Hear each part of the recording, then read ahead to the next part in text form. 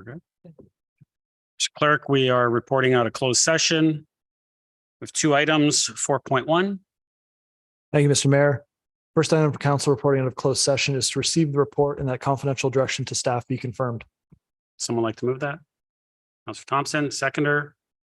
Councillor Weese, comments, questions?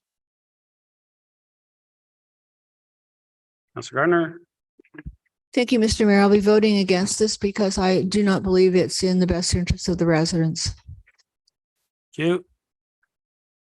Seeing none other, record a vote. Recorded vote has been requested for the first item of council reporting out of closed session. Councillor Kim, how do you vote? Councillor Kim votes yes. Councillor Gilliland? Councillor Gilliland votes yes. Councillor Gallo? Councillor Gallo votes yes. Councillor Weese? Councillor Weese votes yes. Councillor Gardner? Councillor Gardner votes no. Councillor Thompson? Councillor Thompson votes yes. And Mayor Maracus? Yes. Motion carries.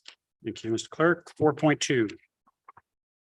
Thank you, Mr. Mayor. The motion for council reporting out of closed session, item number 2, is to receive the report and that confidential direction to staff be confirmed. Someone like to move this one? Councillor Kim, Councillor Gallo, any comments or questions on this one? Seeing none, record a vote. Recorded vote has been requested for the second item of council reporting out of closed session. Councillor Gallo, how do you vote? Councillor Gallo votes yes. Councillor Gilliland? Councillor Gilliland votes yes. Councillor Weese? Councillor Weese votes yes. Councillor Kim? Councillor Kim votes yes. Mayor Maracus? Yes. Councillor Gardner? Councillor Gardner votes yes. And Councillor Thompson? Motion carries. Or Councillor Thompson votes yes. The motion carries. Thank you, Mr. Clerk. Confirming bylaw, someone like to move that? Councillor Kim, Councillor Weese, all those in favor? Opposed, that carries. Motion to adjourn. Councillor Gardner, Councillor Weese, all those in favor? Opposed, that carries.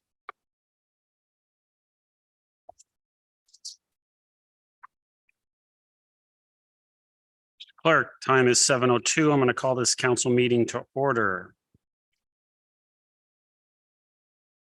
The town of Aurora acknowledges that the Anishinaabe lands on which we live and work are the traditional and treaty territory of the Chippewas of Georgina Island, as well as many other nations whose presence here continues to this day. As the closest First Nation community to Aurora, we recognize the special relationship the Chippewas have with the lands and waters of this territory. They are the water protectors and environmental stewards of these lands, and as a municipality, we join them in these responsibilities. We further acknowledge that Aurora is part of the treaty lands of the Mississaugas and Chippewas recognized through Treaty Number 13, as well as the William Treaties of 1923. Shared understanding of the rich cultural heritage that has existed for centuries and how our collective past brought us to where we are today will help us walk together into a better future.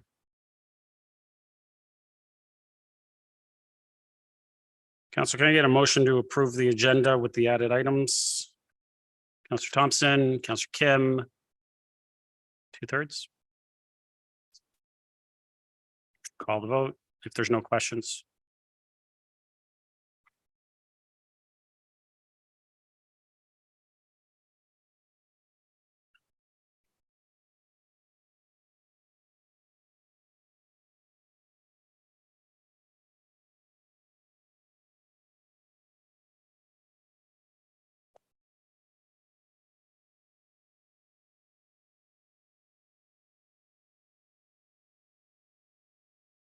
I'm a yes. Councillor Gilliland?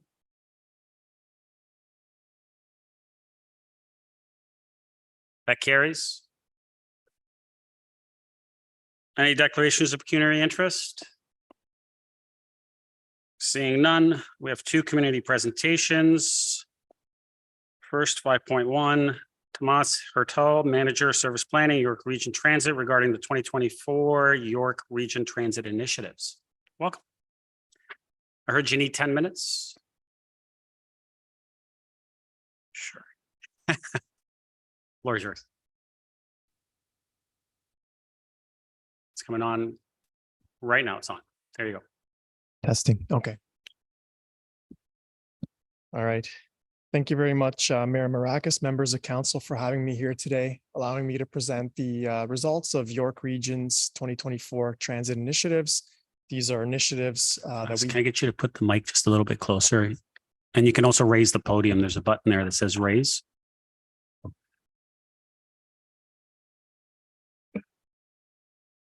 This better? Yeah. Okay. Thank you. Thanks for that.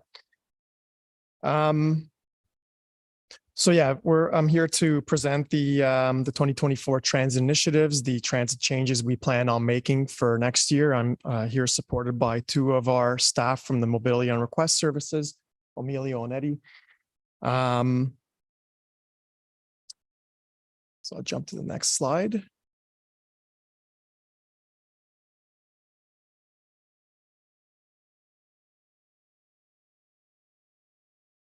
Was that you or me? Okay. So the agenda for today, for this evening, we didn't make it here last year because the local municipal elections were happening. So I wanted to provide a summary of what we've implemented this year or still yet to implement this year.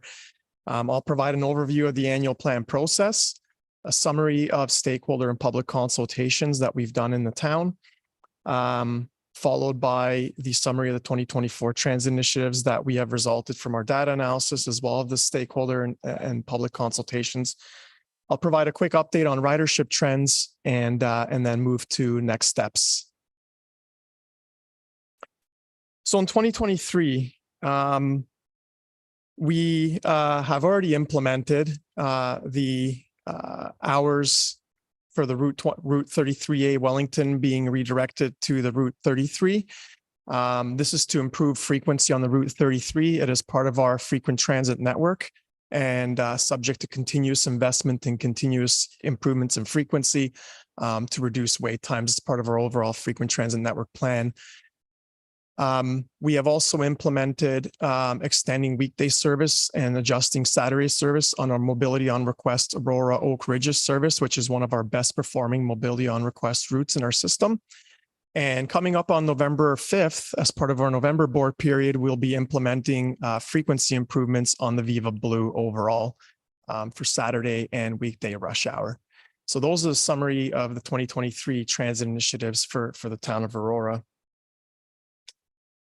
Now, moving on to 2024, this slide shows the extensive public consultations that we conducted overall and also within the town of Aurora. I would like to highlight the May 10th meeting with town staff, where we got some great feedback on development applications and the Viva network as well.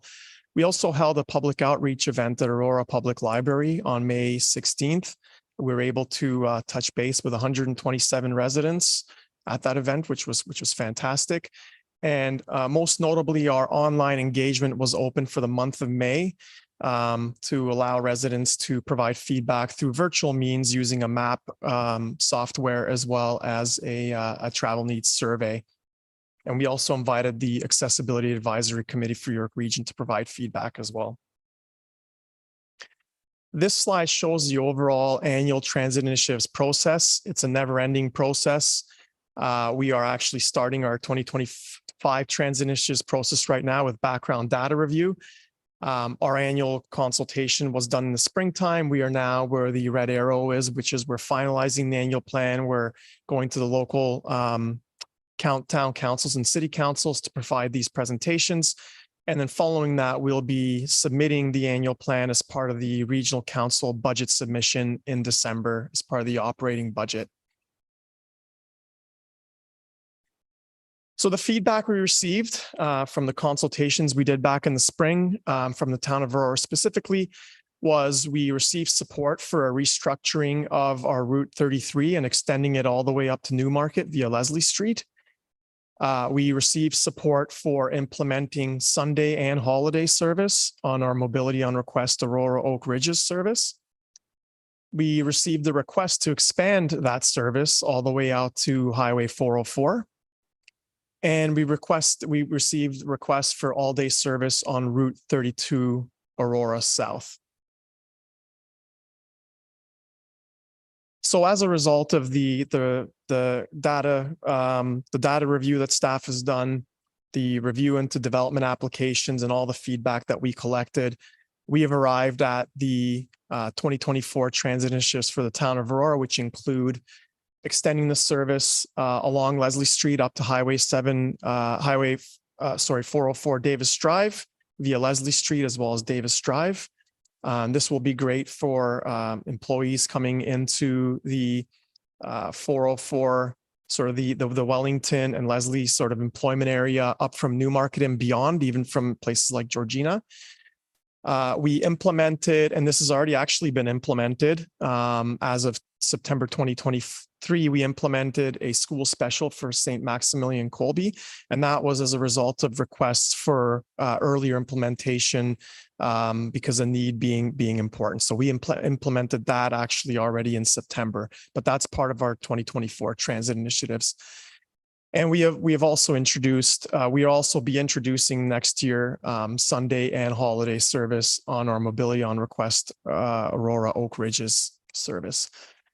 Next year, we'll also be undertaking an extensive review of our Mobility on Request plan, which we feel is very important because it's growing importance in our overall service offerings as on-demand service.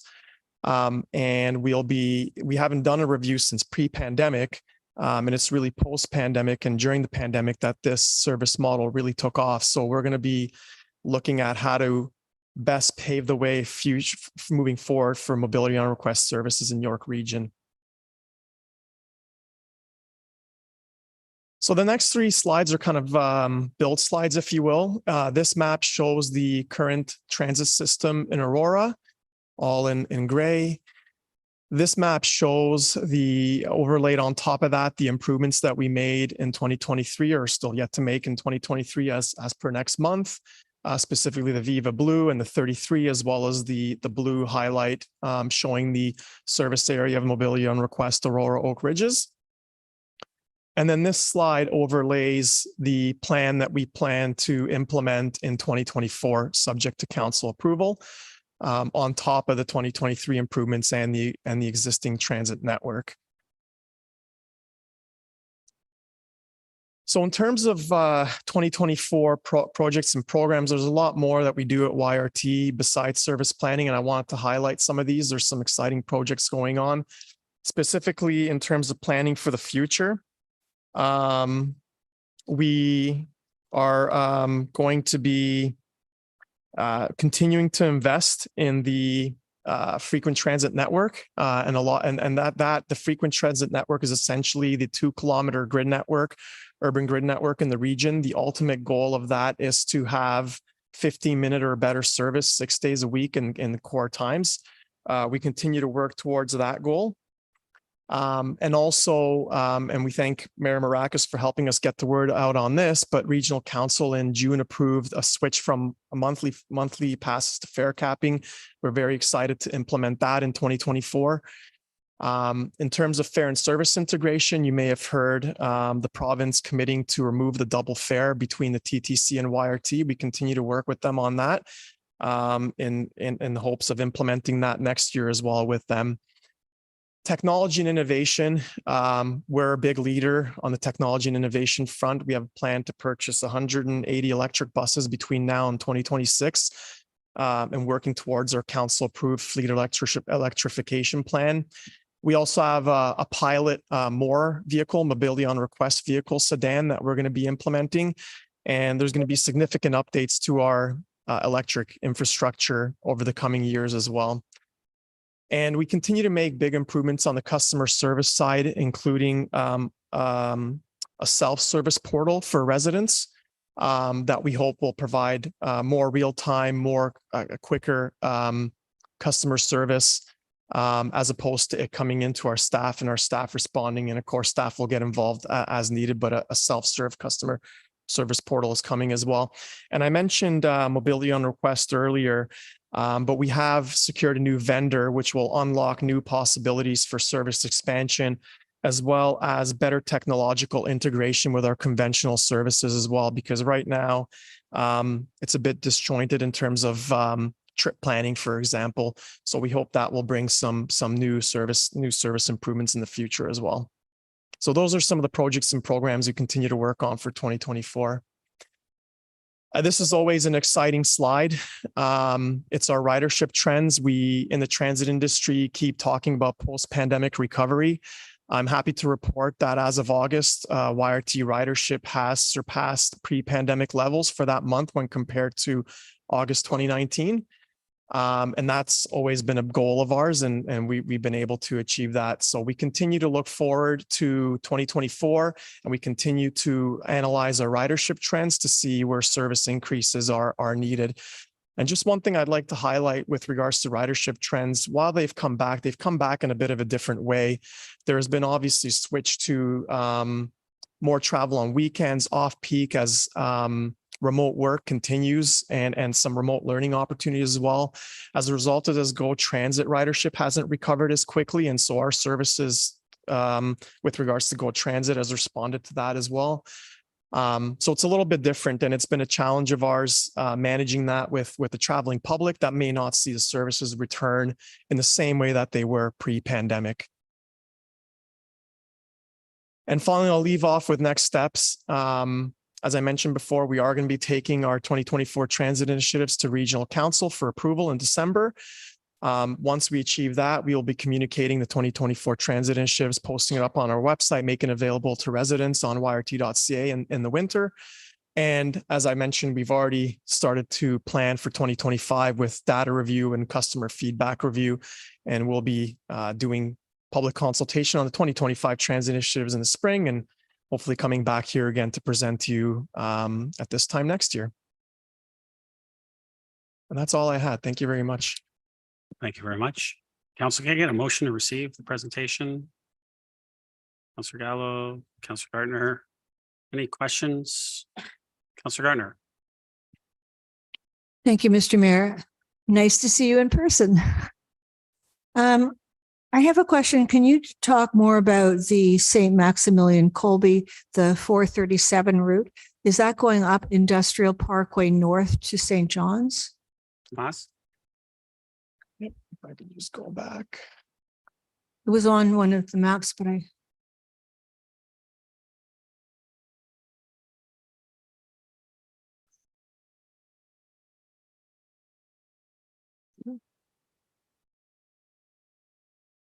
Just go back to the last mapping slide here. Industrial Parkway to St. John. So yes, for 437, I believe that is Industrial Parkway there in between Yonge Street and Bayview Avenue. No, next to the rail corridor there in between Bayview and I believe it's John Westway. Going up John Westway? oh, that's John Westway. Right. Yes. Sorry. Mistake. Industrial Parkway is right next to the rail corridor. So it goes up John Westway to St. Oh, John's that makes Sideroad. more sense. Thank you. Councillor. I was speaking to somebody recently and they were talking about yellow buses. I haven't seen any yellow buses in Aurora. Could you please talk about that? Mr. Hertel. So this is the school buses. Oh, no, these are, I think, to help seniors. They're small buses that I think run in Newmarket to help. On that, I don't think Okay, those are so- YRT services. Yeah, and I don't believe it's a York Region service. Okay, maybe we can speak about that later. The mobility on demand for Aurora, how does that work? A lot of people are confused. Mr. Hertel. Yeah, thank you, Mr. Mayor. Okay. That's something we continue to work on. We realize we should be improving our communications on, can be improving our communications on our mobility on request services. There are a few different models. For example, mobility on request, Aurora Oak Ridges works in a model that it'll take you from your address on demand at the time that you request to the nearest bus stop if there is one available. If there is no bus stop available to get you to where you need to go, it'll provide direct address to address service. The mobility on request Aurora Go, for example, will pick up and drop off passengers within a certain area and connect them specifically with Aurora Go station. There are also mobility on request services in other areas that operate as a shadow route, if you will. So when a fixed route service isn't running during off-peak hours or on the weekends, we can implement a mobility on request service, which will essentially mimic that route in an on-demand fashion and pick up passengers when they need to be picked up at a stop and drop them off at a further stop down the line. Councillor? So if I'm somebody who's using the food bank services, the meals that are provided in Newmarket, for example, could I call Mobility Plus? Would they take me to the closest bus stop? Mr. Hertel? I believe you should be able to do that. Yep. Yeah. Councillor? And then the closest bus stop to my house is quite far away, so that I would call them again and they would take me from the bus stop to my house. I had a person who had this issue. There isn't an easier way of just picking somebody up and taking them to their home within a certain radius if they had mobility issues. Mr. Hertel? Yeah, so that type of a customer may qualify for our mobility on request paratransit service, which is completely different. And they provide more catered service to someone with mobility needs.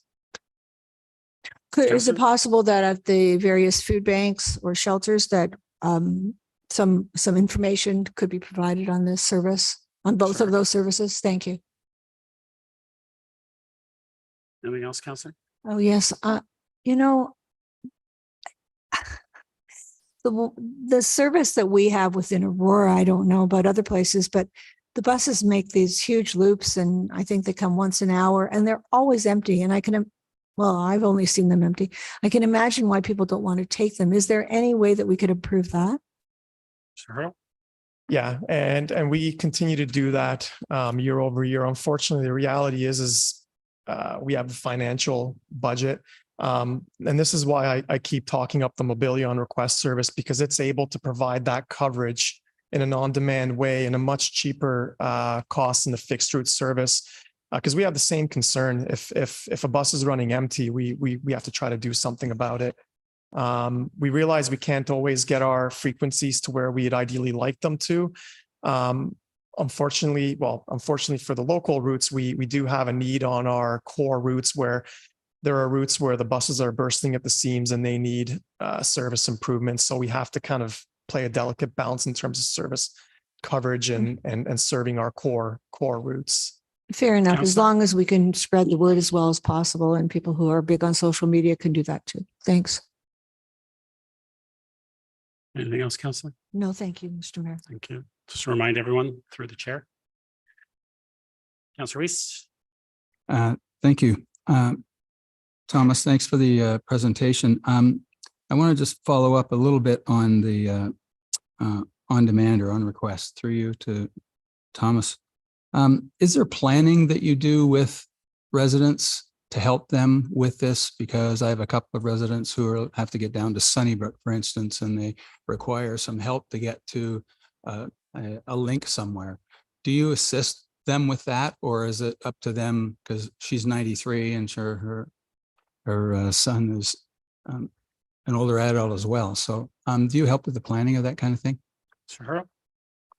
Of course, we do. That's one of our core services. We have travel training services. So I think the best approach might be is for you to put them in touch with us, and we can for sure help them. And we, in fact, we even have a service integration for paratransit if they qualify with that with the TTC, where we can do the trip booking for them to connect them to the TTC as well if they need to go down into Toronto. Great, thanks. Councillor? Thank you. Now, the last thing is, as we know, we're having some go changes here. When will you be doing your planning to change some of the routes or to increase the routes so that we have a lot of transit to and from the GO station through you, Mayor Thomas? Mr. Hertel? So we continue to work with GO Transit to review their ridership stats. They provide us their ridership information twice a year. And the reality of the situation right now is they're still quite down from peak pre-pandemic, sometimes even just 50%. And so for us, it's difficult to compete when there's free parking available and it's plentiful. We have a lot of our GO routes suspended at the moment. We haven't canceled them because we are waiting to see if GO Transit ridership ends up making a return over time. So it's, I guess, sorry, the long-winded answer to the question is, in short, is that we continue to work with GO Transit in doing that, and we continue to analyze the ridership data and make sure we're responsive to the needs of residents.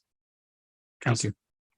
I guess maybe I wasn't so clear. I'm really more interested in the travel to and from the GO station so that we can get more people using your transportation rather than cars and parking and all the rest of that at the GO station. So through you, I'm still asking the question about when that's going to come up, and because we're talking about a construction liaison committee and things are ramping up with the GO Berry line. So I'm just wondering if how that coordination happens.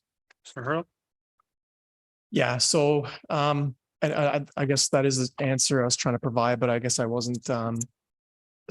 So we, I guess the way I'll put it is, if there's less people traveling on GO, there's likely going to be less. It's a chicken and an egg thing, right? So we have to kind of see some demand for us to be able to put in services and hopefully grow that demand. But we realize as well that people may come once we put it in. But the way we are right now is we still need to see some more of that ridership growth on the go trains for us to be able to say that we're going to start to make more significant investments into our connecting transit services to go transit. The good news on the fare side is that it's free now. As of I believe last year, March of last year, Go Transit implemented a program that connecting YRT services, passengers get a free ride. Great. It used to be just $1. It used to be a lot more than that before. So they're really trying to make it easy. But we're just not seeing that growth yet on Go trains. And we continue to analyze and we will be implementing services as Go train ridership continues to increase. Councillor? Thank you. You. No more. Any other questions? Seeing none. Mr. Hertel, thank you very much for coming this evening. I just want to mention about the mobility on request plan. It's a phenomenal program.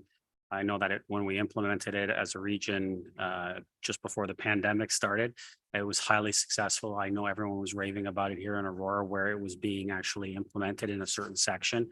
And we were looking very much forward to it growing. And so I think that we're all excited about that continuing to grow, because I think that would alleviate some of those issues that we're talking about, getting our residents to the GO station, getting them out of their vehicles. And I think it's a great program. And I think the more that we educate the residents of our community on that program, I think more people will start to utilize it, and they'll actually really, really enjoy the fact that they don't need to get in their car, drive, find parking at the GO station every morning. So I'm looking forward to as that program continues to grow. But thank you very much for coming. And I'm sure I'll keep all of council updated with things that are happening at York Region. But thank you very much for coming this evening. I'll call the vote.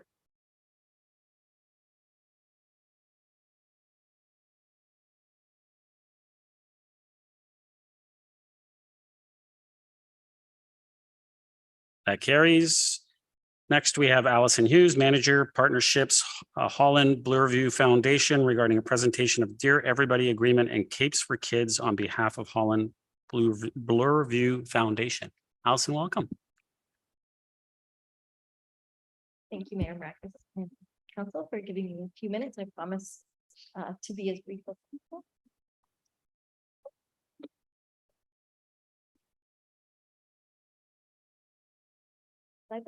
Today I'm here on behalf of Holland Bloorview Kids Rehabilitation Hospital Foundation, where I've worked for over 14 years. And we are a hospital located in Leaside in Toronto, but we service families all across the province, and including Aurora. I was a client for my entire childhood. So it's a place I love. It's my second home. And I just wanted to share more today and invite you all to participate in our Dear Everybody Agreement and Capes for Kids.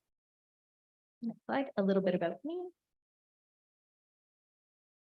My name is Alison Hughes. My pronouns are she, her. I've been a resident in Aurora for 35 years. In Ward 3, I'm a member of the Aurora Accessibility Advisory Committee on the current term. I'm a parent and a YRDSB family. I'm an active community member, and I'm passionate about inclusion and accessibility. What's missing is, as a child, I was an active athlete. I played sledge hockey, but I had to play in Thornhill. I played amateur basketball, but I had to play in Scarborough. I went to McMaster University and I played basketball in Burlington. And then I participated in the Canada Games twice for Team Ontario. Next slide. About my day job. So I manage our partnerships for the foundation where I've been since 2009. I sit on our hospital's Inclusion, Diversity, Equity, Accessibility, and Anti-Racism Task Force. I co-chair our Accessibility and Planning Advisory Committee. I'm a former client, volunteer, ambassador, and one mentor. Holland Bloorview has been in Toronto for almost 125 years, servicing kids with disabilities and youth and their families. We are Canada's top 40 research hospitals. We're a top employer for young people. We are fully accredited through Accreditation Canada, amongst other many accolades. About who we serve, we have over 8,700 clients, and our kids that come to Holland Bloorview have many times multiple disabilities. There's over 2,000 unique diagnoses of kids and youth, and that includes over 400 inpatient admissions. So we have 75 inpatient beds, and kids stay on average around 40 days, often after injury or illness or routine surgery related to their disability, and over 55,000 outpatient visits. These numbers are all, of course, after the last 3 years, a little bit different than pre-pandemic. We have over 1,000 staff, over 480 students, so we're a teaching rehabilitation hospital, and over 490 volunteers. We have over 100 programs and services, so I could be here all night if I were to tell you everything that we offer our kids and families. But we have, your traditional therapies, occupational physical therapy, everything related to a child's health and well-being. But at Holland Bloorview, we want to know, what do kids love? What is their passion? And what do they want to do for the rest of their life and into adulthood? And how do we make that happen?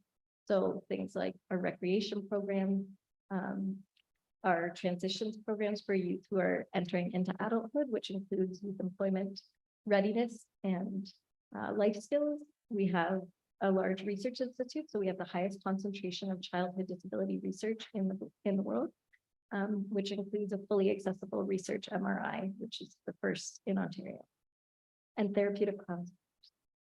Where we serve. So although we're located in this side, our families come from across Ontario, and a lot of our programs that are impacted more broadly are our Get Up and Go persistent pain program, which is an incredible program for kids with chronic pain, our inpatient rehabilitation and complex continuing care, spinal bifida and spinal cord injury clinic, which is where I work, and more. And over 10% of our clients are in New York region, with well over 50 would be probably an underestimated number of families right in Aurora.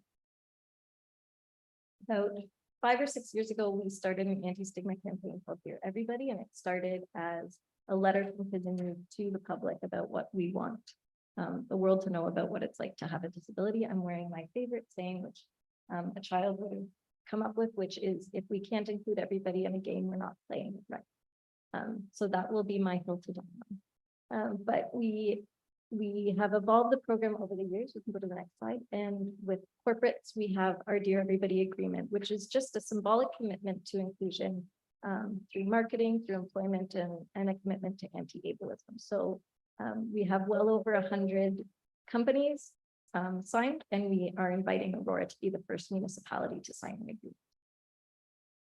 What can we offer you? We can do coffee chats or talks with the town of Aurora staff and council.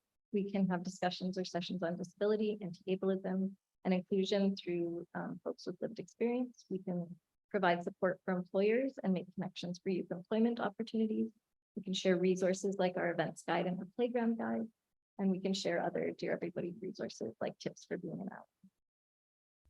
So these are some of the resources I just mentioned. We have a very robust inclusive playgrounds guide that was built in partnership with our Bloorview Research Institute and folks from U of T and University of Alberta. It's a very robust guide about how to start and see through a project for an inclusive playground, which I would love to see in the world. We have an accessible fundraising events guide, which can just be shared with anyone running any event. and an employer resource hub for folks to support their employees with disabilities. Earlier in March, we had our Capes for Kids, which is our annual peer-to-peer fundraiser where anyone can wear a cape and support kids with disabilities. So I want to thank our Aurora teams from this past year.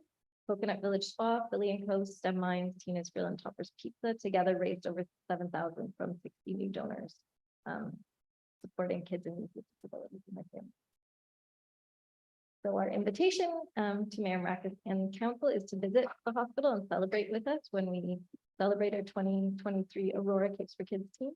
You can learn more about how we create healthy, meaningful futures for all kids and youth. We can be the first municipality to sign the agreement and continue the town's commitment to accessibility and inclusion. We can circulate the playgrounds guide, events guide, and employer resource hub across the town for staff and encourage conversations around disability and inclusion, and create the biggest municipal Capes for Kids team in 2024 and show support for the families in Aurora who rely on Holland Bloorview for services and support. Thank you. Thank you, Alice. Council, can I get a motion to receive the presentation? Councillor Gallo, Councillor Thompson. Any questions? The presentation, Councillor Weese. Hi, Alison. Thanks for the presentation. I'm very interested in the you expanding on the playground program for us, because it's something that's an interest for all of us. We have a typical playground rejuvenation program, and we know when that's going to happen. But what kind of services do you offer in that regard for us? Alison.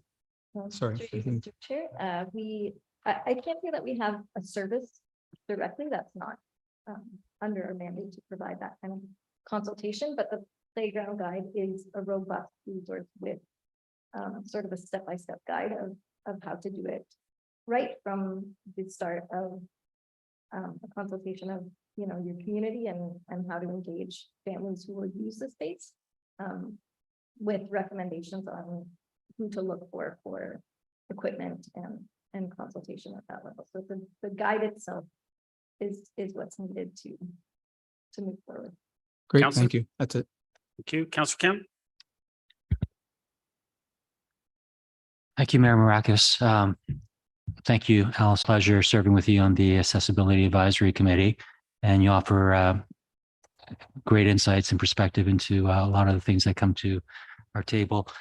Through you, Mr. Mayor, with all successful programs, there's usually a waiting list in the backlog, and I'm just wondering, what does that waiting list look like, and how does Holland Bloorview deal with those backlogs so they can service as many people as possible? Alison. Mr. Chair, I don't want to speak out of turn as a foundation representative and not working on the hospital side of things, but I do know that that's always something that comes up, and I know we've seen an influx, especially on the inpatient side. So we recently, with the government announcing, I think it was over 300 million towards children's health services recently, we were able to increase our bed count, which allows more kids to get the surgeries they've been waiting for, sort of post, I won't say post-pandemic, we're still in a pandemic, but kids who have been waiting, and some of those backlogs are being addressed by increasing patient beds and increasing services. So we now have more funds to increase that. A lot of what the foundation fundraises for are these programs that are not seen as critical by our government and that our families know are valuable. So that's where the foundation supports the hospital. Councillor. Great, thank you. Thank you, Councillor Garner. Hi. I'm interested in the playgrounds and also the Dear Everybody agreement. Could you please give a little more information on that? Alison. Oh, sorry, through you, Mr. Mayor. To you, Mr. Chair. Yeah, so the playgrounds, we have a playground, so part of the invitation will be to see our playground and see what it looks like when we create a space that's for everybody. Yes.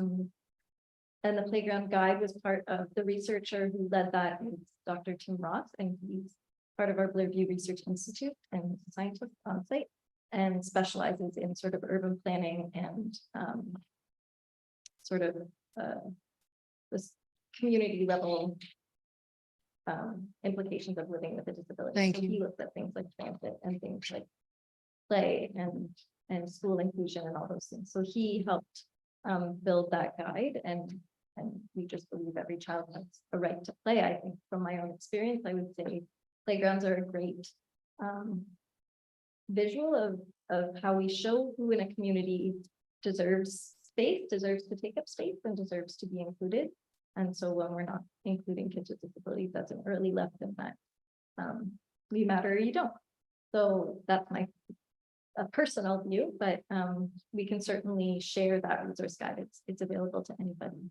Thank you. The Dear Everybody agreement is something we created for our corporate partners to share resources, it's a kind of a bespoke program. So we work with every corporate in a way that works for them. So we deliver talks maybe to their staff, maybe to their senior management team, whatever works and whatever the need is in terms of learning about disability and anti-ableism, whatever kind of resources we can do presentations or talks and work with the town on. Thank you. Councillor? I think you said you don't have any municipalities yet. So if Aurora was to join, what kind of expectation would there be? Alison? Through you, Mr. Mayor. To you, Mr. Mayor, it really is a symbolic commitment. So it's sort of sharing publicly that you're going to commit to learning about disability. I think what we know is there's a rise in every organization to do idea work, inclusion, diversity, equity, accessibility, and anti-racism, and disability is often just not at the forefront of that. So we are sharing our resources, sharing our knowledge, sharing things that come out of the hospital from our colleagues that can help any organization sort of do better and understand disability better, which just helps business. Is there a financial expectation? No. Okay, thanks. Councillor Gilliland? Thank you, through Mr. Chair, to Alison. Thanks so much for coming today and giving this full overview and all the services that you provide and all you do to give back and your history. Wow, like you've played quite a bit of sports. I'm very impressed. So that's amazing. And I know that I just want to acknowledge that I know you did fill out a survey too and give me some feedback on accessibility. And we've had some emails back and forth in response to playgrounds. And I have confirmed with staff that in the 2024 budget that the town park is in the budget for a fully accessible park. So it is something that I know that they are looking towards making these changes, and also confirmed that they are using the resources that you sent. So that's great collaboration and I love it. So we'll continue on, and I love the input that you have for the town, and let's just keep moving forward. Thanks. Any other questions? Seeing none, Alison, thank you very much for coming this evening.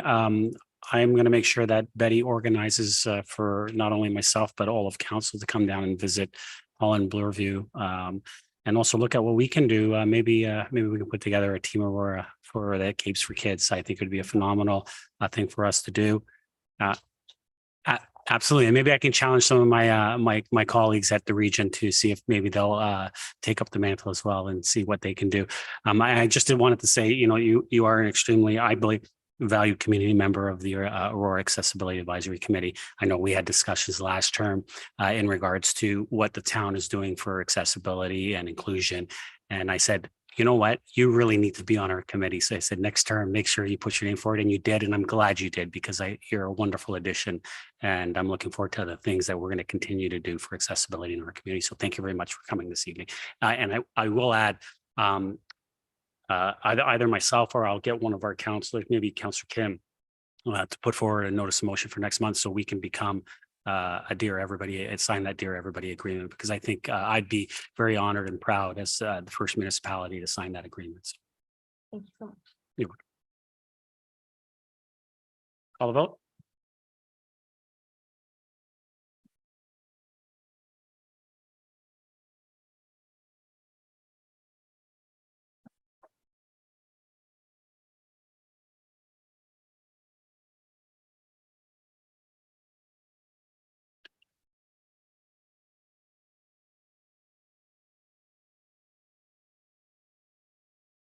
That carries. So next we have delegations. 6.1. First is Marco Di Girolamo, resident, regarding item 8.2.2. Mr. Di Girolamo, welcome. State your name and you have 5 minutes.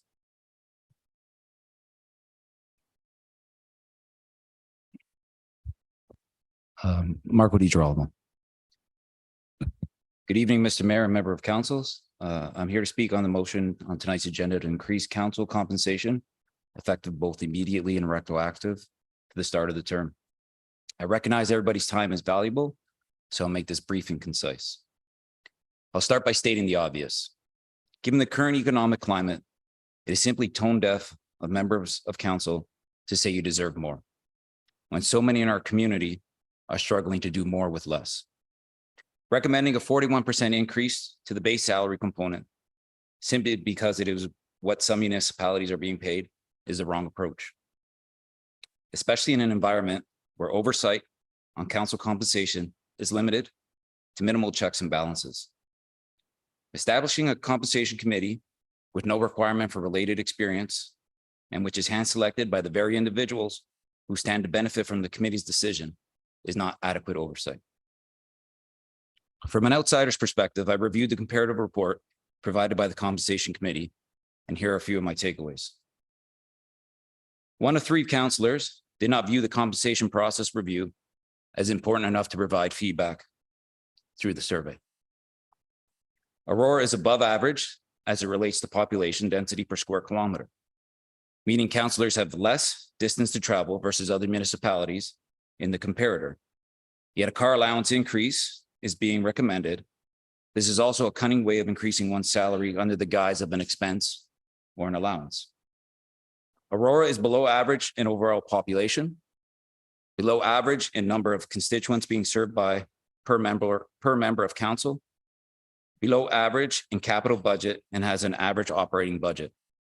Yet an increase to salary that is above average versus the comparator is being recommended. If you view the councillors who did not respond to the survey as not seeing the compensation review as important, out of the rest, only 2 of 6 councillors seem to be interested in the addition of OMERS to council compensation, yet it is being recommended.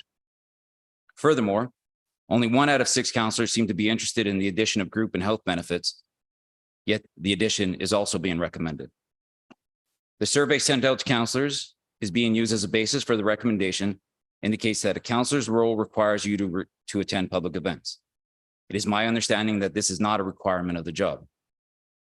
Of the 4 councillors who took the time to answer the survey, the average amount of time required to complete their work was at best 15 hours per week, making this a part-time job. And lastly, a couple of other points not from the committee report. It is my understanding that a review of Newmarket Council compensation was done in 2017, and it was deemed to be too rich. But that is being used as justification for an increase. It is also my understanding that council is due to receive an 11% increase over the term through the cost of living adjustment.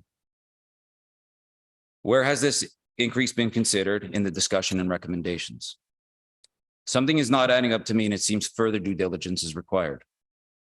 However, notwithstanding these concerns, if the recommendation for an increase is deemed to be justified and further due diligence, and after further due diligence, an increase of significance should be achieved over multiple years to reduce the burden on the taxpayer for a spend which does not provide any immediate value to them.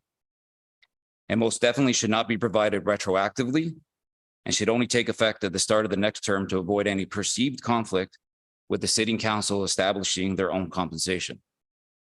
With the hope that council will act responsibly, and it is determined that an increase in compensation should be effective at the start of next council term, then it raises the question, why make any recommendations now? It would be more responsible to defer the recommendations decision to late in the term when you have more accurate comparators, and council can be held more accountable to their decisions related to their own compensation in the next election cycle. Thank you for your time. Council, can I get a motion to receive and refer to 8.2.2? Councillor Thompson, Councillor Kim, any questions for the delegate? Councillor Gilliland. Thank you. I guess some comments from Mr. Chair to the delegate. I agree the retroactive is something that we should probably not do. So I'm just going to say that statement. However, some of the comments that you had said aren't accurate. And I just kind of want to make that clear because there's been so much misinformation out there. You had stated that there was some survey questions of 8 to 15 hours work. Well, that was a question that was asked. It was over and above. Councillor, The questions to the delegate, not comments, questions. Okay, to the through you, delegate. Mr. Chair, to Mr. Girolamo, where did you get your facts? Mr. DiGirolamo? It is stated in the report when and through the meeting that was posted on your Facebook page that showed when it was asking the 4 councillors, the average was one councillor had said 15 to 20, one councillor had said 15, one councillor had said 3 to 6, one councillor had said 3. Councillor? So Thank you. And I believe the question to that answer was work that was done over and above additional expected council work. So I just wanted to kind of make that clear because it didn't sound that way from your delegation. I was a little confused about the selection of the committee and I didn't quite understand where that came from. Could you explain? Mr. DiGirolamo? yeah, for sure. This committee was selected by councillors, correct? Councillor? This committee was selected by council, just like any other governance or compensation committee or heritage committee or any other committee is selected by council. This committee is to report back to council directly to the remuneration, correct? Councillor? Mr. Chair, I'm not going to engage in a back. I don't want you guys getting into a debate, so I don't want to get into any kind of debate. The reality is that the process is that people apply that want to be a part of the committee. People were selected that were Aurora citizens that volunteered their time to be a part of this committee. They were capable, competent Aurora residents with HR background. There's no ulterior motive here, just volunteering their time, doing what this committee was supposed to do. Thank you. any other questions? Call the vote.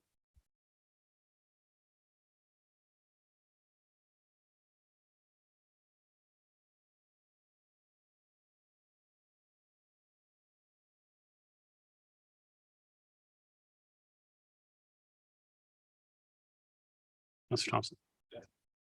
Councillor Thompson's yes. That carries. Mr. DiGirolamo, thank you very much for coming this evening. Next, we have Mr. Hartman regarding item 8.2.2.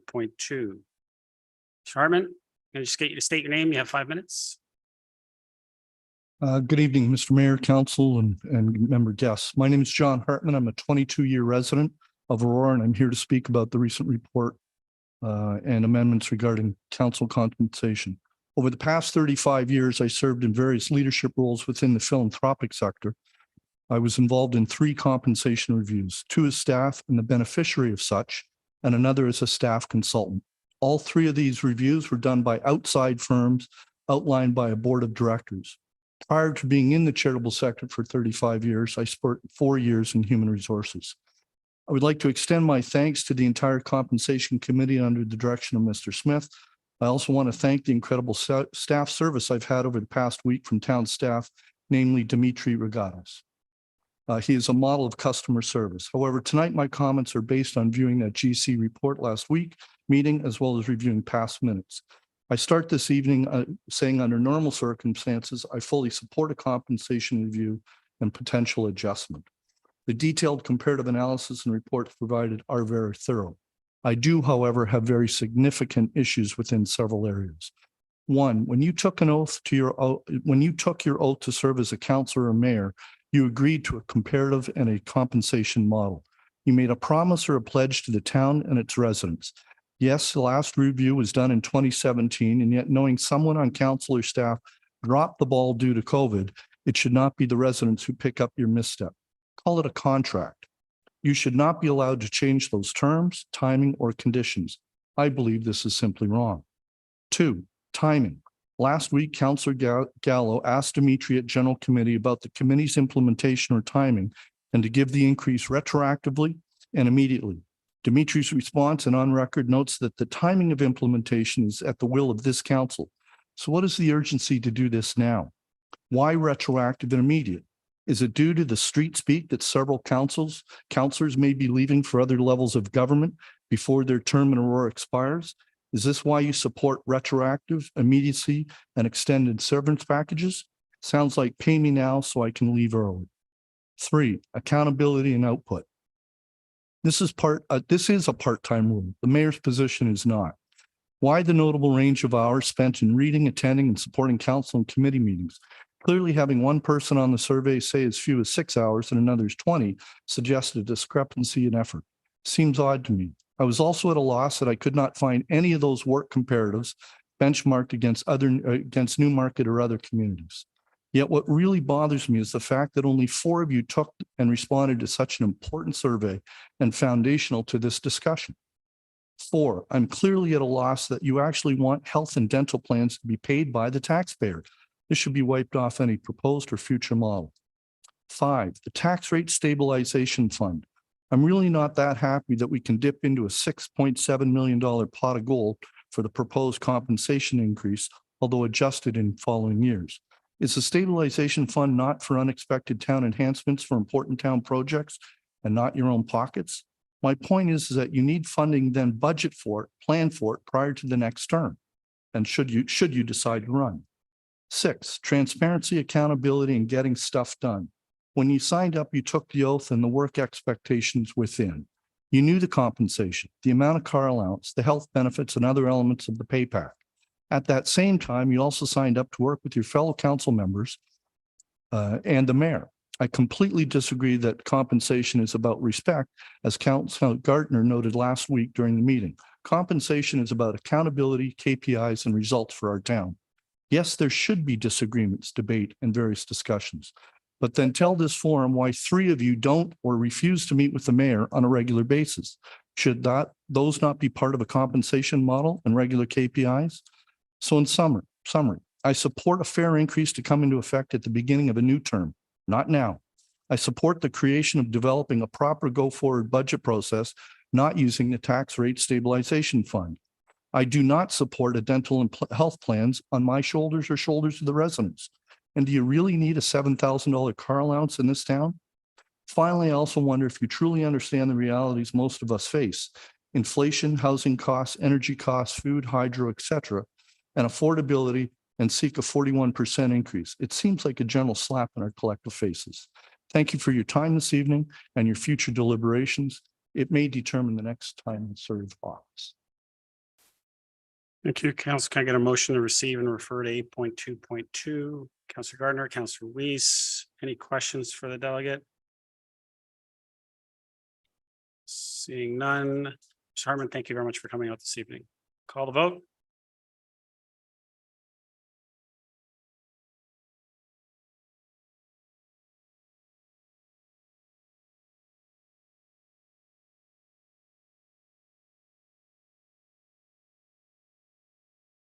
Wendy, Councillor Gardner.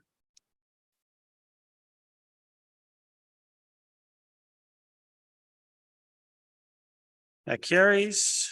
6.3, former Councillor Sandra Humfryes. Regarding item 8.2, welcome back to the chamber. You can state your name, Councillor, former Councillor, and you have 5 minutes. Sandra Humfryes, 60 Dunning Avenue, Aurora. Thank you so much. Great to see everyone here, and hope everybody's doing well. I just want to say, dear Honorable Mayor, Council, staff, and members of the public, thank you for your time this evening. I'll try to make this as brief as possible. I agree that council members should be compensated appropriately for what they do. I support the need of a compensation review for sure. However, I think any review should consider not just a select comparator group for other municipal compensation packages, but an analysis of actual workload of members. This is the first term council with the ward system, where councillors now represent a ward and no longer responsible for the entire day-to-day issues of the entire town. What is the impact of the ward system on councillor workload? Is there more, is there less? I think we need an objective assessment of all the factors that affect compensation so we have a better sense of appropriate compensation and whether an increase is warranted next term. Yes, for a variety of reasons, Aurora councillors are paid less than Newmarket councillors. Sorry to be blunt, but so what? You knew the job was what was paid when you signed up to run. You were just 10 months into the roles and you're asking the public to accept an immediate approximate 40% wage increase in councillor salary, and to add insult to injury, a lump sum payment of $15,000 retroactive pay. It's just simply unacceptable. Honestly, how can this be acceptable to any of you? If the tables were turned, a staff report presented to council that our ELT is, let's say, 40% paid less than Newmarket. Would you find it acceptable that your top talent get an immediate 40% raise, 30%, 20%, and retroactive in the year? Yeah, it sounds exactly ridiculous as it is. In this current climate where many have been laid off, it's strange reason that you believe after mere months on the job and after signing a contract for a set salary, you deserve a huge increase. How do you think the majority of residents feel about this? Regardless of the source of funding, you have trotted out as paying for this huge salary hike, tax stabilization reserve, or the tax levy, or both. It's all taxpayer money. Giving yourselves an immediate raise is taking taxpayer money and putting directly into your pockets. And I want to point out that the ad hoc committee report that you keep referencing did not recommend increasing council salary to Newmarket salary or retroactive pay or 12 months potential severance. And regardless of the recommendations, there was no recommendation that you do any of this now. The staff recommendation in the report was to follow past practice and that any changes in council compensation be implemented in the next term of office and budgeted appropriately. Yes, a compensation review wasn't done last term. It wasn't done in Newmarket either. Many, if not all, Ontario municipalities also didn't do council compensation reviews. Why? We were dealing with more important issues like how to protect residents and businesses from the health and economic impact of COVID, not whether to give councillors a raise. In 12 years on council and 25 years of residence, I've never been witness to a council considering giving themselves an immediate and sizable pay increase. I don't recall reading about this in any of your campaign literature. I paid attention. And I don't remember hearing the councillors deserving huge wage increases. Most of your campaign platforms were based on fiscal prudence and controlling expenses. How is this fiscally prudent? Well, I'm no longer a councillor. I remain very active in the town and receive nearly daily communication from residents about a variety of issues of town. I still love Aurora and always will. But I can tell you that my phone has been ringing a little bit off the hook through this one from residents. My comments are really basically a summary of what I've heard directly for the residents. And I think if you feel people will forget this one, I wouldn't count on it. Thanks. Sandra, there might be a question. I need you to remain at the podium. Okay. Can I get a motion to receive and refer to 8.2.2? Councillor Kim, Councillor Gardner. Any questions?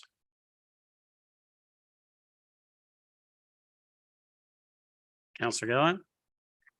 Thank you. I appreciate you coming and delegating here, Councillor Humfryes. And, there's a lot of things there. I do agree with what you're saying with a lot of the stuff there. But, I don't agree with the fact that, that I'm not doing a job and being fiscally responsible as a whole, as my role in the councillor. And I kind of took offense to that because I feel like, I love my job. I love my community. And I try to do the best that I can do in order to make decisions for the betterment of the community.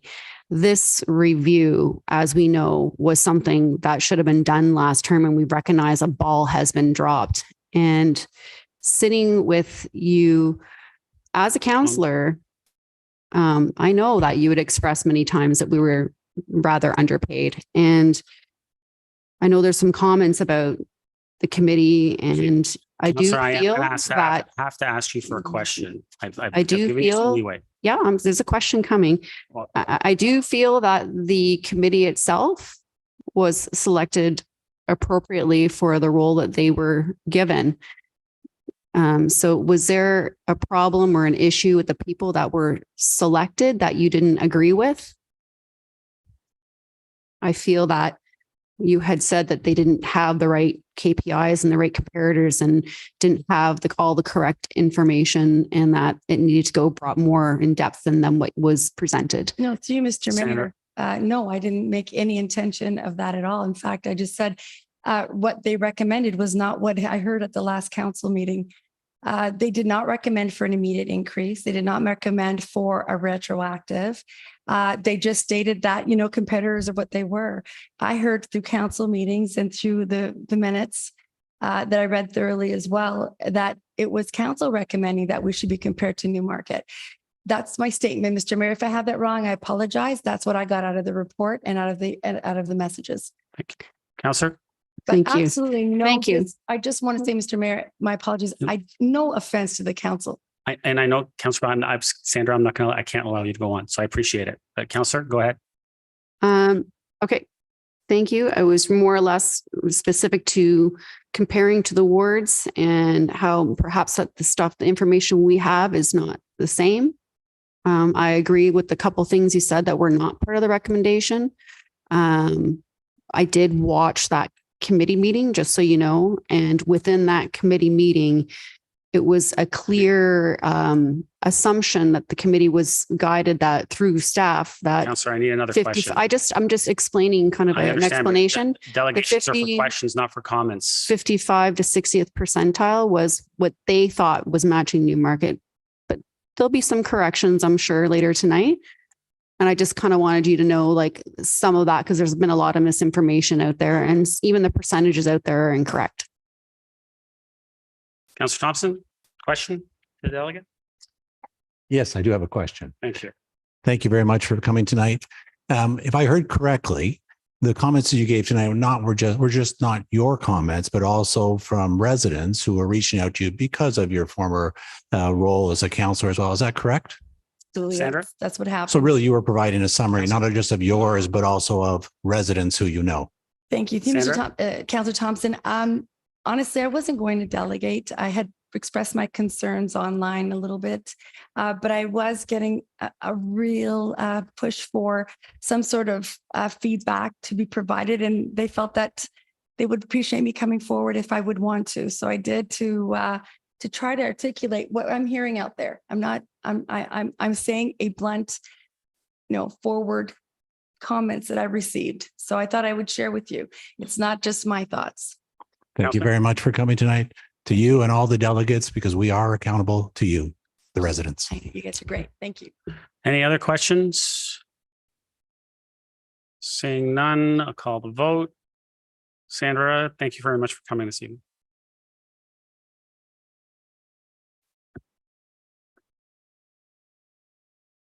That carries. Okay, so we'll move to consent agenda. Are there any items that anyone wants pulled? Councillor Kim? What item would you like? 8.2.2. I'm not there Oh, yet. that's This true. is consent. I'll come back to you for standing report. Consent agenda. Anybody on consent agenda? Anything? Seeing none, can I get a motion then to approve the consent agenda as presented? Councillor Thompson, second. Councillor Weese. Call the vote.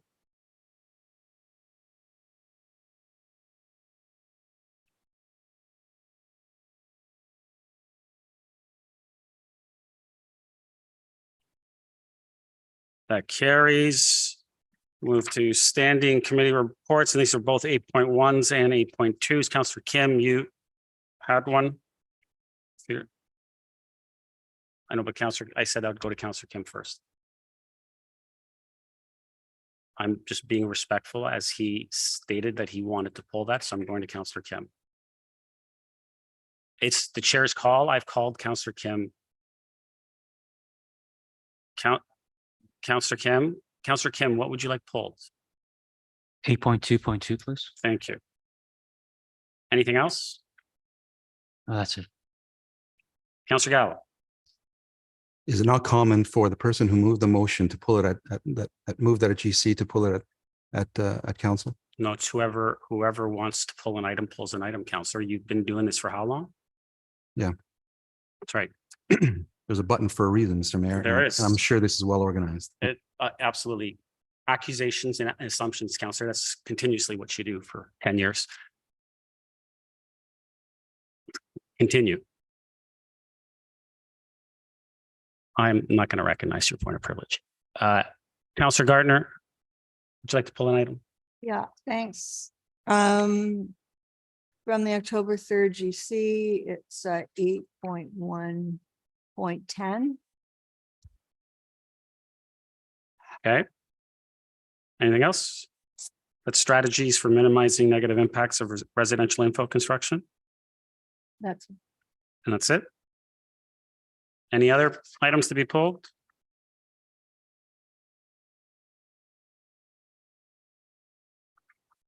Seeing none, we get a motion to approve the remaining standing committee report items, excluding 8.1.10 and 8.2.2.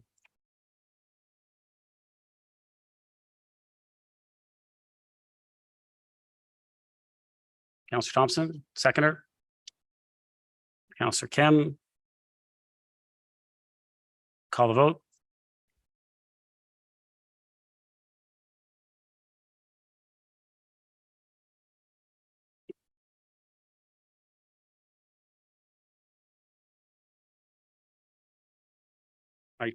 I did. I said anyone else, no name came up on the screen. Councillor Weese, what would you like to pull?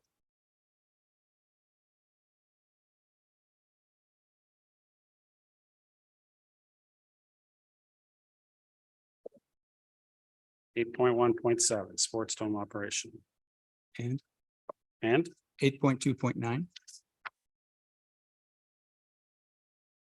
regional report. Right. 8.1 and 11. 8.111.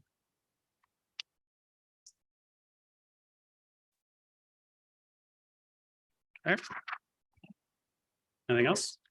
So, next time, can I have people hit their buttons, please? And I recognized you, Councillor.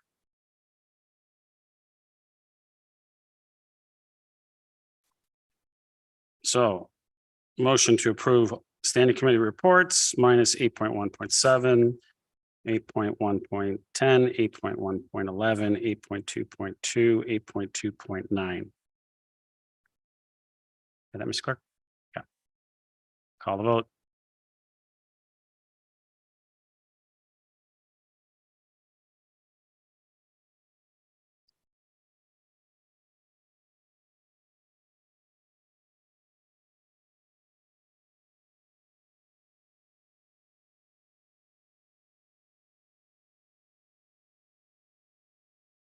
Councillor Gardner. Which one? Councillor Gardner?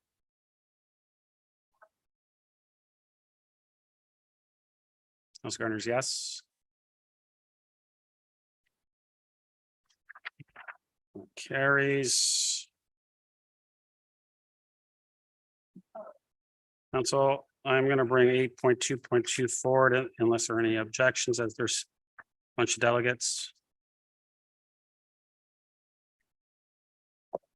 Seeing none. 8.2.2, Councillor Kim, you pulled this. Would you like to move the recommendation? I'll move it. Seconder? Councillor Gallo?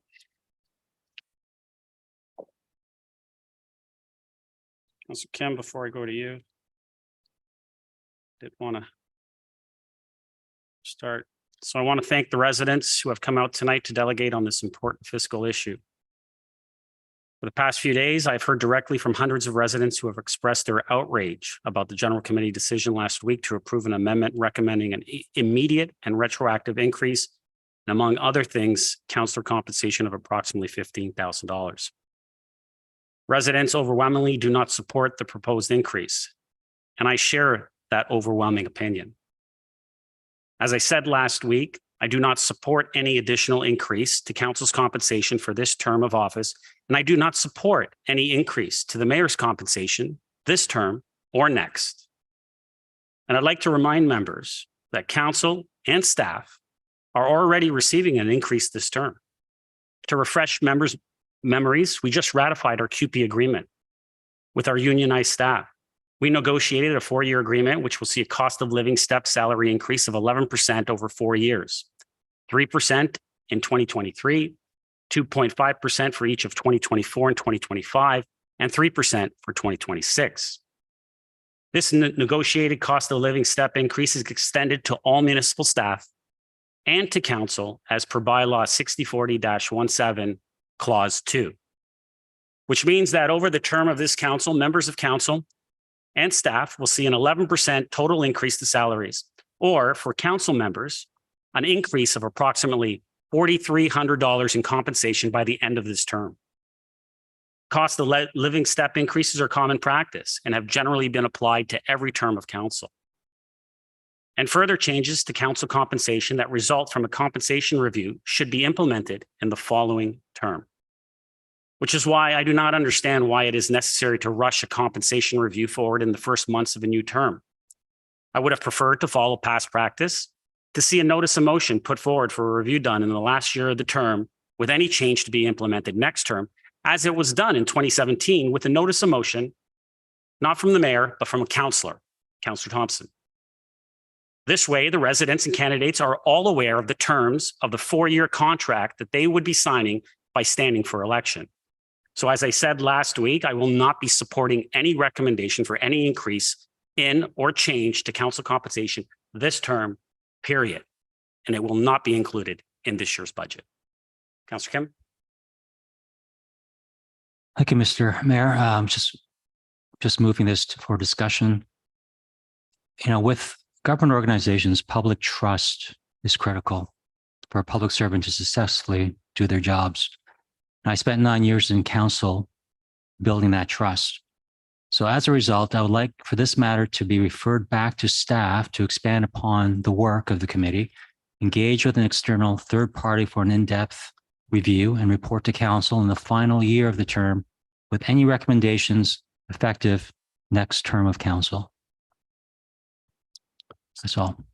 So referral. Someone like to second that? Councillor Thompson? Councillor Kim to the referral? That's all I said. Any comments or questions to the referral? Councillor Thompson? I too am not in support of initiating any raise for this term. Back in January, I opposed the formation of the committee to examine council salaries. I felt it wasn't the appropriate moment for such discussion, and I had apprehensions that some council members were aiming to boost their salaries during this term. In my view, the assessment of compensation should occur in the final year of a term by the outgoing council or the incoming council, and that's why I support the referral, which will move this matter to the final year for the outgoing council to make a decision for the incoming council. It should not be done retroactively or for this term. Councillor Gilliland, I'm just going to remind all of council, I am going to give a little leeway, but to the referral. If you stray too far, I will cut you off.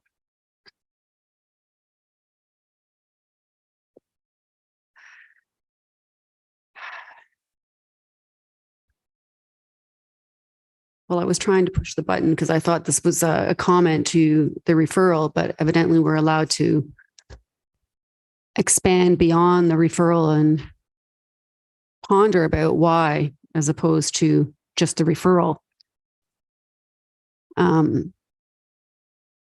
understand and hear clearly why this is put forward in this way, but if we're really talking about referral, this comes back to the timing of the actual council compensation review. And I am really confused about your statements prior to this, Mr. Mayor, because last GC, you voted in favor of an increase, but then you were upset about the timing, but then you were really upset about the increase after the fact.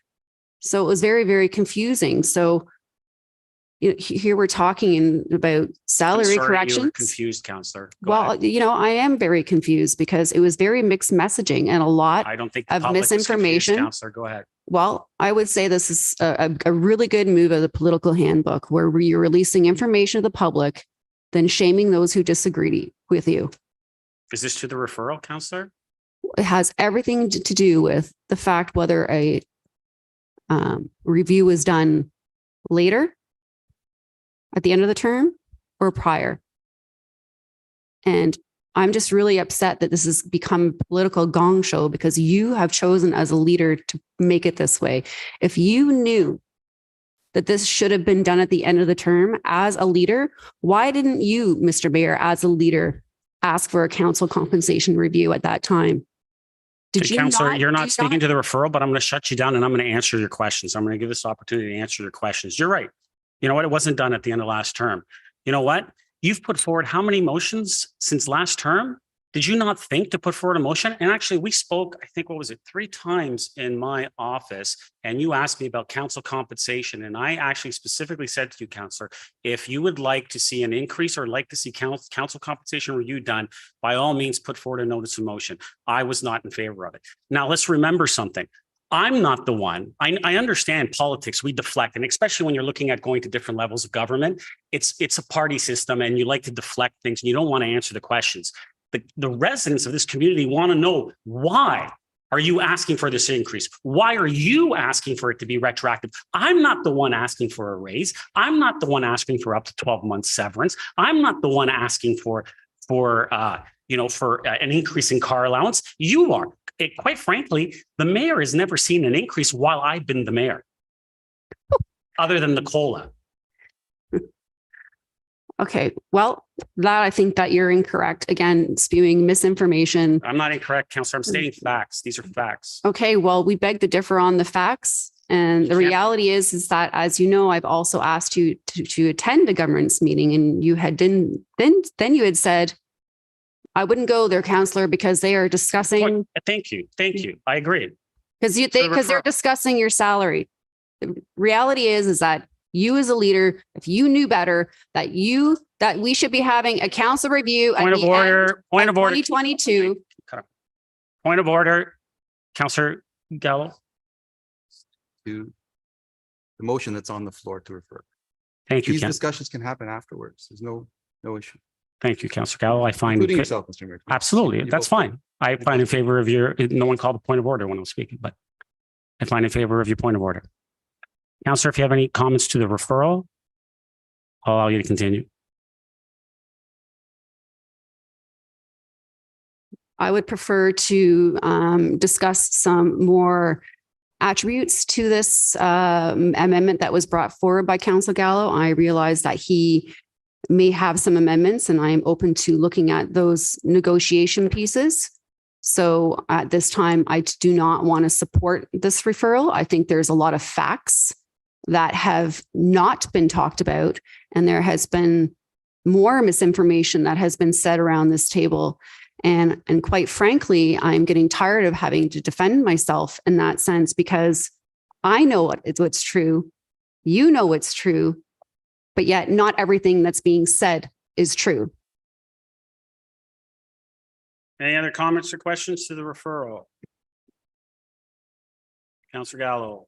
Thank you. I won't be supporting it simply because I do have some amendments that I was hoping would be acceptable to some, maybe all, who knows, that I will be putting forward. Unfortunately, this has come before that. So if this passes, I won't be able to put my amendments forward. So I won't be supporting this.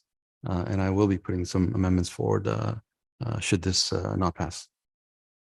Any other comments or questions? Councillor Weese, to the referral, please. Yes, similar to Councillor Gallo, I have been spending time with residents, both through email, online, etc. And I have expressed all of that information to Councillor Gallo, and I'm very interested in seeing what he has to say. I don't disrespect the notion that Councillor Kim has, but I think we deserve to take a look at what the amendment is that Councillor Gallo has for us. And then if it It passes, fine. If it doesn't pass, then I'm quite happy to go back to another solution. Any other comments or questions? Call the vote on the referral.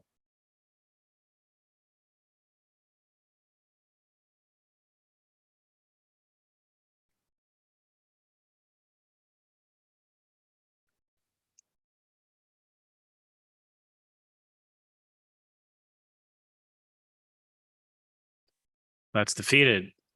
Back to the main motion. Councillor Kim, you have the floor.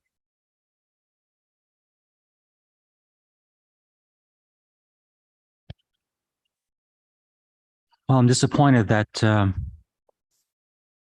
deferral was or referral was defeated. I think upon reflection over the last week and hearing voices from residents, email responses, it's quite clear that as a public servant, we need to gain public confidence. Otherwise, we cannot do our jobs. I believe, even if, we talk about the base salary, but you have all this excess in terms of the optionalities here.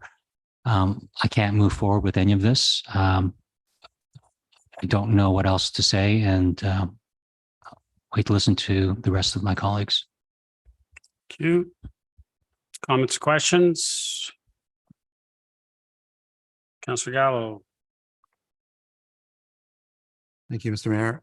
I'd like to suggest some amendments to the resolution from last week. I'm hoping staff can put them on the screen.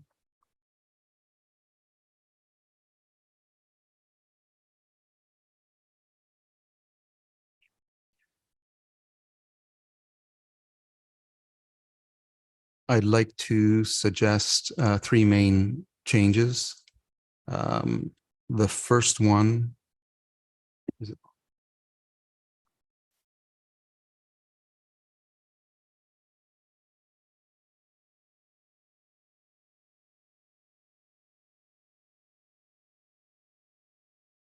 so the first one is to remove the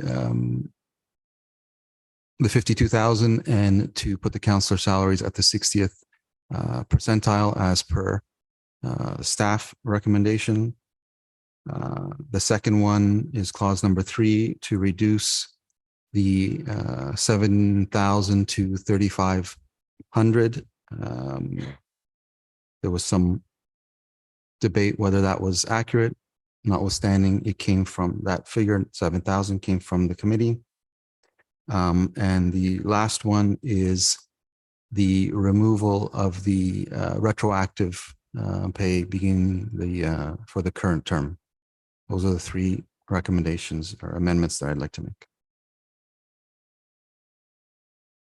Seconder. Councillor Gardner. To the amendment.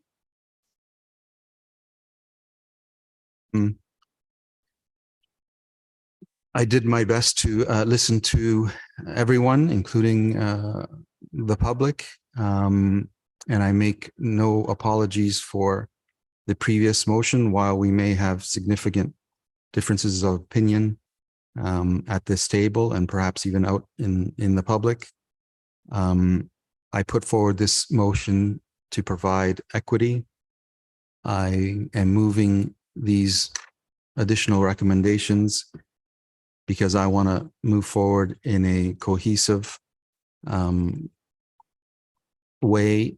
We have another 3 years at this table, and I was hopeful that at least the three hot topics and amending them would garner some more support so that we can move forward in a cohesive way.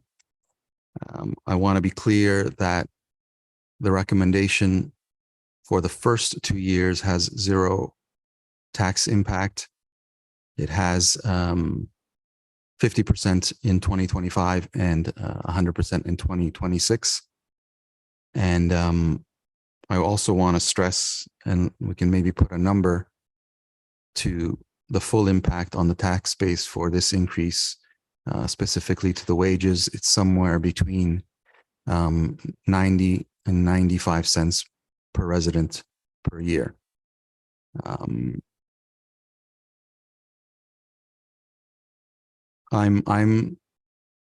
comfortable with moving forward with this, notwithstanding the public's opinion. A committee was struck. They made recommendations. I think, with all due respect to Councillor Humfryes, and I have a lot of respect for her, I think she's in error in terms of what the committee had recommended. Overwhelmingly, they supported parity with Newmarket.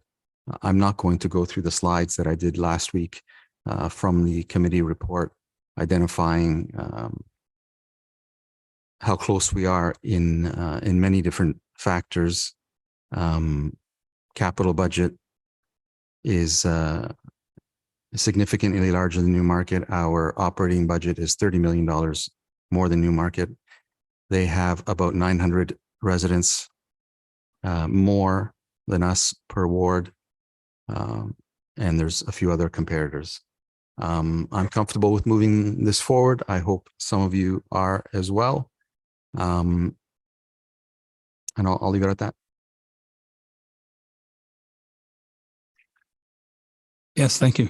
I also want to thank the Compensation Committee for their diligence in preparing this report, and to Councillor Gallo, who's worked on this report and created these amendments for us to consider after reviewing the comparators, et cetera. As a first-term councillor, I'm in a unique position, I think.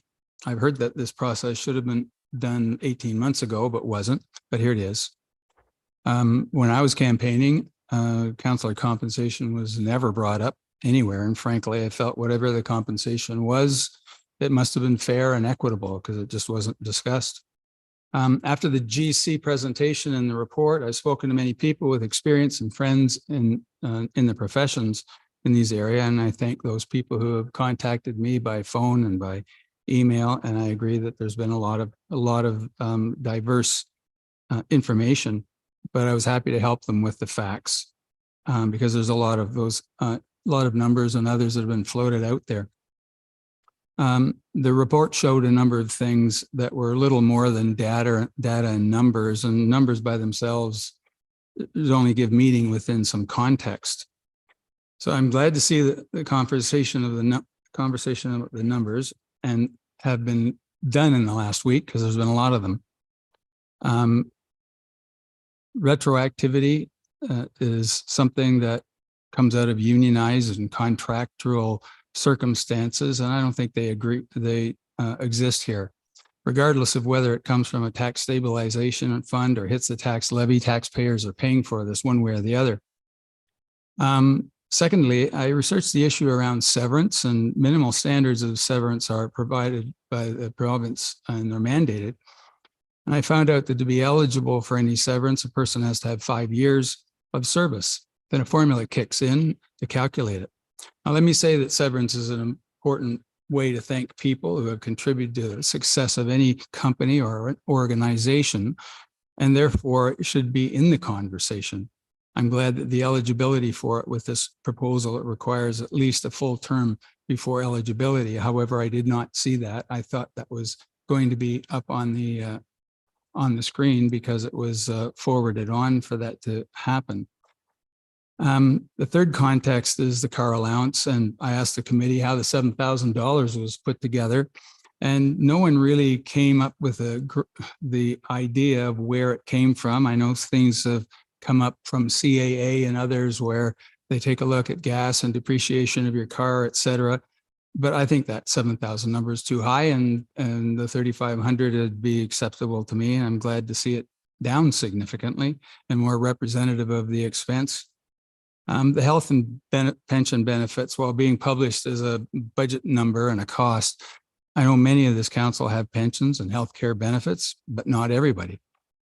Since this is an opt-in situation, I believe it's important for some, but not others, and it should be available to those who need it.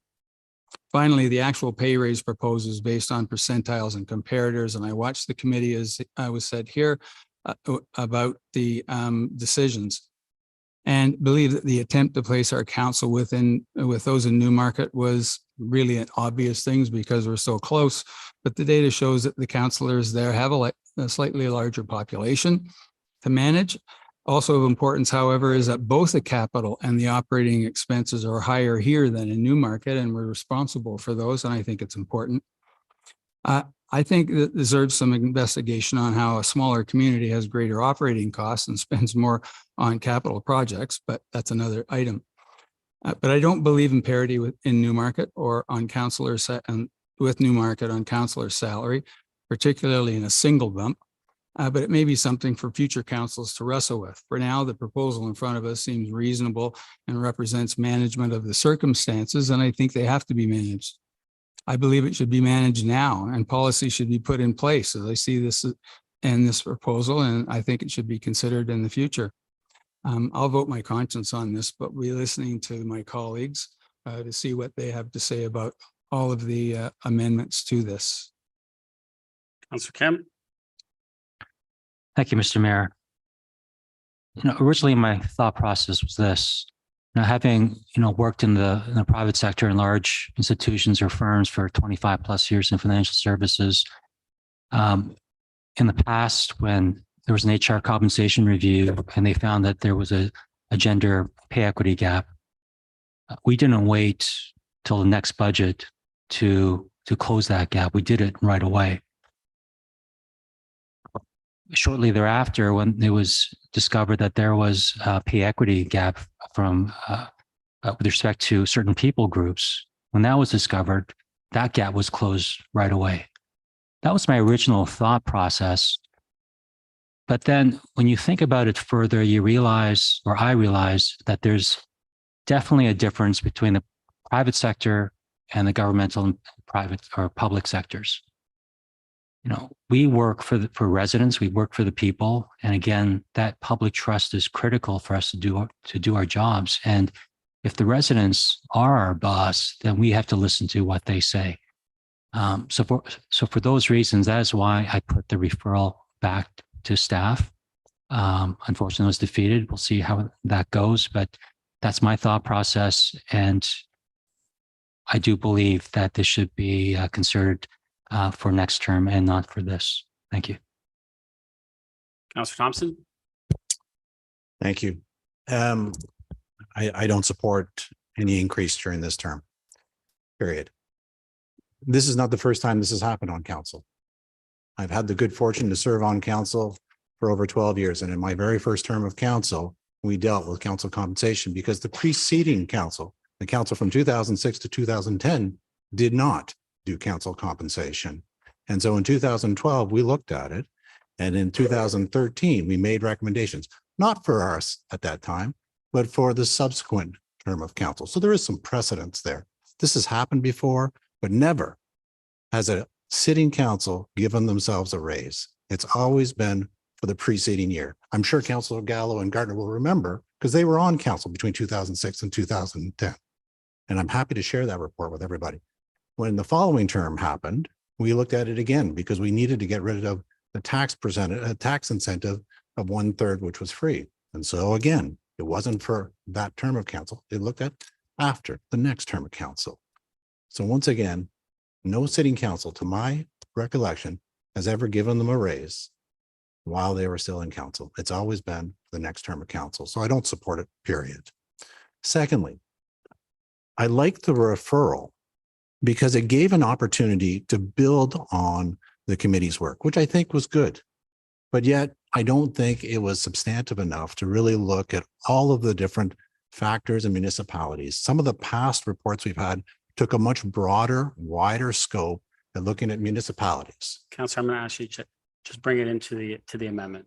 Sure, that's fine. Please. So, I mean, for me, I don't support the amendment. I prefer to look at a bigger comparator group to get more information and facts on it. So I won't be supporting this referral.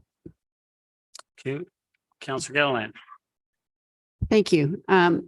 I'm really interested in a lot of the comments around the table. And I really wish this was the kind of conversation we had at GC last week. Because that's what GC is for, is to have these open conversations, discussions, negotiations, see where we're at.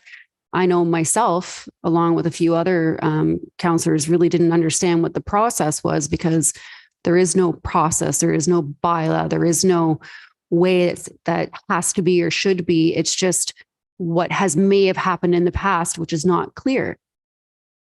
Instead, it was a broad stroke of 42%. And how greedy and shameful, and us as councillors feeling publicly shamed without having an adult conversation around the table. I'm enjoying this conversation we're having right now. I'm just really disappointed at how it got here. I don't like being put in this position. I didn't purposely want to go in this position so I can give myself a raise because I feel like that's what I deserve. I think we had asked for the review because we had realized that there was a mistake made. And had we had known, we probably would have asked at that time that this should have been done. In fact, I remember asking Mr. Nadarozny and saying, oh, I thought this was supposed to be automatic. And the answer was, no, it's something that you're supposed to do. And I'm like, oh, like, well, what happened? What ball was dropped? Like, I don't know. This is the kind of conversations we're trying to come to terms with. I did try and look at some history to try and understand what this bylaw was. I really, really did, because I was just really confused. I was really confused at why the mayor was going out in the public and pretty much yelling at everybody like, shame on you, this, as opposed to working with council. Aren't we your team? Shouldn't you want the best for your council? Shouldn't you want us to work together? Don't you want us to feel good and valued for the work that we do around the table for you? I felt awful. Not because I was purposely trying to feel shameful for myself and greedy because I don't appreciate what I do. I love my job. I love what I do for the community. And I darn well going to keep on looking at what I can do to make it better. It took guts for us to ask for this review and to come here and have this conversation. Guts. And thank you, Councillor Gallo, for putting an amendment in there so this happens every 4 years, so no one's ever in this position.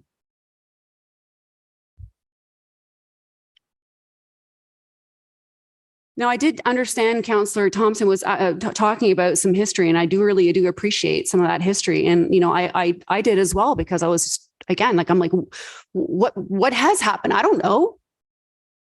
But in 2017, what I did discover is that all 8 councillors did vote in favor for a pay of increase on the backs of the taxpayers.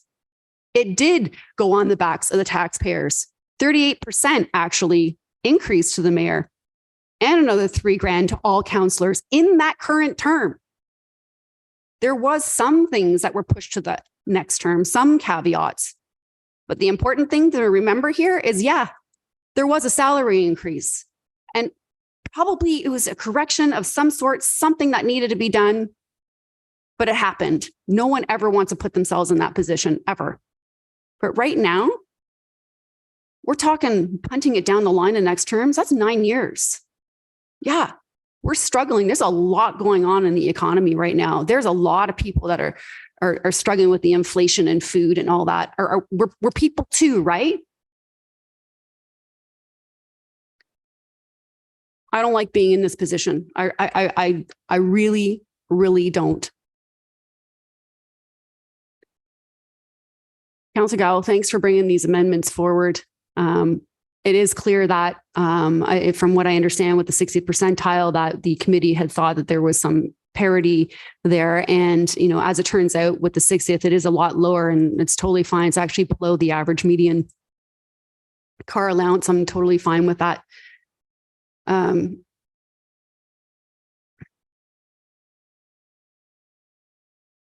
don't want to have to engage in this soapbox kind of politics, because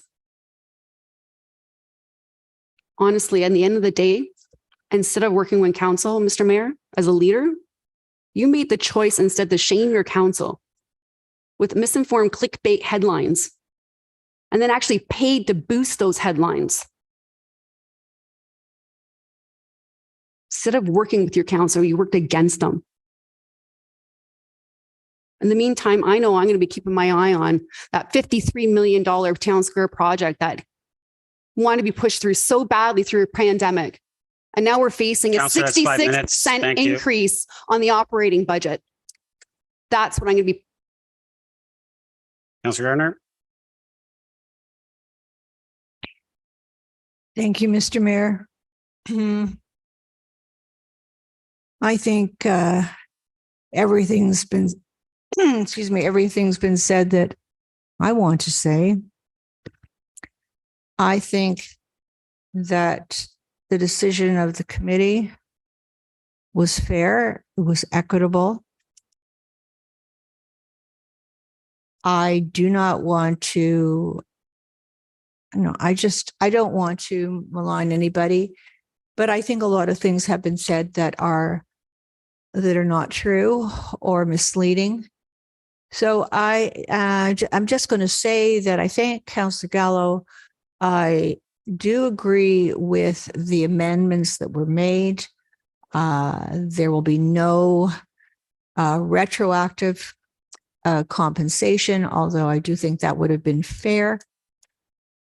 Car allowance, cutting the car allowance in half, comparing ourselves to Newmarket, which I think is a very valid comparison. The committee said that we could go to the 55th or 60th percentile. I'm willing to go to the lower of those two. And with respect to the rest of the amendments, I am totally in agreement. And again, I think they're fair and equitable.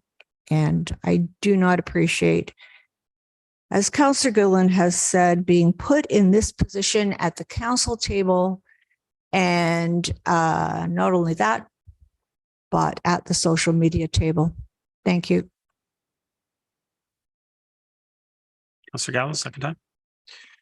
Thank you. And I appreciate and respect all the comments. I was hopeful that the amendments would have appeased some of you, but it's perfectly fine. Everybody has their opinions and we all have a right to share them and to vote as we feel is correct. I just have two questions. I want clarity that I see we fixed, and it may have been my error, saying the 6th clause. It is the 7th clause, which is removing the retro activity.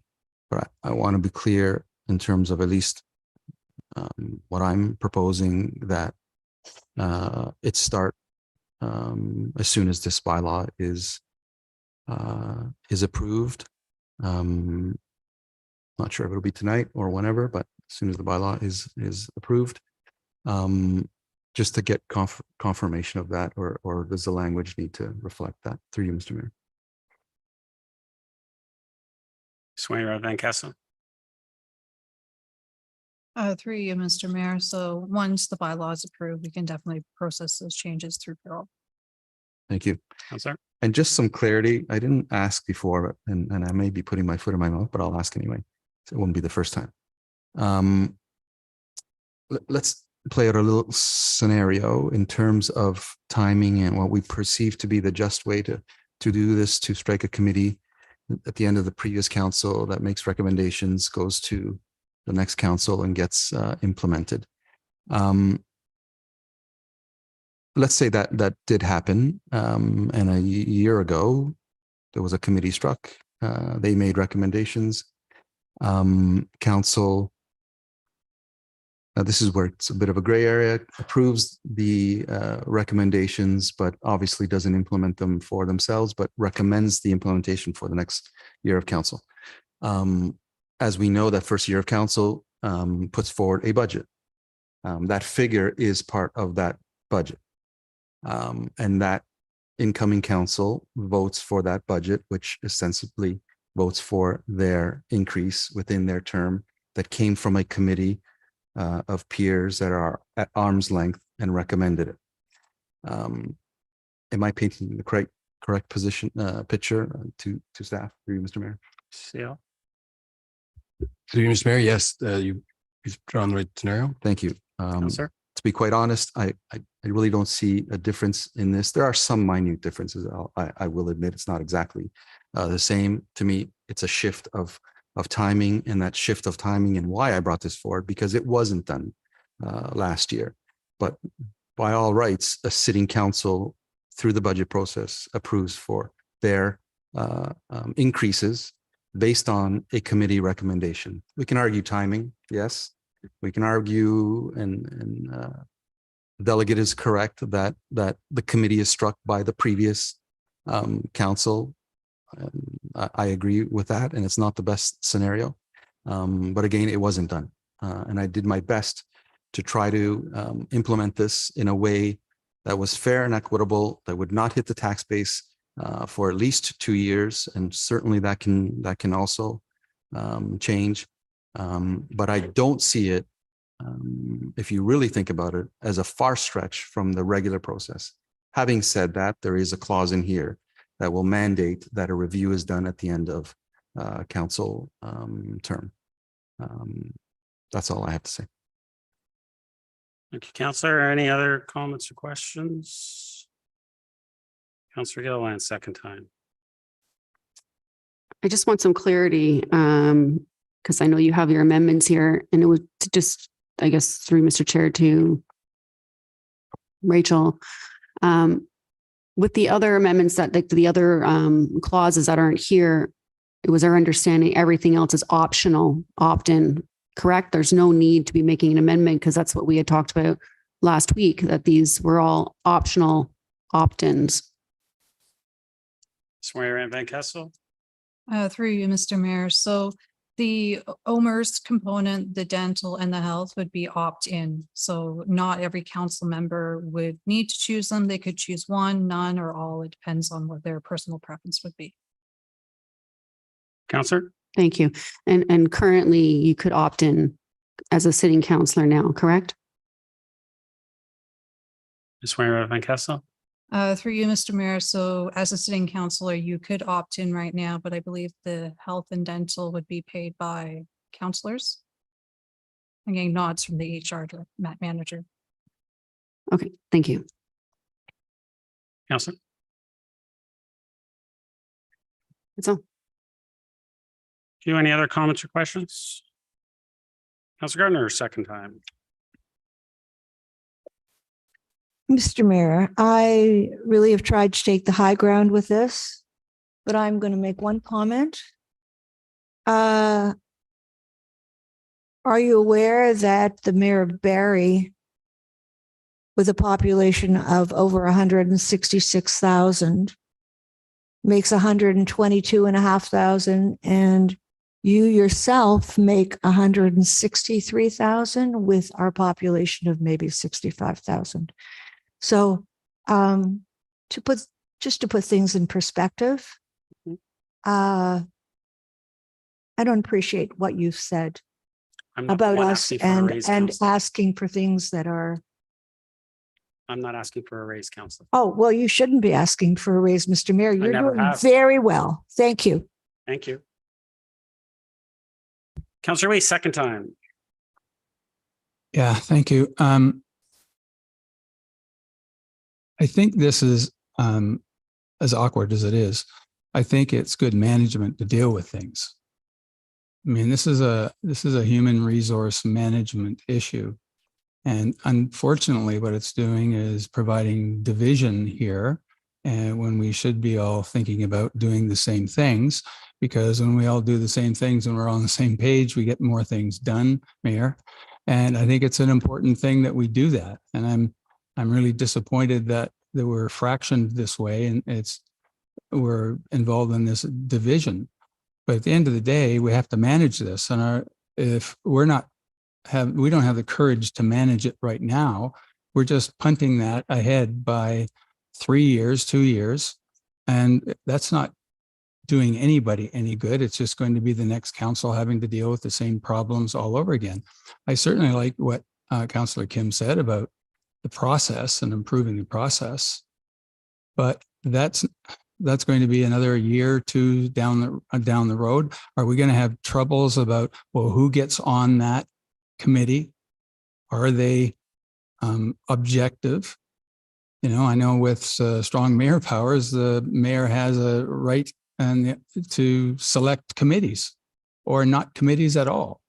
And so it leads us to more dissension, more division, and it's not any better management. And I think we ought to manage this now while it's in front of us and do whatever we need to do that's in the best interests of all of us and best interests of this council. Any other comments or questions? Or I call the vote. You spoke twice, Councillor. You spoke twice, Councillor.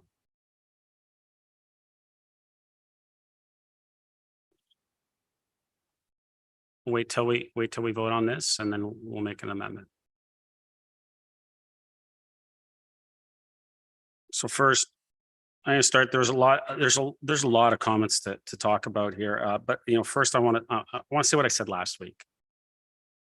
And first and foremost, do I believe that there should be an increase is warranted? Yeah, next term. Next term, I will not be voting in favor of anything that looks at implementing anything immediately. Councillor Kim, coming up to 9 years. Councillor Gallo, 10 years on council. Councillor Thompson, 9 years. No, sorry, 12 years, 13 years. Councillor Gardner, 20 years. Councillor Gilliland, 4 years. Councillor Weese, I'm going to give you a pass. Everyone around here knows exactly how everything works. You know exactly how the process works.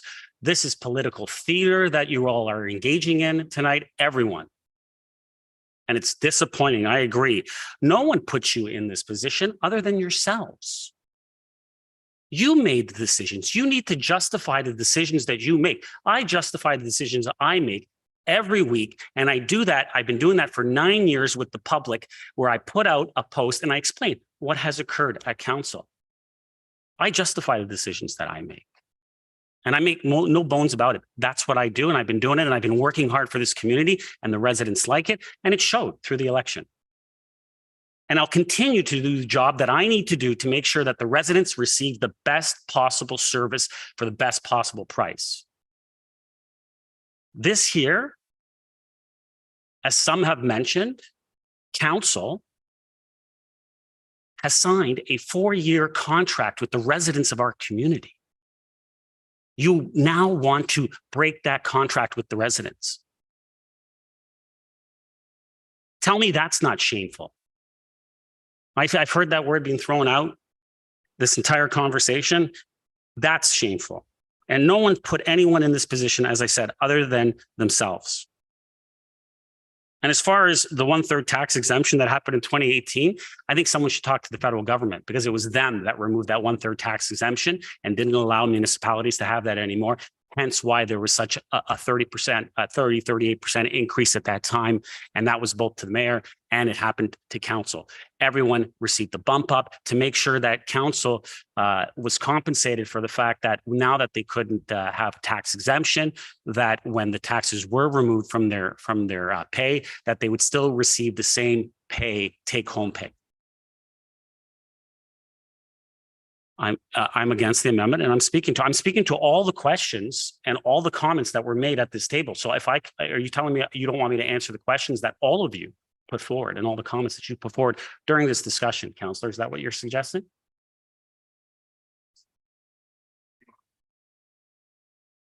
I'm answering. Well, I disagree. And if you want to challenge that ruling, that's fine. Okay. And as far as looking after investments or facilities, as I mentioned last week, this is not an increase. This is not using money from our tax rate stabilization for a facility or an investment. Town Square is an investment back into our community. This is nothing more than breaking a contract that we had with our residents and putting money directly into the pockets of the people, as I said, sitting around this table. You know, and speaking of shameful, what I find shameful, actually, and it's actually quite ironic, 3 of us went to the Aurora food pantry today.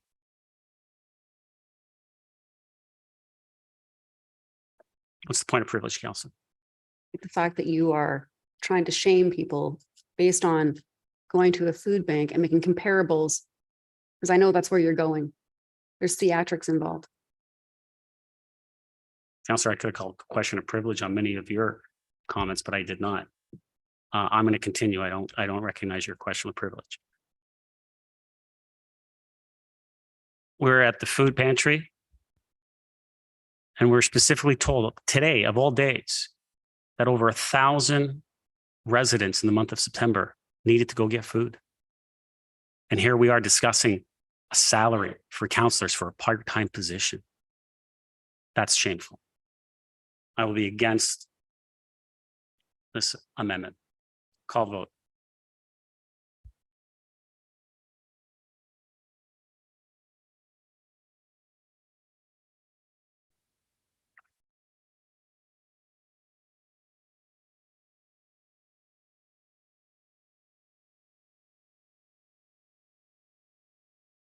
That carries. Back to the main motion as amended. Councillor Yowell?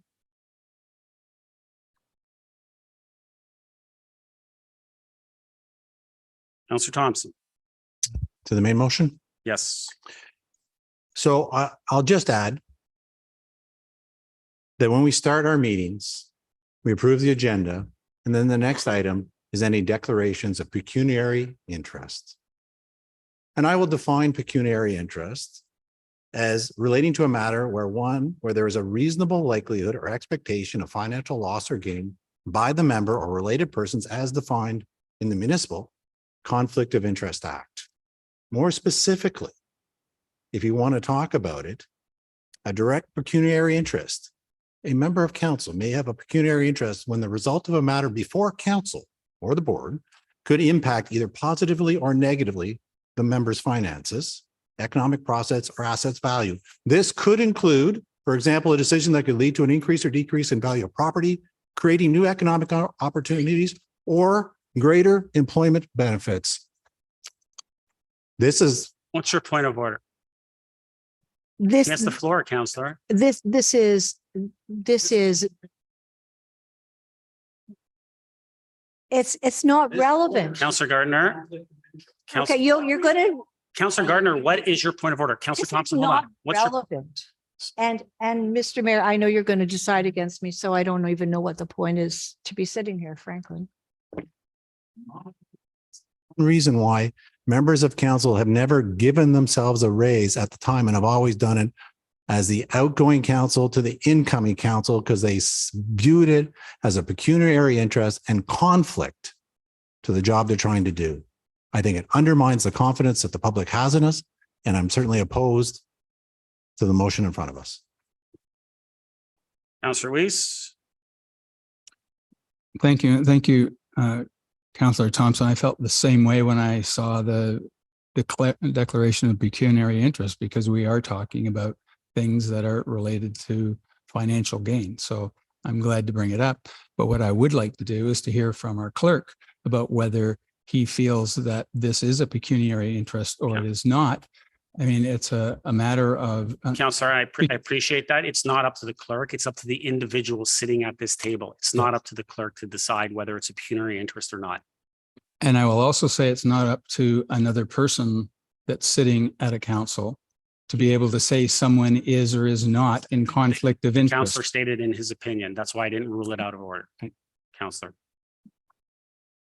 Any other comments or questions?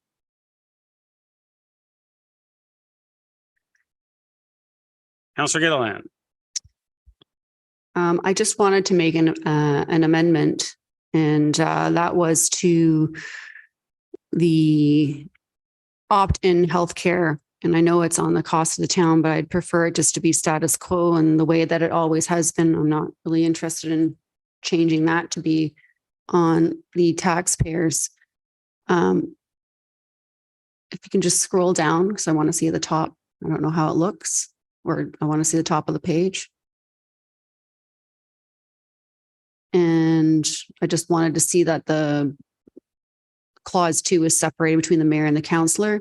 And then also I wanted to add a clause that And if when we do strike another committee, a council compensation committee that is by Aurora citizens, that there is a clause there that does say that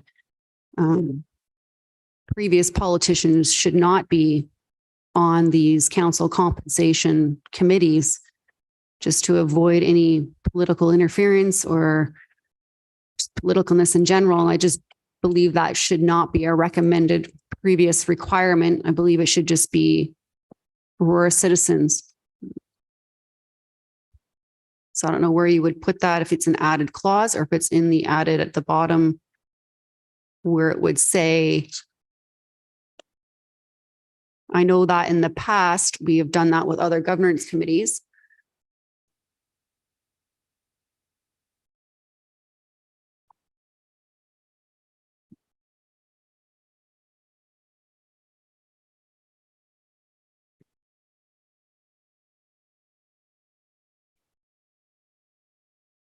Councillor, is there a reason why you stopped? Pardon? Is there a reason why you stopped? I just wanted to see the bottom of the page. I can't see the bottom of the page. I want to understand where that revision should be, the amendment.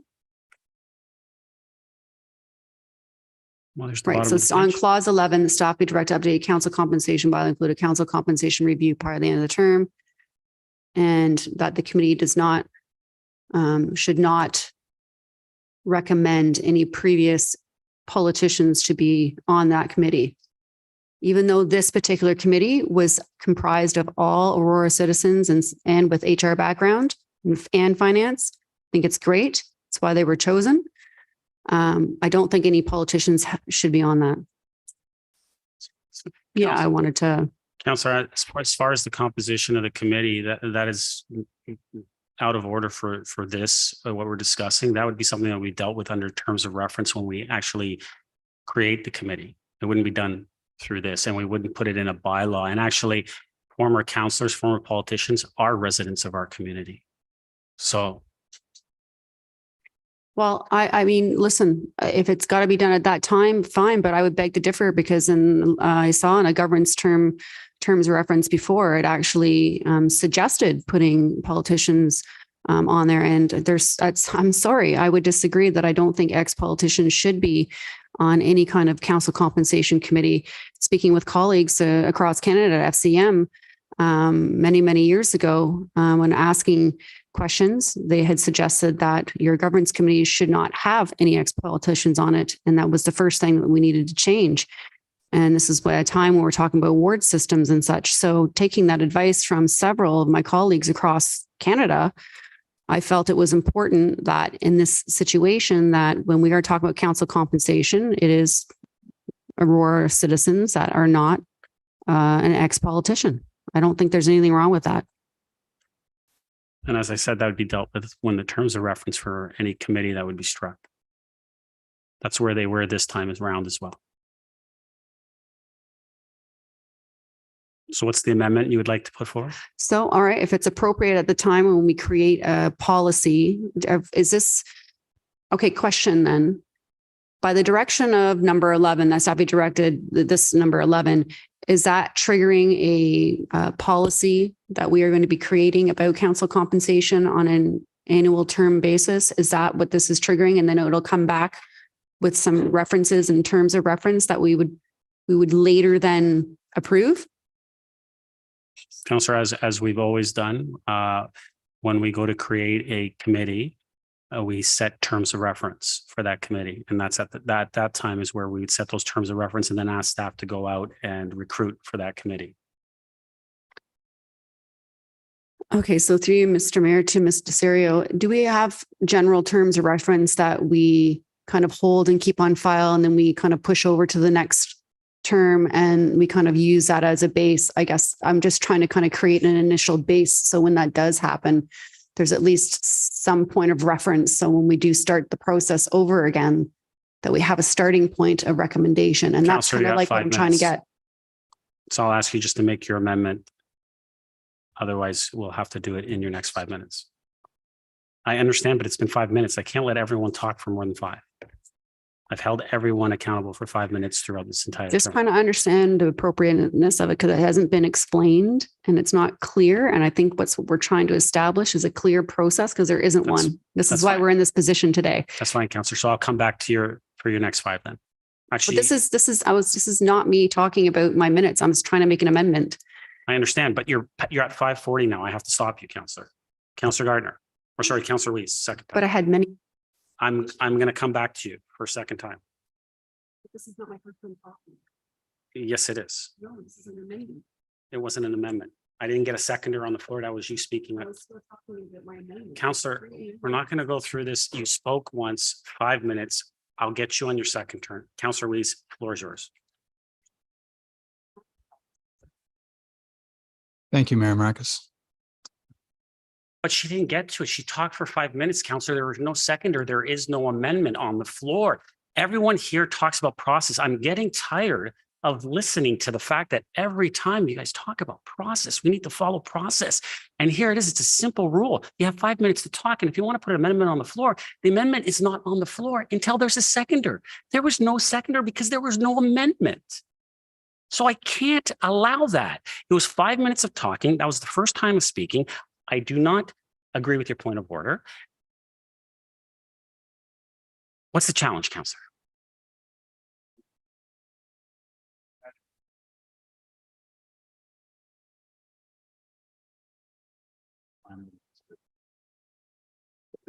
I think the delay was that you had suggested that it was out of order for her to make one of her amendments. She had already put two of them on the floor. I think it was two. And she was putting a third one on the floor. Nothing was on the floor, Councillor, without a second. She was, Nothing is on the floor without. you didn't ask for a second. She was clarifying I her understand third one. because there was no amendment. That's my point of order. Okay, you challenge it. All those in favor of the challenge?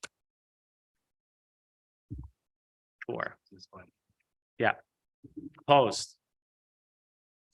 Councillor, go ahead. I'm going to give you just 1 minute to make your amendment quickly. I'll repeat.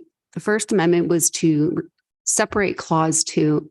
The second amendment was to revert the health benefits to the cost of the council. I just wanted it to be the same. I didn't realize it was different. The last amendment, which was on number 11, which I was trying to understand, is the process of those terms of reference. So is it appropriate to say now, or is this appropriate to say later for the third part of the amendment? I'm still waiting for the amendment so I can get a second. Those are the Councillor. amendments. You want an Okay, amendment in the so- second clause? You want an amendment? Like, what is the amendment, Councillor? No former councillors to be on the council compensation committee. Second by Councillor Gardner.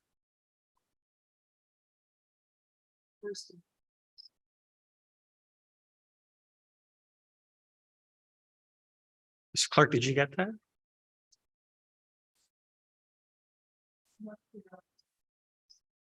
You seconded it, Councillor. It's one amendment. It's not. We don't work like this, Councillor. You've been here for 20 years. You know how it works. The councillor put an amendment. This is just ridiculous. Just as Councillor Gallo's amendment had three points. It's not 3 different amendments.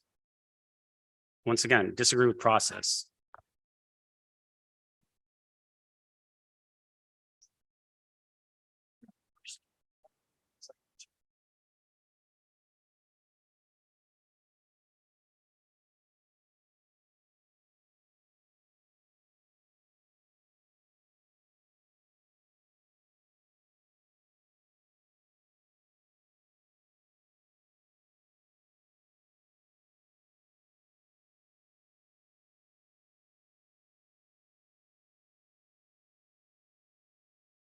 Actually, we're at 9:13. I'm going to call the health break, and while you sort out this amendment.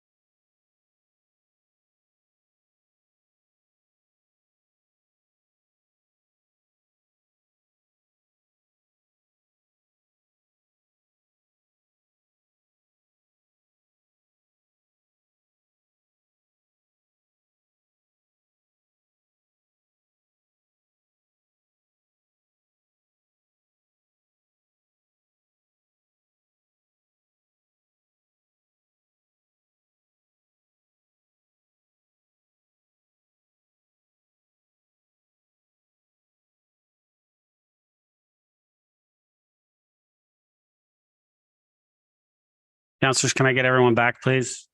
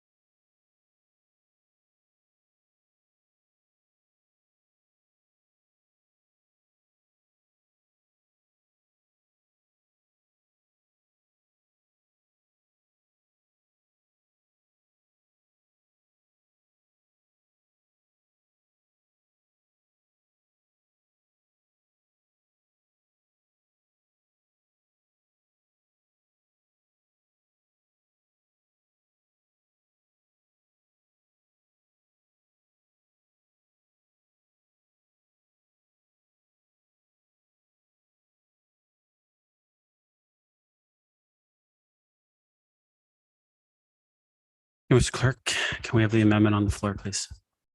Thank you, Mr. Mayor. After some discussion during the break, I think we've determined that the amendment is, well, okay, so first of all, clause 2. Well, we're going to split clause 2 to separate the mayor's salary from councillor's salary. So we'll create clause 3 and on down.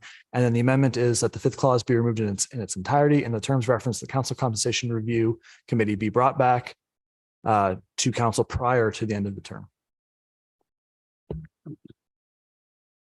Anyone want to speak to the amendment? It was Councillor Gilliland and seconded by Councillor Gartner.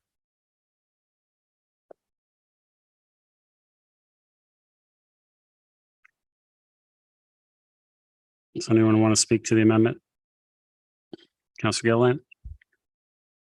Thank you. Okay, so essentially, 5th clause is just entirely removed, which is with the benefits, because I wanted to match what we've already existingly had. So there's no change in that. So that was the easiest and cleanest way. That was not clear to me that there was a minor change with the cost going for town versus councillor. So definitely on board with that as status quo. And that the terms are referenced coming back to the committee. I think that makes sense for us to review. And at that time, we can deal with that at that time. So I'm happy with that. Any other comments or questions?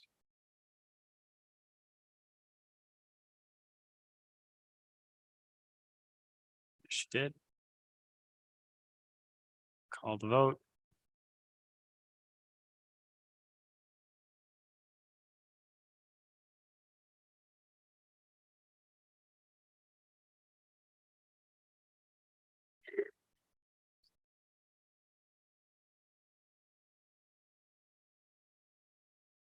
What's in progress? We're voting. Councillors, I need you to hit your button quicker. Once I say I call the vote's called. We're already in progress. People have voted.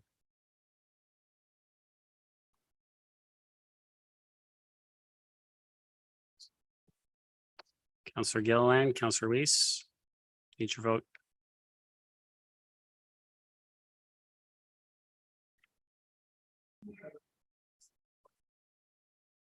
Councillor, I'm not going to get into this argument. I called the vote. There was no names on the board. I stare at it. I do this every week. The name was not there. I called the vote. The vote is in progress. 4 of your colleagues have already, actually 5 of us have already voted. I need 2 more votes. Councillor Weese, Councillor Gilliland, I need your votes. That carries. Back to the main motion as amended.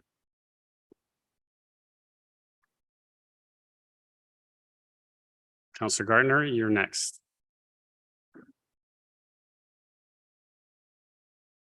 You had your name up. You were the last one at the main motion. I'm done. Thank you. Done. Thank you. Any other comments or questions to the main motion?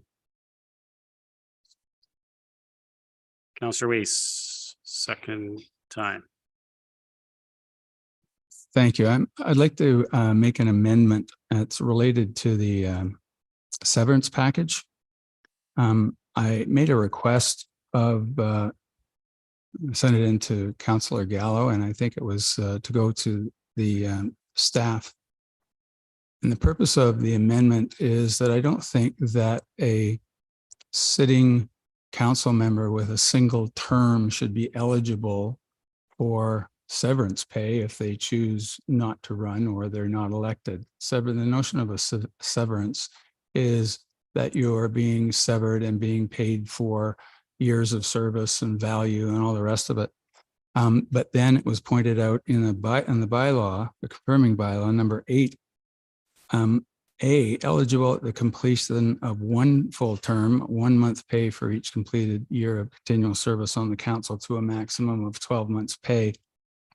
We've already gone down that road about the 1 month versus and 12 months. But in the Employment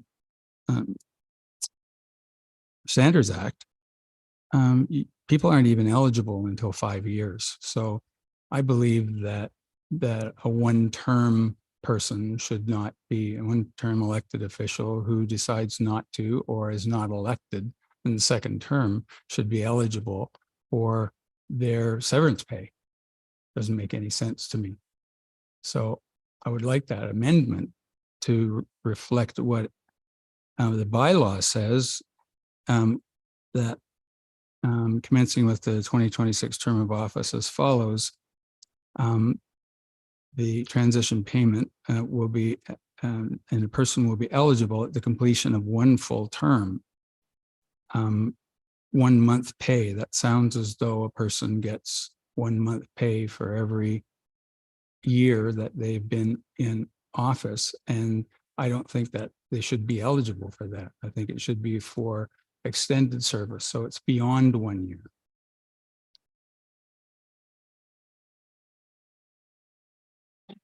Okay, so I want to put that as an amendment.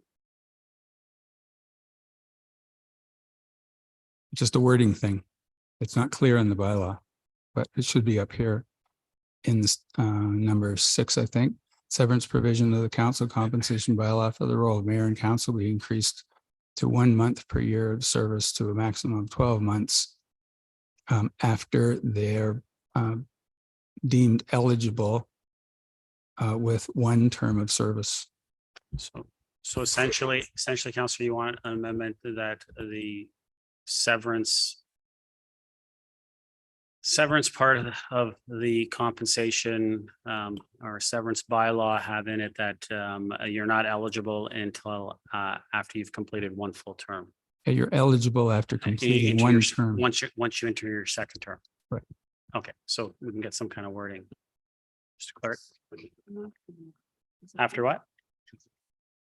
After 2 full terms. How's that? And it's probably not appropriate to have the mayor in there because you already have a severance package, I believe. So it's just a council member.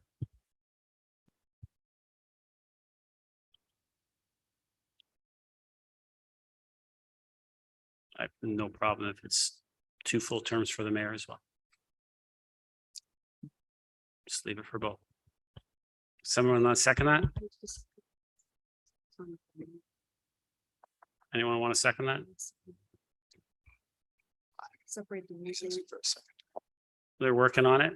I just need a seconder. Councillor Gilliland, thank you. Councillor Weese, they're putting it up, but do you want to speak some more to it? I think you pretty much explained it, but if you want to say some more, go ahead.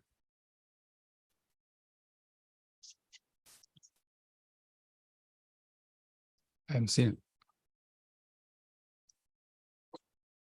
Coming up.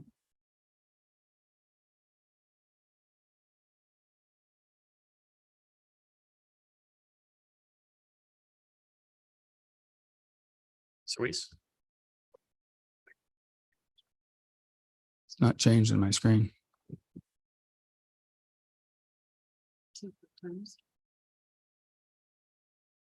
Oh, after one term, they're into the second term.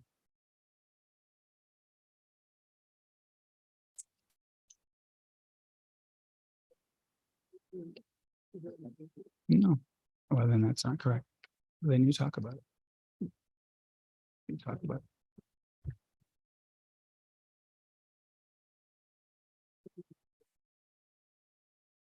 Councillor? I'm not sure that's what I intended, and this only take effect after 2 full terms of served.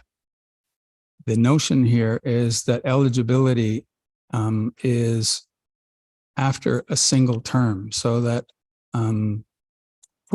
for instance, here's what I'm driving at. If I decide that I don't want to, I'm a first term, nobody else here is a first term person, but I decide, for example, that I'm not going to run again, or I'm not elected again, I'm not eligible for severance.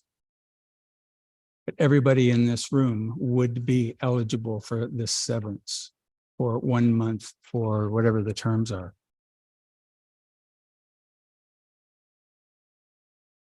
After serving more than one term. More than one term. Yeah.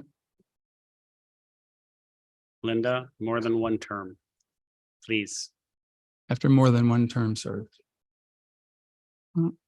After serving more than one term. Right. So long as it's understood by the people who are making the. Councillor Weese, did you want to agreements continue? on it. I need a seconder on that, I'm sure. I do. I have a Councillor Gilliland second it. So go ahead if you want to speak to it. No. Thank you. Councillor Kim. Thank you, Mr. Mayor. If Councillor Weese is amenable to a friendly amendment on that, what I would propose is that further, if any member of council gets elected to another level of government, elected position, that they will not receive any severance. Councillor. If that's okay. Yes. Someone want to make that, you're okay with that as friendly? I'll give you some better wording for it, but I'll, Councillor Gilliland, you second it? You fine with that? Okay. Okay. Councillor Gilliland? Councillor Kim, were you done? Yeah. Okay, Councillor Gilliland?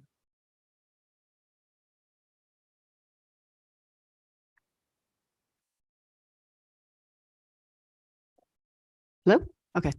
I like the amendment. I think that's kind of like it was kind of going for. So I think that's good. I like that.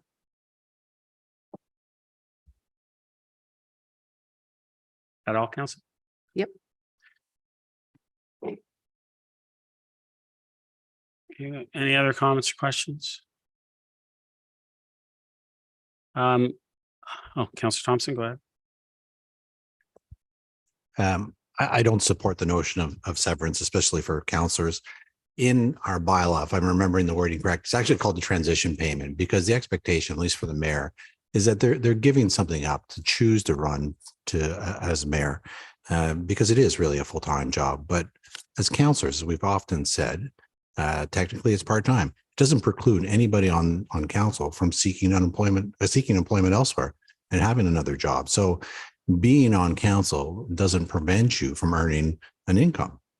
And so I don't agree with the concept of whether you call it severance or a transition payment for councillors. So I won't be in support.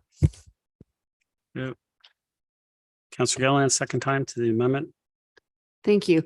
The only thing I forgot was I felt that the mayor should be separated. Because currently the mayor does get a severance. And so I think that just because to Councillor Thompson's point, it is full time. As far as adding this for council, just given the report back from the government, the compensation committee, it was clear that at least 80% of the other municipalities had this for their councillors. This is not something new. But I think, as far as time served, when you have people here spending, maybe they choose to work full-time hours as a councillor and, they make those sacrifices, and somebody spends 20 years of their life serving in the community. I don't think this is egregious ask. So, what I would ask for maybe is a friendly amendment that the mayor be separated, and do we still have the 12-month? Is that what that is? Amended to add only takes effect after. But that's only I would just say it as for councillor to amend that only the councillors. That can be worded somehow, Mr. Clerk. Mr. Clerk, being asked to. This says separate the if mayors. any member of council, but if that means any member of council, it doesn't apply to the mayor when it says that, correct? So maybe there's no amendment.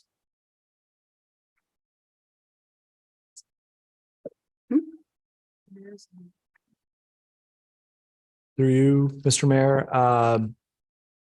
For me, I would deal with this amendment and then potentially make another amendment separating the mayor.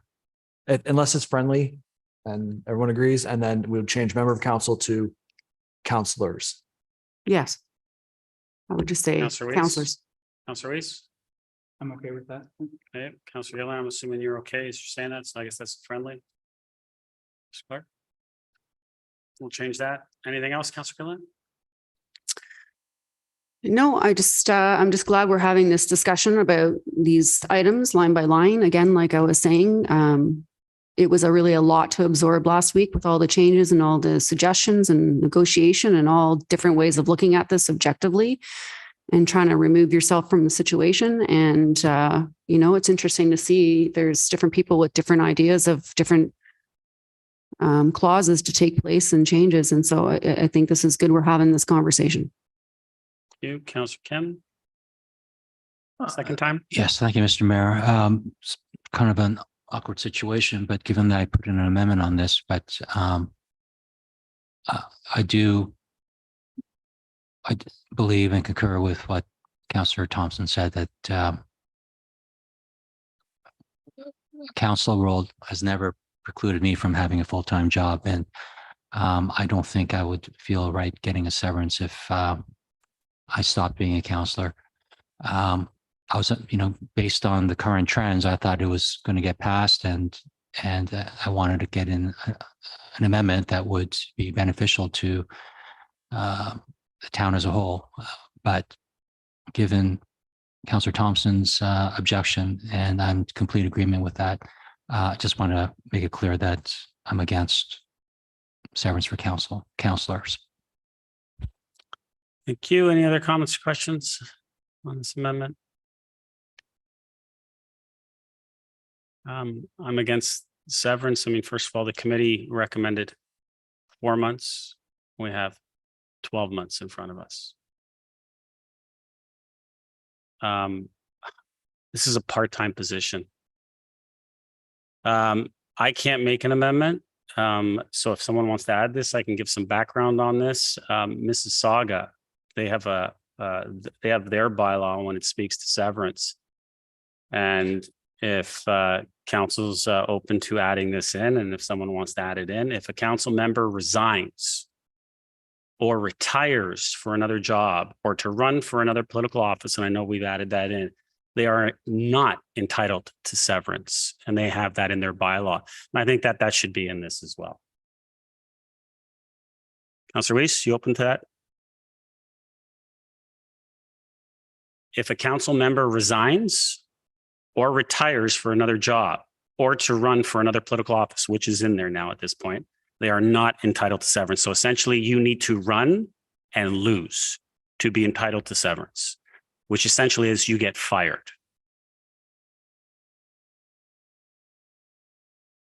The wording's fine with you. Councillor Gilliland, you second that?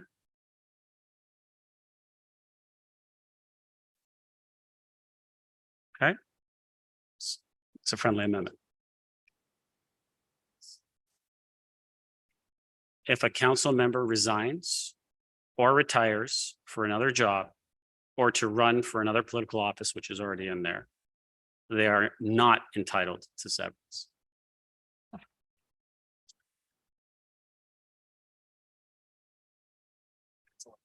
He gets elected. That's fine.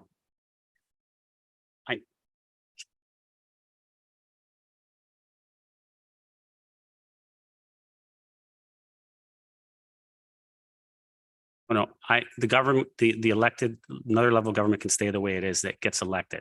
That's fine.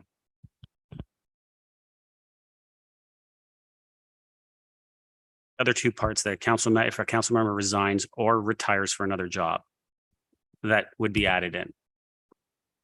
Okay.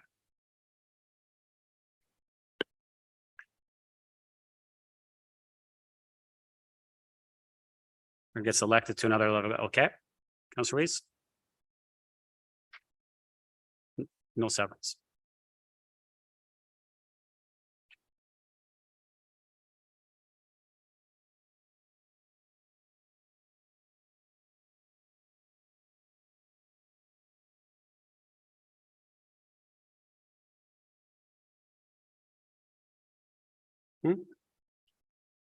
Absolutely. You can apply it to the mayor as well. Absolutely. Apply it to the mayor as well. No, but I would apply this to mayor as well. Well, I'm saying I would apply it. I can't make an amendment. I would apply it to the mayor as well. I'll leave it up to Councillor Weese. It's his amendment.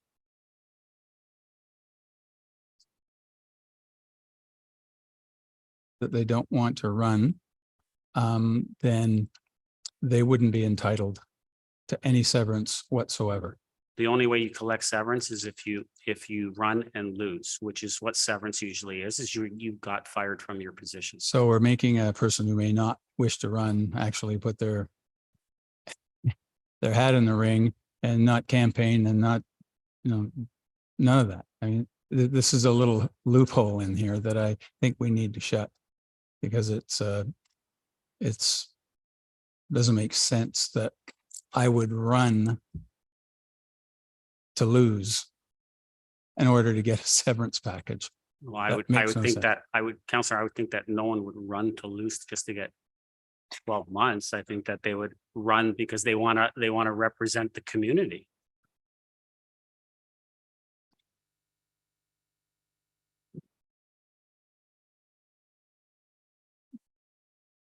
Well, let it stand. We'll see what the vote is. Councillor Gardner? With some clarity on this.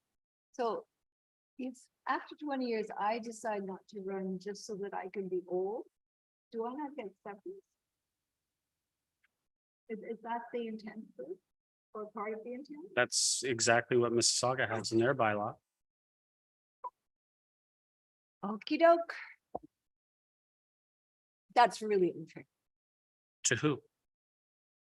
To somebody who has run for 23 years and is going to be 78 and just has given their service and just wants to be old and not be a politician. It's craziness. Well, I mean, I would take it as a personal account, to tell you the truth, notwithstanding what Mississauga does. Councillor Gallo? Thank you. I support part of this. I don't support that last amendment. I find it interesting. Two members of council that are opposed to this whole thing are putting in amendments.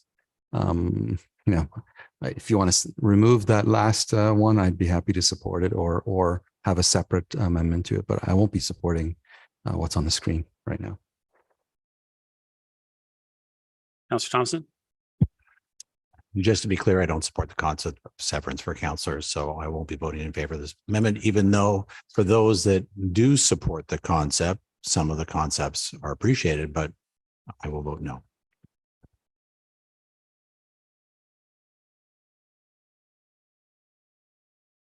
Councillor Gilliland, second time? First time? Third? Oh, you've already spoken twice, Councillor. No, I haven't. Not to the amendment. There was a friendly amendment. Then I just second the friendly amendment.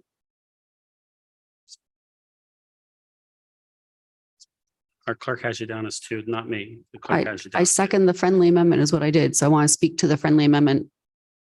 I just feel like after some reflection on this amendment with the whole retiring thing, and to your point, Councillor Gardner, if you've been here for 23 years and you have served the community for so long, and if you just want to hang up your coat that you shouldn't be forced to run to lose just so you can retire. So I would pull the retire part and say, if any councillor resigns for another job, and just strike the or retires part. I would like that friendly amendment to be adjusted that way.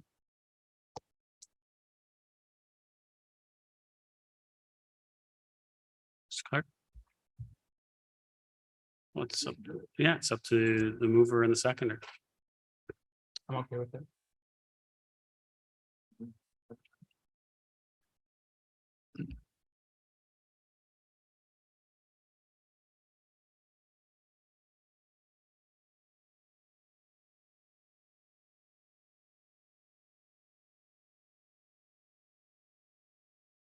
Yeah, you do. Yeah, it does seem so stupid though, doesn't it? Yeah, and you're sitting here going, that is dumb. But yeah, that's the other thing.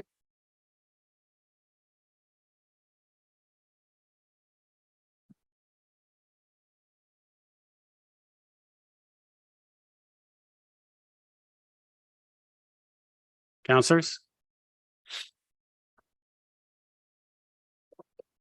Councillors?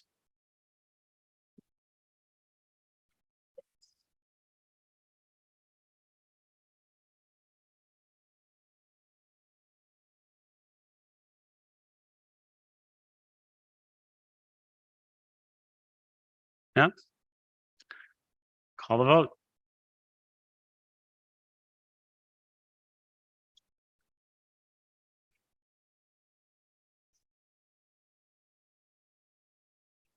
Oh, they changed it. Yeah.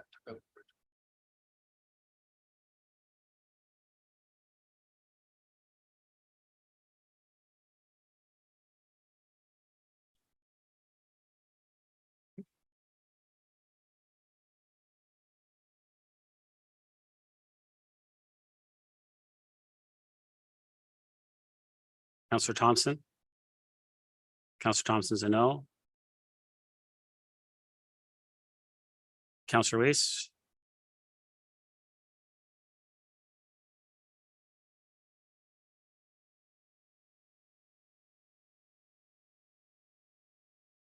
That's defeated.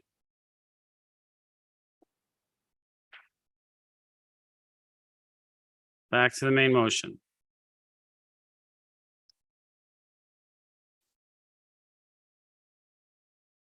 Any other comments or questions?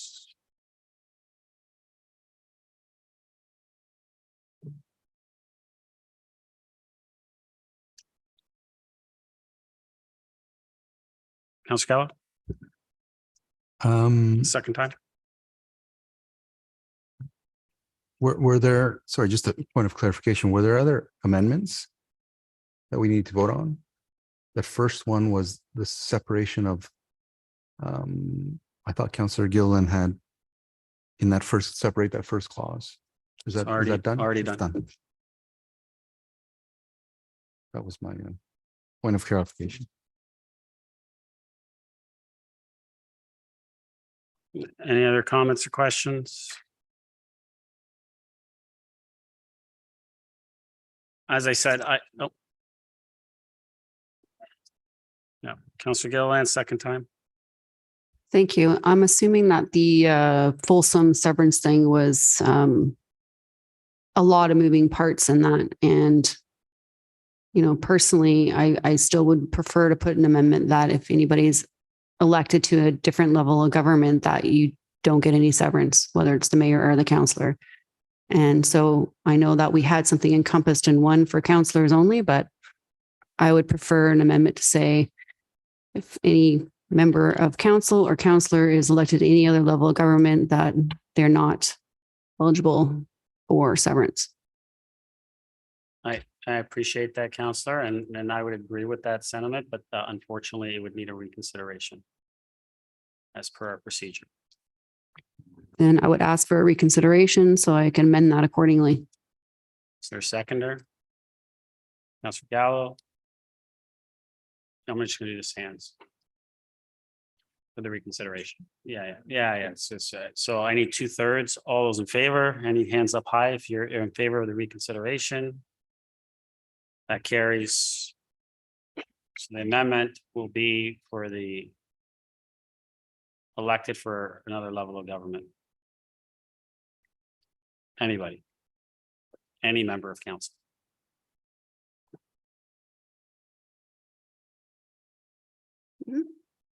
Linda, so just that one part out of that whole amendment that was previous.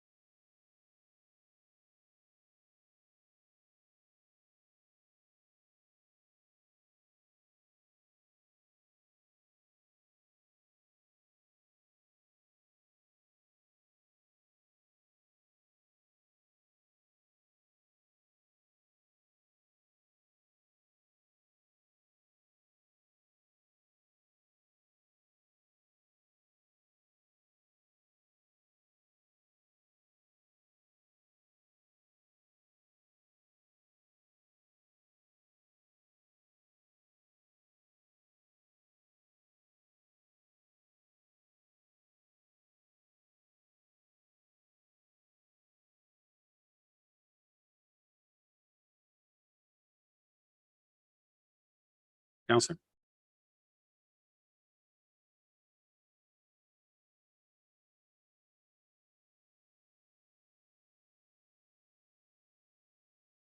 Okay, any comments or questions?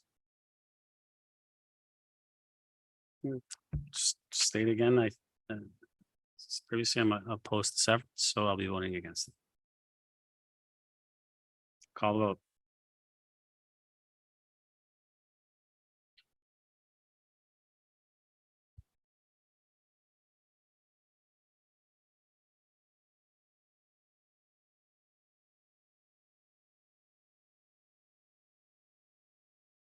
Councillor Thompson. Councillor Thompson's a no.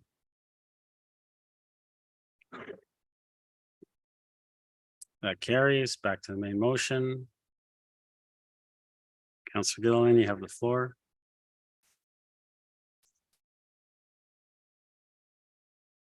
No, it's carried 5-2.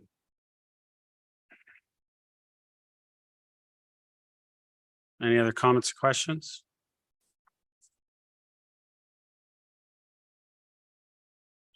No, no, Councillor, you're still on your second turn. You started, you made an amendment. We went to the amendment and the floor is still yours.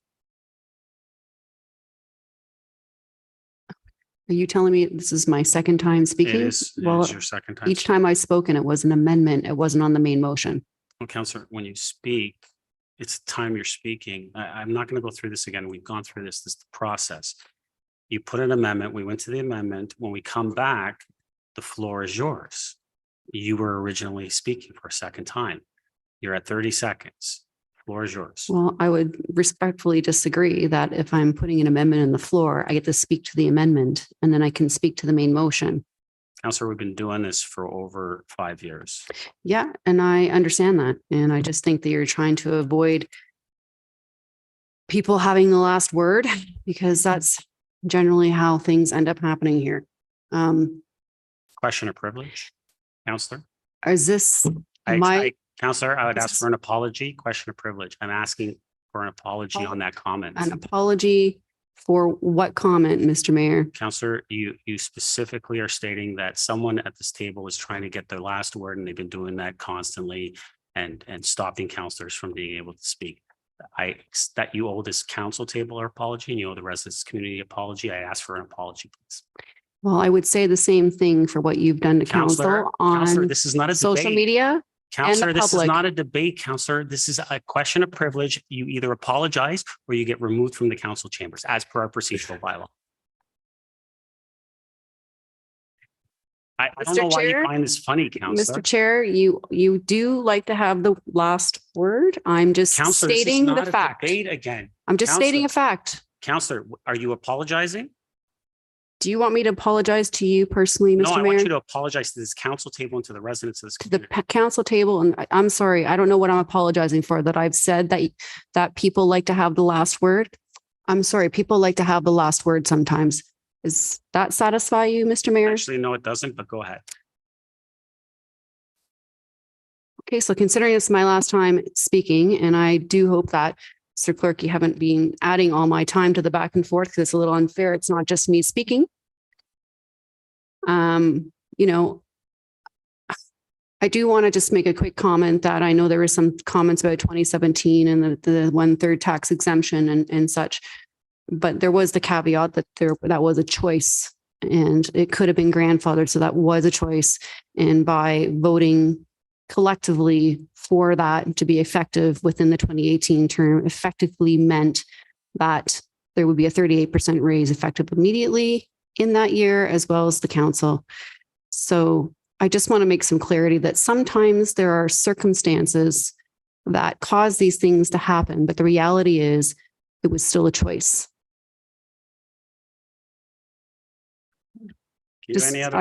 I'm still speaking. Do I have the floor still? Yes, you do. My point is with that is we've had some headlines and we've had some banter and, and honestly, I just wish that people were standing up at that time and maybe speaking loudly for the public if that was that bone of contention. The be all end all is that, instead of working with council, this has become more of a political gong show. Did not want it to be that way. I've noticed many times when we don't get our way, sometimes our head of council has made statements on paper to the province. We don't get our way that we need to collaborate and work together to solve issues. I would say the same thing for our council. I'm very grateful we've had this discussion today around the GC table about this as adults. I'm going to stress, I wish this happened at GC because again, it was a lot to absorb with what we were faced. And I don't feel that it's appropriate to be punting this down the line for another 3 years. I understand, Mr. Mayor, that you don't want your raise, and that's fine. And I agree. You are the highest paid mayor of the Northern Six and have been for the last 5 years, while your councillors have been the lowest. And it's an awkward situation. And if this is something that was recognized at the end of 2022, I would have thought as a leader, you would recognize, at least for the incoming council, that you're there for them.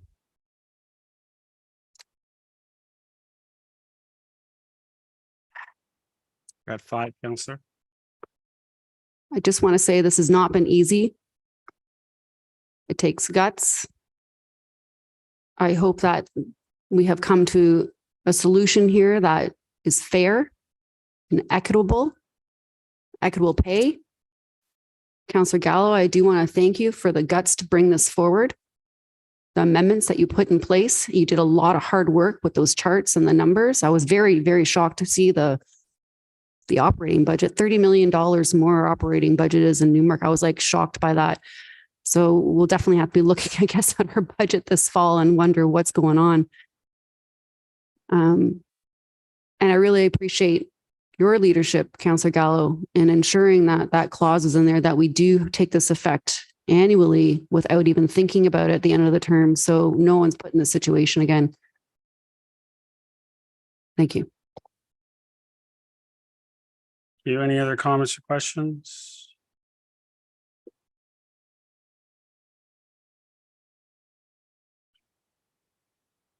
I'm going to pass the chair to Councillor Thompson because I want to make a couple amendments.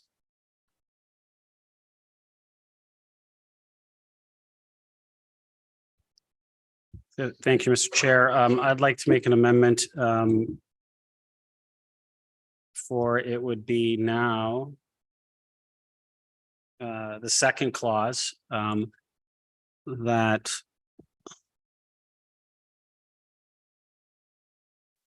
the mayor's salary have no increase at this time. Do I have a seconder for that motion? Councillor Kim. Any comments or questions on that amendment? Starting with you, Mayor Maracus. Just my comment. I mean, I disagree with this, with, as I said, with an increase immediately. And so I think it's only fair that I stand up as the leader of this community and say that I'm not going to take an increase at this time. Any, Councillor Gilliland. Sorry, I assume you were finished, Mr. Mayor. Yeah. Thank you. I appreciate those words, Mr. Mayor. When we had separated, we wanted to leave it. I mean, I thought we're just leaving that way open for discussion. And I felt that that this should be something done down the line as well, considering that your correction has been made and clearly you have been the highest paid, and perhaps that's not where the correction needs to be done. These things happen. I know Newmarket just did the same thing just a few months ago. They did the same thing. There was it was reverse. It was an increase for the mayor, but not the councillors. So these things happen. They're circumstantial. It's not unusual.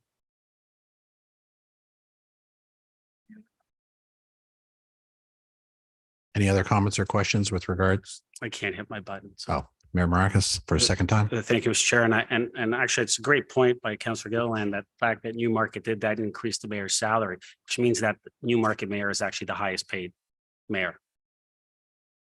Just thought that we should actually, we talked about facts. We should put that fact out there.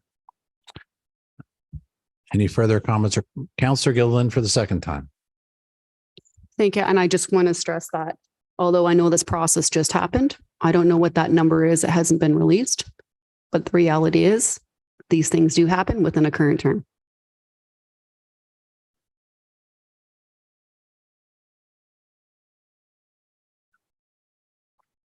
Call the vote on the amendment.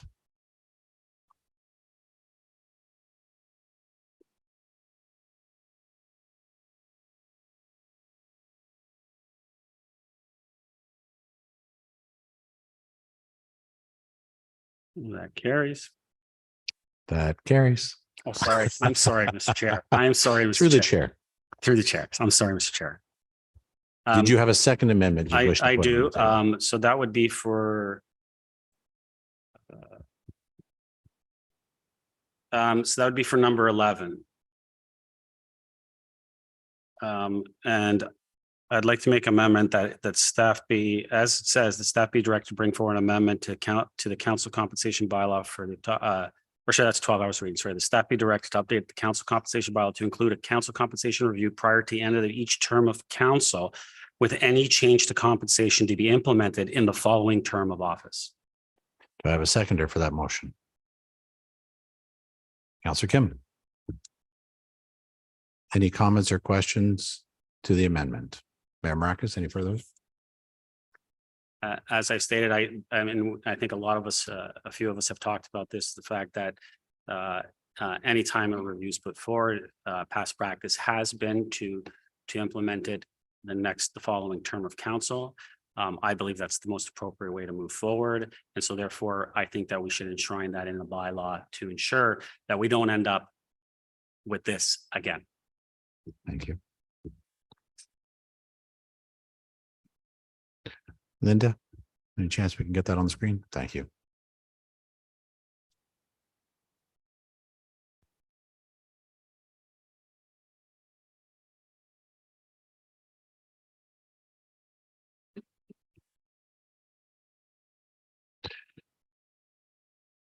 The members of council need to see it on the screen?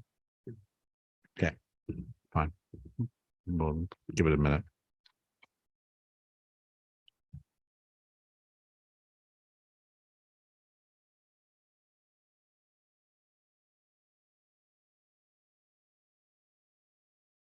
It's 10 after 10. If somebody needs to refresh their coffee. Okay. It's actually clause 12. Mr. Clerk, it's actually clause 12, I believe. No, it is 11, Mr. Chair. Oh, there's been so many changes now.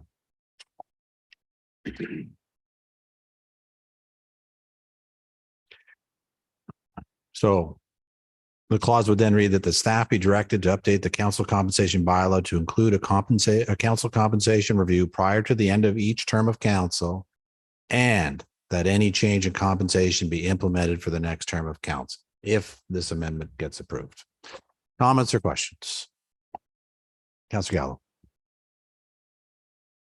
Thank you. I'll be in support of this. Obviously, I thought it was implicit in the original one, but this makes it even more clear. So I have no problems with this. It was the original intent to do exactly this.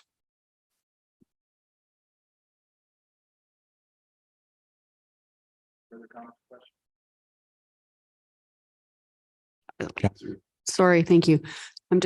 I want to see where this is added to clause 11 because I'm just confused. Is this just moving forward with the next compensation? Or is this, if we approve this, does this mean that effective moving forward? That staff be directed to update the council compensation bylaw to include a council compensation review prior to the end of each term of council, and that any change in compensation as a result of that be implemented for the next term of council. It has to do with the bylaw that regulates this process going forward. Okay, correct. And I agree with that wholeheartedly. I just don't want any confusion. That's reflecting what we're agreeing with today's changes. Is that correct? So what we're agreeing today is a different term clause, correct? Or Understanding. Any further comments or questions on the amendment? Seeing none. All those in favor?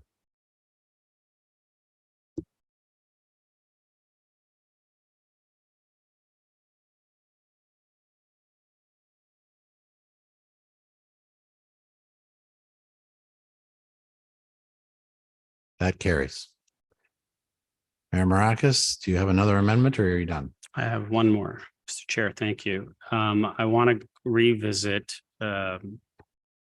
clause number 6, the severance provision. I'd like to exclude the mayor and have the mayor's severance remain at the same current level as it currently is, which is up to 6 months. I would not like to see a change to that severance for the mayor. Do I have a seconder for the mayor's amendment? Councillor Kim again. Comments or questions? Mayor Maracus, starting with you. As I stated, I disagree with this, and I think that the level that was provided and that was more than fair and more than enough, and I think it should just remain at its current level. Councillor Gallo. Thank you. I won't be supporting that because the intent of this is not the severance for Tom Maracus. This is a severance for the position of mayor, regardless who sits in that chair. And it's even lower than the median of all of the ones that were identified in the council compensation report. So I won't be supporting this. I believe it should stay at 12 months, which is right in the middle of all the municipalities that were listed on that. So again, it's not for an individual, it's for a position.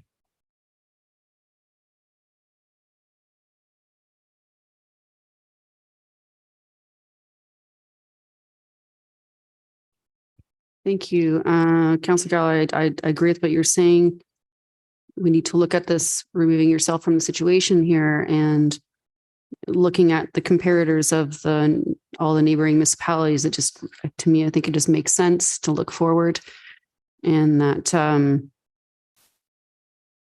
keep that at the 12-month, reflective of pretty much all of York region.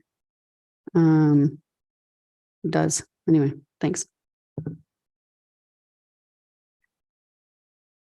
Microphone. Any further comments or questions with regards? Mayor Marcus. Thank you, Mr. Chair. I agree. It's not about the person. It's about the position. And as I stated, I believe that 6 months that was provided was fair for the position. I disagree with severance for part-time positions, as I mentioned. Councillors in Brampton do not receive severance. Okay, so it just depends on the municipality. Some do, some don't. Some have high numbers, some have low numbers. I think for the town of Aurora, what was the current level was the correct level. And so that's why I'm requesting that this council respect my wishes as the mayor, and that this continue at the current level, which was 6 months. Any further comments or questions? Seeing none. You got to press the button, Councillor Gardner.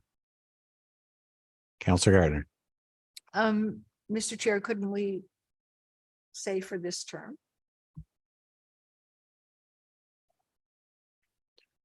If the motion as a whole passes, there will be a council compensation committee struck at the end of this term for the next term, and that can be a conversation at that time.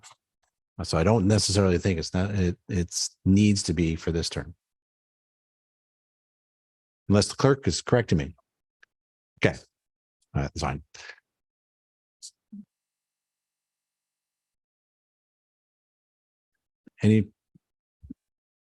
Mr. Duran.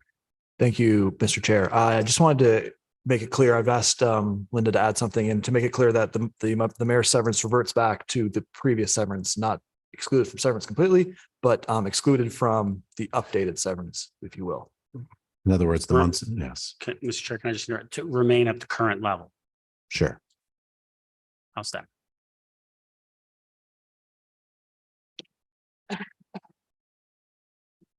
If we're all understanding, can we call the vote? Move this along?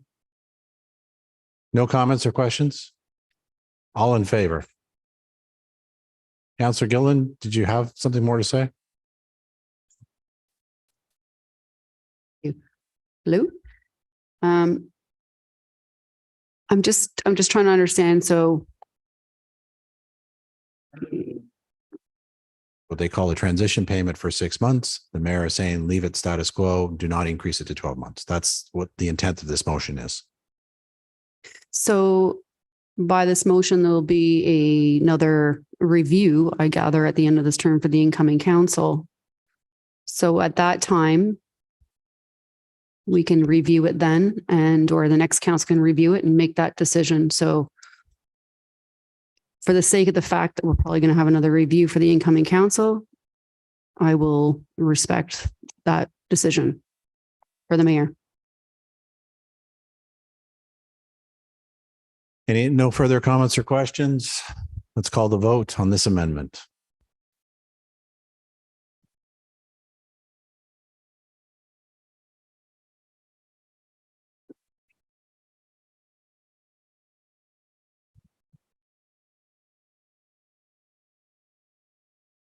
That carries. And Marcus, do you have any more? I will pass the chair back to you. Thank you, Councillor. Are there any other comments or questions to the main motion? As amended?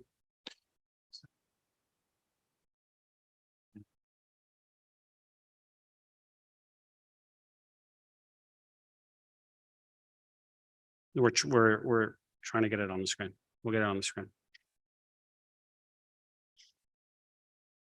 We had bigger ones and the council said they didn't want them. You couldn't see that. You couldn't see the residents or anyone that came forward. So we changed them.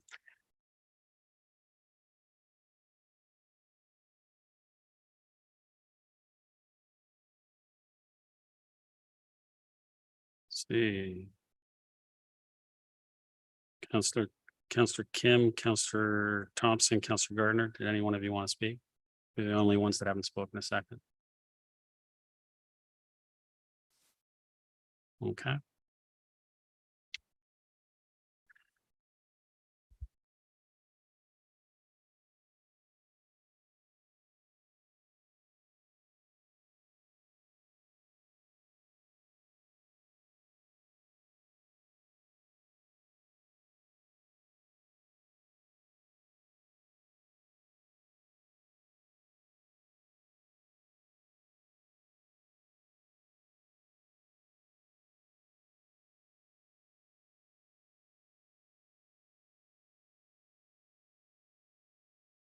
Here we go.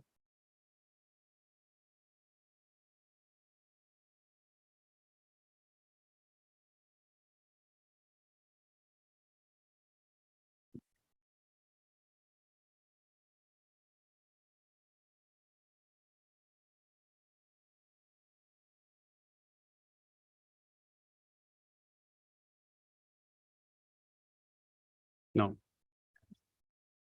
Original vehicle allowance is, I think, 2,000, Councillor. So it's increasing.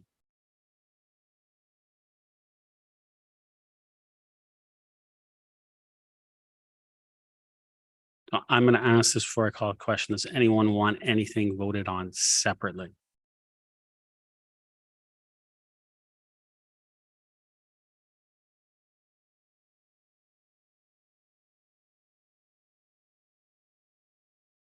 Councillor Thompson. Second time. The only one I'd like to vote separately on is number 11. I think, wait. Number 11. Staff be directed to update the council compensation bylaw to include a council compensation review prior to the end of each term of council, and that any change to compensation be implemented for the next term of council. That's the only one I want separately. It's the only one you want separate. So, Mr. Clerk, you got that? Number 11 separate so far. Anyone else want anything separated? Can we see what 13 is?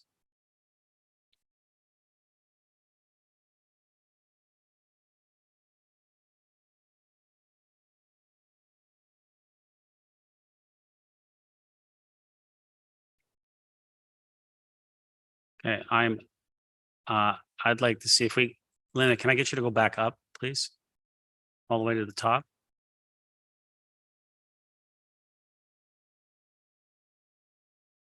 I would like 2 separated.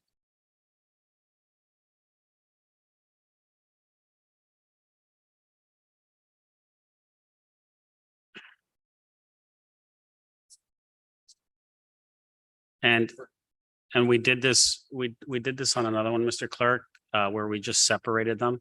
I would ask that number 6 actually be separated into 2 separate ones, the mayor and the councillors, because I want the mayor one separate. Please. And I know we did that as a friendly, if everyone's okay with it, we did that with the one at the top. So if everyone's okay with that, I'd just like to separate those 2. Because I would like, so that would add another clause. Councillor Gardner? Did you want something separated, Councillor Gardner? Clarity on number 11, but which I can't see. Sure. So number 11 is that staff be directed to update the council compensation bylaw to include a council compensation review prior to the end of each term of council, and that any change in compensation be implemented for the next term of council. So we're specifically talking about future.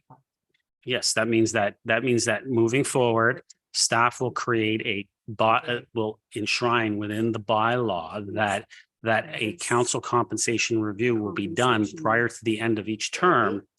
And if any changes do occur in that review, that they wouldn't be implemented until the following term.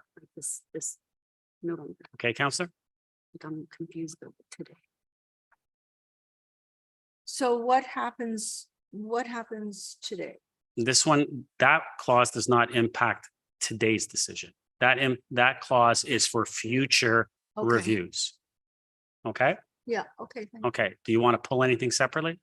No, I think I'm fine. Okay. So far I got 11, 2, and I'm looking for a new clause. 11 changes to 12. So 11 changes to 12. Okay. But 6 is the one I want. So we got 2, 6, and 12. Can we just take a look at 12 just to make sure it is, so Councillor Thompson can make sure that's the one he wanted? That's the one you wanted, Councillor Thompson? And we're good? No one else wants anything else separated? So essentially we're separating the 2 that are the mayors, that are specifically dealing with the mayor, so which is 2 and 6. Yeah, can we go back up, Linda, please? Yeah, we split the severance. Now I split them just so it's separating the mayor and the councillors. Okay, so 2 is the annual compensation of council reflect the recommendation, the role of the mayor not be adjusted at this time. And 6, which I'm asking for separate, is that the severance provision of the council compensation bylaw for the role of mayor remain at the current level. And then 12 was also pulled for separate, but we'll do them as we do them. So do you want me to do the ones that are single first? And we'll vote on those? We'll do that. And then we'll do the rest of the package all together. Okay. So we're going to do number 2 first, clause number 2. Councillor Gardner, you need some clarification.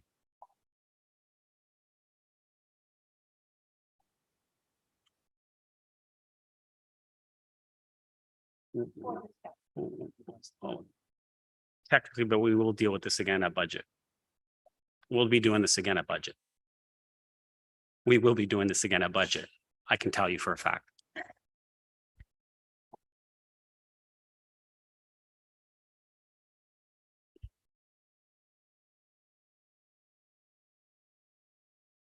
I'm trying to get there, Councillor. Pardon? No, I'm gonna, yeah. So we're doing number 2. So I'm calling the vote on this, on clause number 2. Councillor Gilliland? Quickly? Oh, we're separating the clauses? Yeah, we're just separating the clauses. All we're voting on this, just on clause number 2. That's all we're voting on right now. Okay. And this is the final vote for clause 2.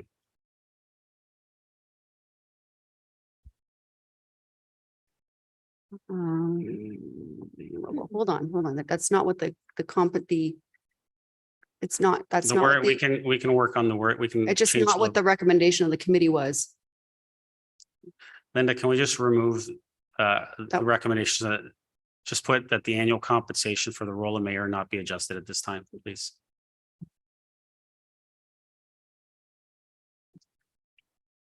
Pardon? Yeah. Yeah, I know. It was because when we separated them, okay.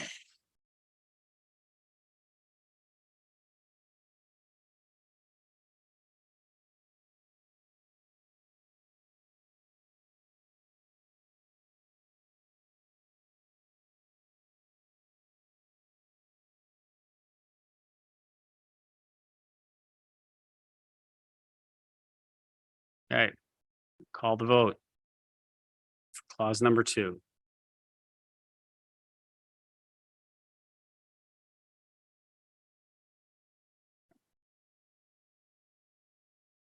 That carries. Clause number 6.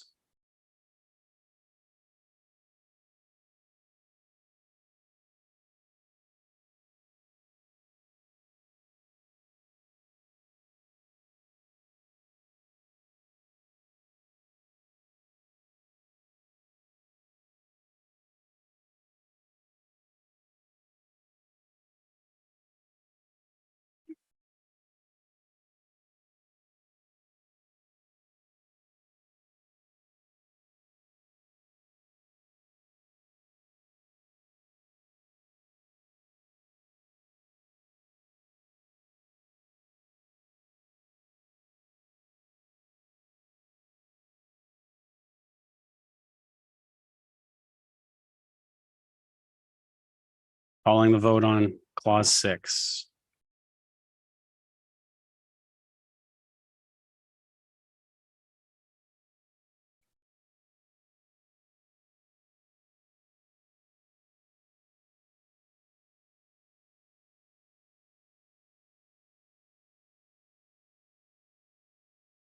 Councilor Gardner?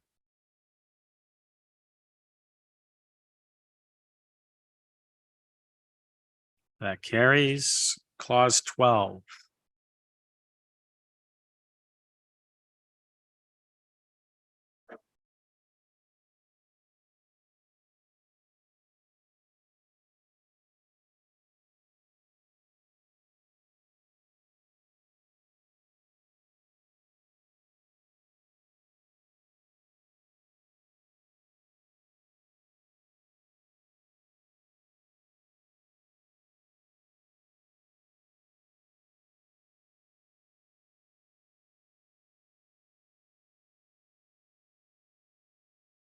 Only the vote on clause 12.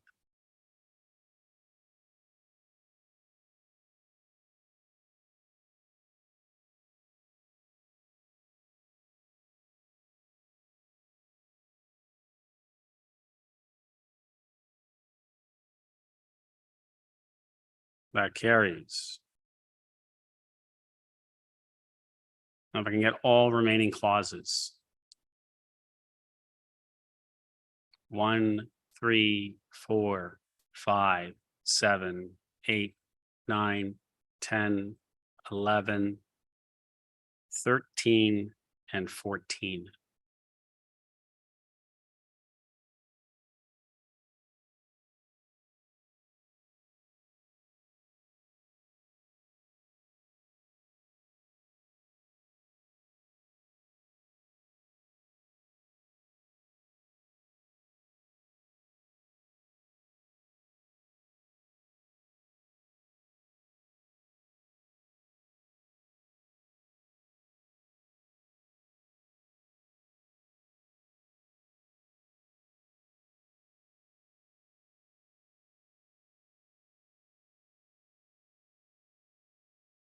Sure. Linda? That piece that you removed out from the second? Yeah, can you just put that in, Mr. Clerk? That's okay. The clerk's got it. He's gonna put it.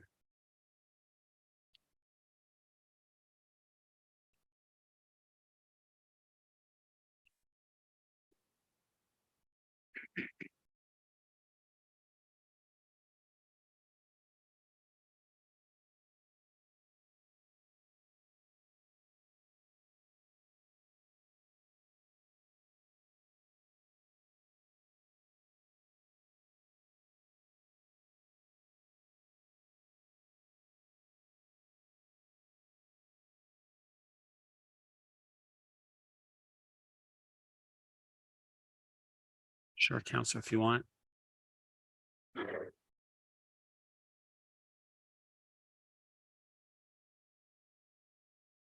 Mr. Clerk, can you do it for number 5 as well?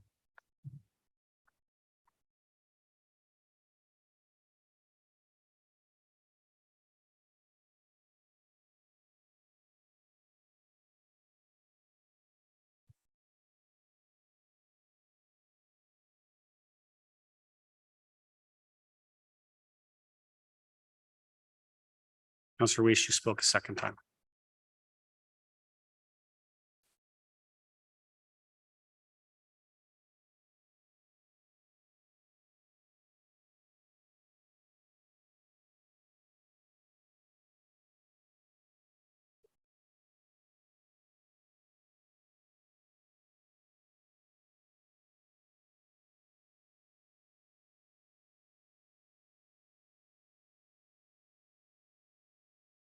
Can I see number 7, please, Linda?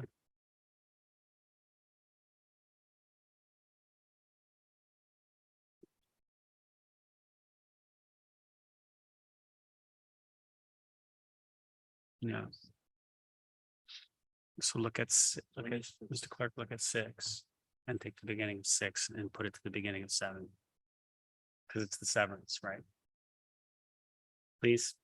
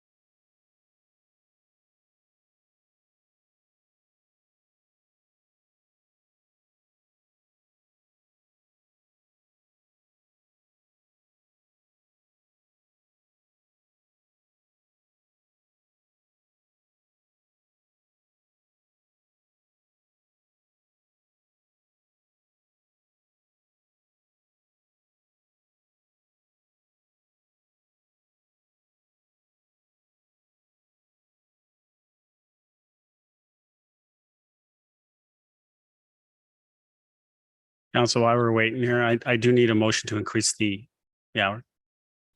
Do you want to just finish the vote first and then do that? 7, that the severance provision of council compensation bylaw for the role of councillors be increased to 1 month per year of service. Okay. All right.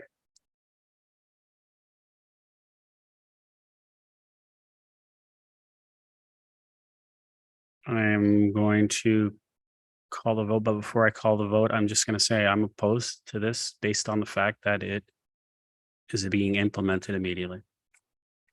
Call the vote.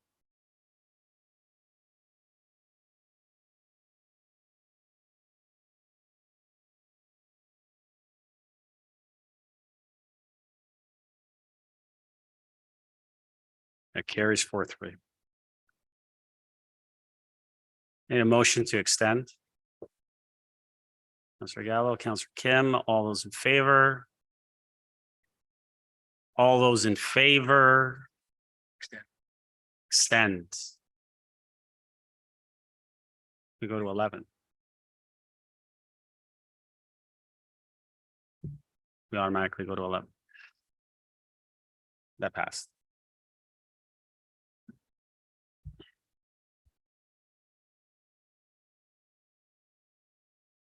See which one we're going first here. 8.1.7. Councillor Weese, you pulled this one. Thank you. This has to do with the sport dome, and I noticed in the report that the Councillor, I need a motion. Oh. You move the recommendation?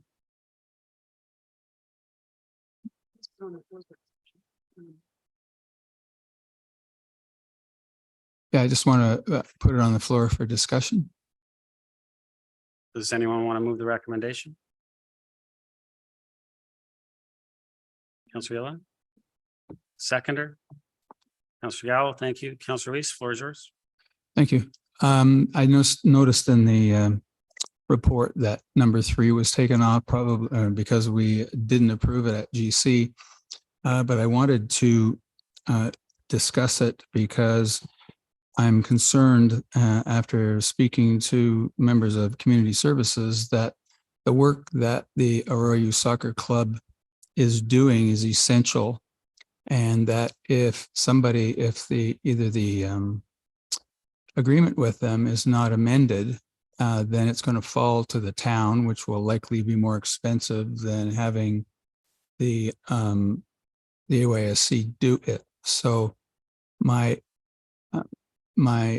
addition to this would be that the Community Services Department amend the agreement with the Aurora Youth Soccer Club to include the requisite work that must be done and reimburse them through the agreement. That's an amendment.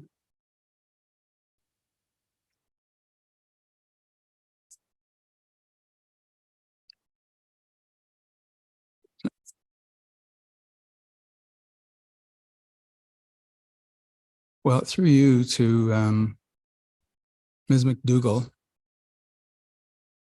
Been here for 3 hours, so we hope we get a chance to speak. We spoke about this earlier, and if this needs to go to staff for a report to come back, then I'm happy to ask for a staff report to come back to council to amend their agreement to include the services that they have been unpaid for in the past. Is that possible through you? Google? Yeah. Through you, Mr. Mayor, certainly staff could do that. The rationale for the need for providing this, and it was originally in recommendation 3, was outlining, as you had stated, if we don't provide compensation to them for this work, the roles of these functions would fall to town staff. My concern is primarily it would fall to our manager, John Furman here, which would result in him being pulled or drawn away from some of his current activities, therefore delaying that or creating more work and prolonging some of the existing initiatives that he's doing. To put a dollar figure to that, something we can work towards for sure. In the report, it does suggest, based on initial assessment of approximately 25,000 on an annual basis, we could, if it's not done by a percentage basis, we could find and determine a flat fee, and that could be amended into the formal agreement if that is council's wish. Thank you. Councillor, That's the amendment then. Thank you. All right. That's fine. so that's the amendment. Yep. Seconder. Councillor Gilliland, comments, questions to the amendment? Councillor Gilliland. Thank you. Just a question through you, Mr. Chair and Ms. McDougall. I understand there's already a reimbursement program in place with the agreement. And so that would really just mean increasing that reimbursement for such services. And I guess I just want to kind of refer this back to staff to kind of come back with something that would work. And it could be, you know, a threshold of X amount of dollars maximum. And if you play the numbers that way and they always come back, and if it's sufficient, not sufficient, then you can kind of negotiate through that. So would this be something that we would require to refer back to you to decide and determine what those numbers would look like and what it would mean in the best case scenario? Ms. McDougall. Through Mr. Mayor, possibly Mr. Furman could speak and or elaborate a little bit more about what has been reimbursed to date. So there's clarification of what this additional request was for. That might be, if you can elaborate, if that's okay with you, Mr. Mayor, more so than what I probably can do. Plus, he's great for him to speak sitting here this time. Mr. Furman. Through you, Mr. Mayor.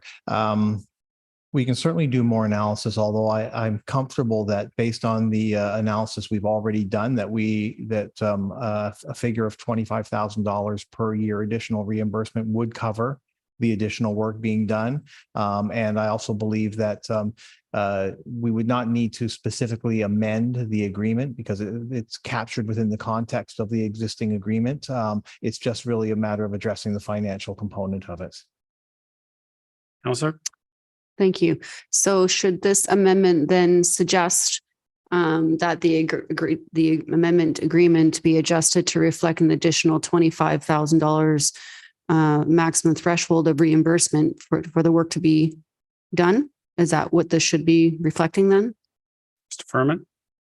Through you, Mr. Mayor, either the original motion to the original recommendation of an additional 10% fee reduction or a flat fee of $25,000, either of those would address the needs and the request of the club. Councillor. Thank you. I prefer the flat fee. I kind of like the model of that. When it comes to percentages, that ebbs and flows. And I don't want it to become muddled with one organization getting a discount versus another. I really just want to keep it specific to the operations of the facility and the services that are required within the agreement. So that would be my preference. So if you're happy with 25,000 that works, then that would be the number that I would be happy with. See you nod your head, Mr. Furman. Mayor, yes, $25,000 would meet the needs of the club based on the assessment that we've worked on together to identify the work being accomplished. Okay, Councillor. I'm done. Councillor Thompson. Thank you. Through you to Mr. Furman.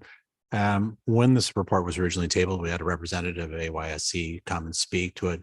Has there been any communication with AYSC that you know that they would be supportive of the flat fee as opposed to this 10%? Mr. Furman.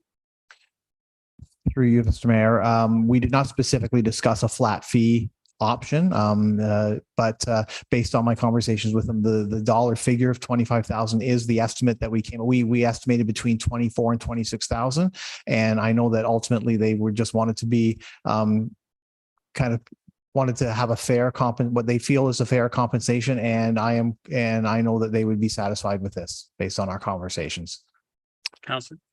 Thank you. As long as you feel that way. I mean, I don't want to blindside AYSC. They came, they thought one thing, and then now there's been a change without really engaging with that organization. You know, we've talked in the past before about lack of engagement or participation, and so either we send it back to staff and bring it back another time, or I think we owe it to them, at least give them a heads up about this, would be my preference. Any other comments or questions? Councillor Gilliland, second time. Thank you. I guess I kind of want to agree with a lot was said around the table here, and I'm really happy that this would be considered a very fair and equitable compensation for the work that they would be doing. Thank you. Any other comments or questions?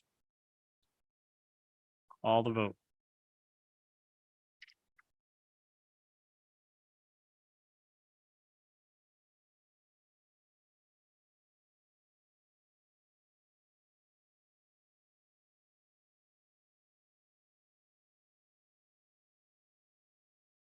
That carries.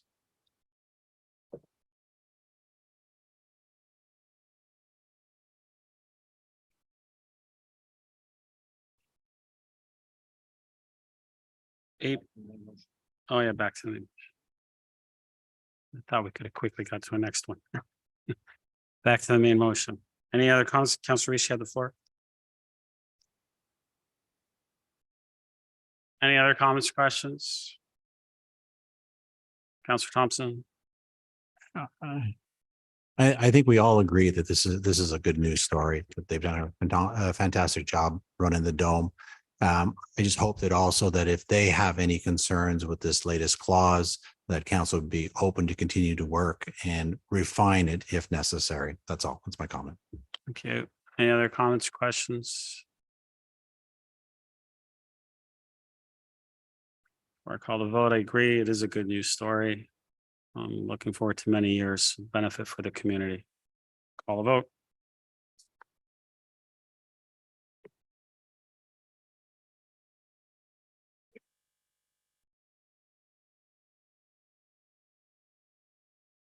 That carries. 8.1.10. Councillor Gardner, you pulled this one. Just want to move it. Someone want to move the recommendation?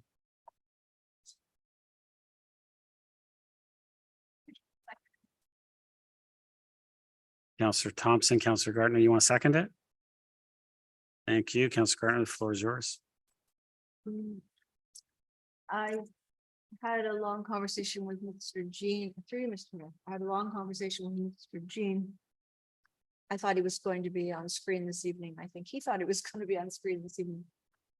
So I'm not sure if you'll be able to address my points. This is it's from 3 weeks ago, so I don't know who remembers it, but it's about mitigation for infill construction. And we're going to have a lot of that, and I think we need to have more regulations in place so that residents' quality of life is not affected as much as it could be, and is also staff's time. I think if we have parameters in place that could prevent that, it would be helpful for everybody. Oh, you're there. Hi, Mr. Jean. Oh. So that residents' quality of life is not affected. Just give me a sec. So this is 9.6 from October 3rd. Sorry, guys, I know it's late.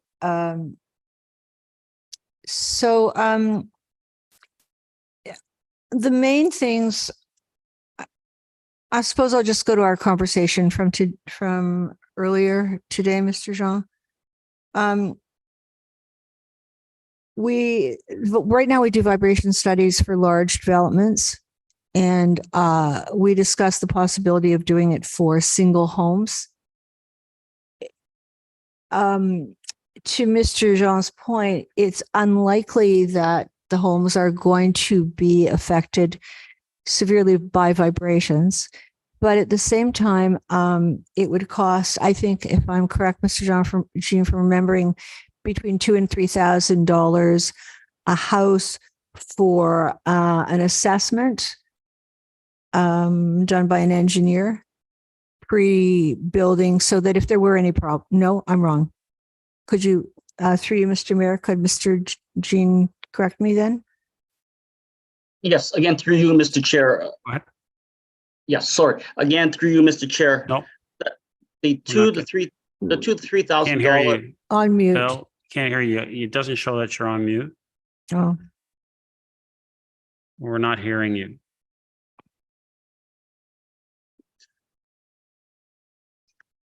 okay. I'm just going to keep speaking then. Should I do that? Go ahead. Pardon? Oh, I know we could do that. Okay, here's one question, and you could nod your head yes or no, Mr. Jean. And I sent it to you on Teams. If we defer this to the next cycle, I think we had a timeline for report back to council in January. I think he's too busy trying to figure out what's wrong with his. Mr. Jean? No, so Councillor, why don't we just defer this?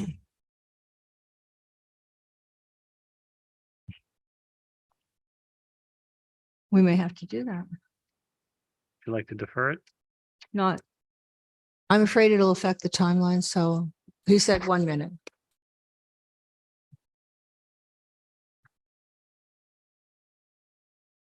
Okay, where are you? It's up to you guys. Pardon? Absolutely.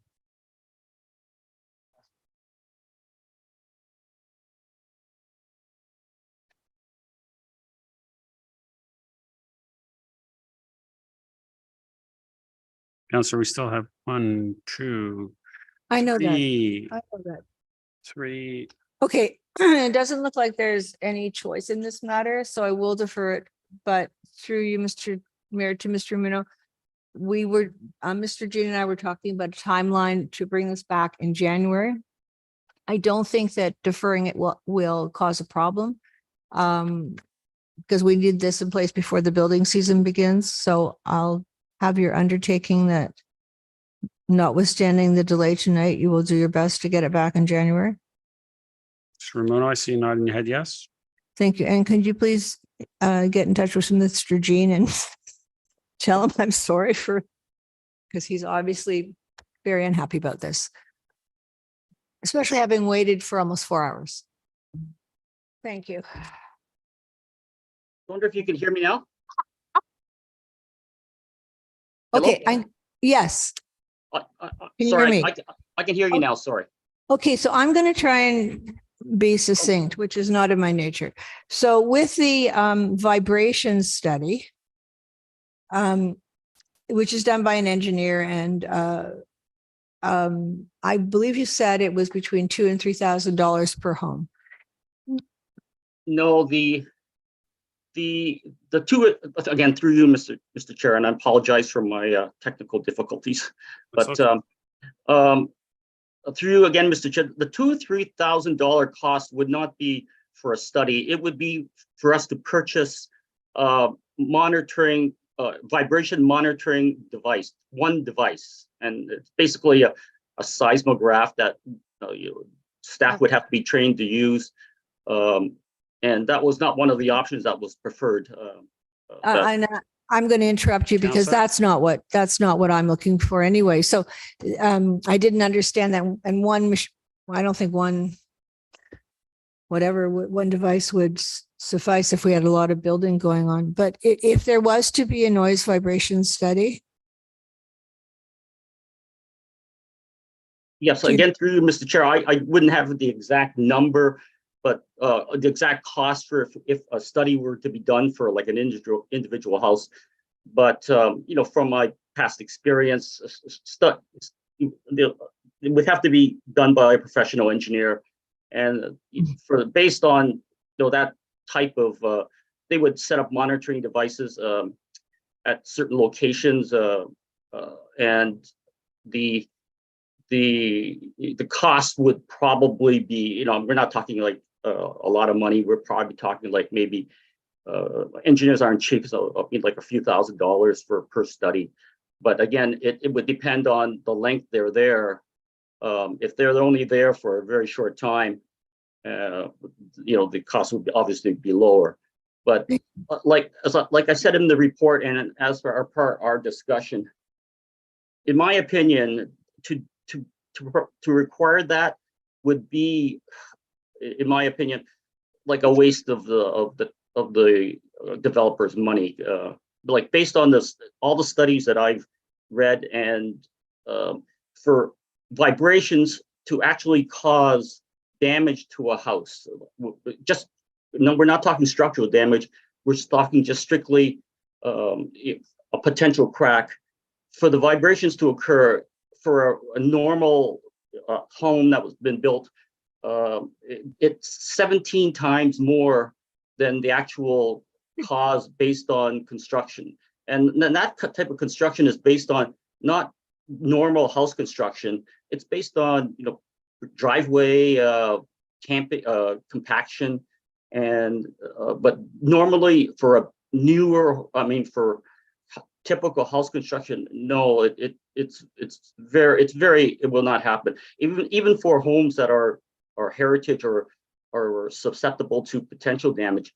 Again, the studies that I've read, for a home to be damaged by construction is there has to be 10 times the amount of vibrations, even damage a fragile or a heritage home. So I don't think that's an area that we should go to. And again, as per report, there is no other municipality other than the city of Toronto which has a vibration bylaw. No other municipality in Ontario has one. Thank you. Councillor? Okay, here's my plea to council. And I had damage, I had cracks. I had a big crack from when they were doing road reconstruction in front of my house. So here is my plea to council. If there is any vibration damage, then it becomes it's a civil matter. And that means the homeowner has to go up against the developer in court and spend money. And they've already been living next to construction for many months. So I don't see why. I would like us as a council to say to a developer, okay, it's going to cost you a few $1,000, $4,000, but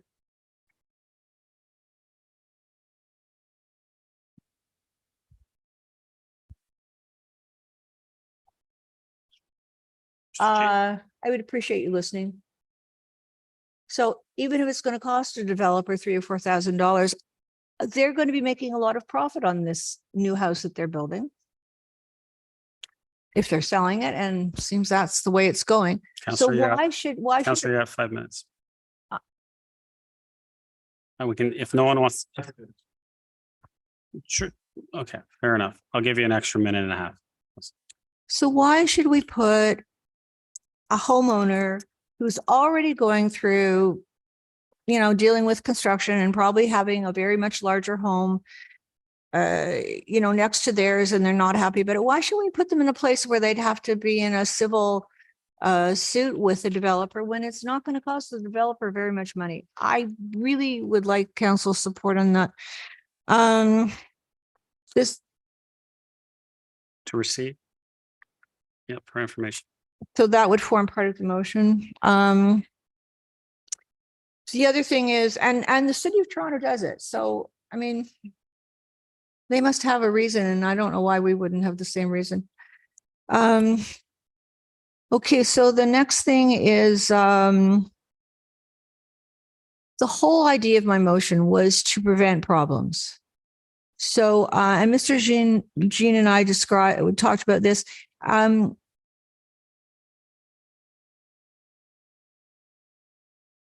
Hold on, lost my place. Councillors, I need a motion to extend. What does someone want to put it to?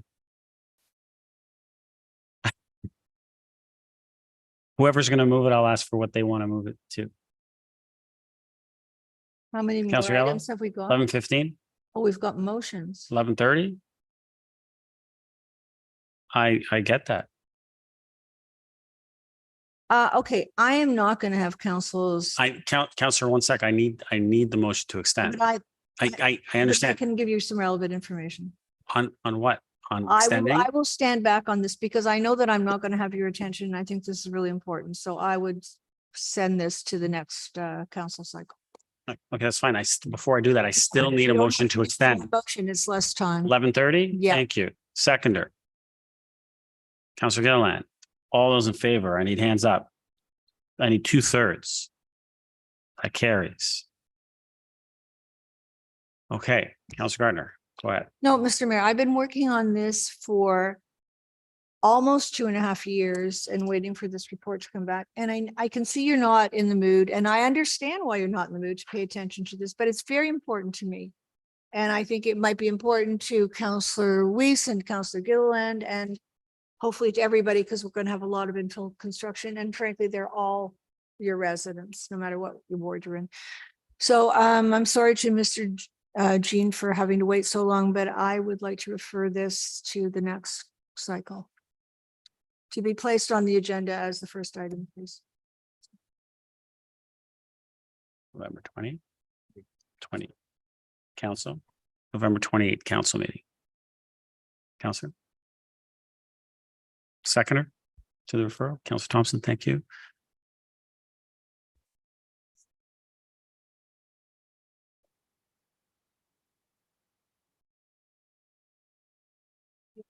Any comments to the amendment or to the referral? Sorry. Call a vote.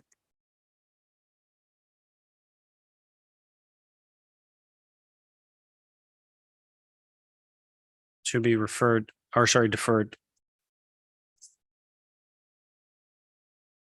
Deferred to November 28th council meeting.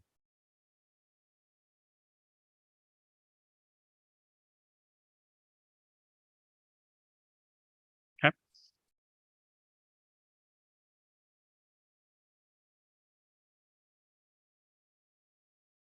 It'll be 9.1, Councillor.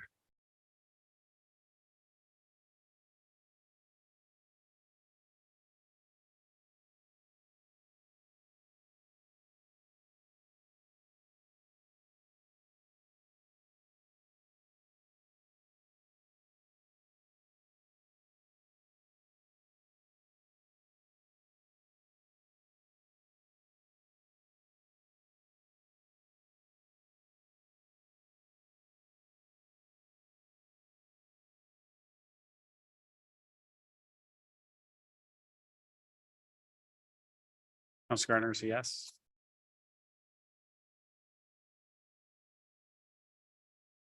That carries. Next, we have 8.1.11. Councillor Weese, you move this. Would you like to move the recommendation, which is just to receive?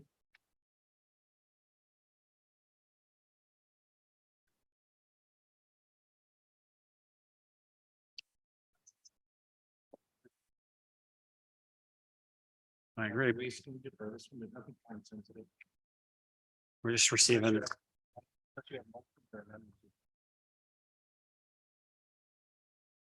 Councillor.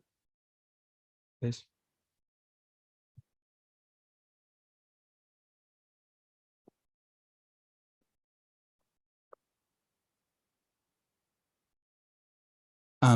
Let's just leave it as it is. I'll withdraw the poll. It says that the draft operating budget for council of review. So Council, can we just vote on it? We're just receiving it for information. I'll just call the vote. Yes, thank you.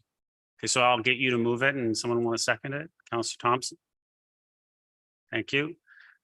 Call the vote.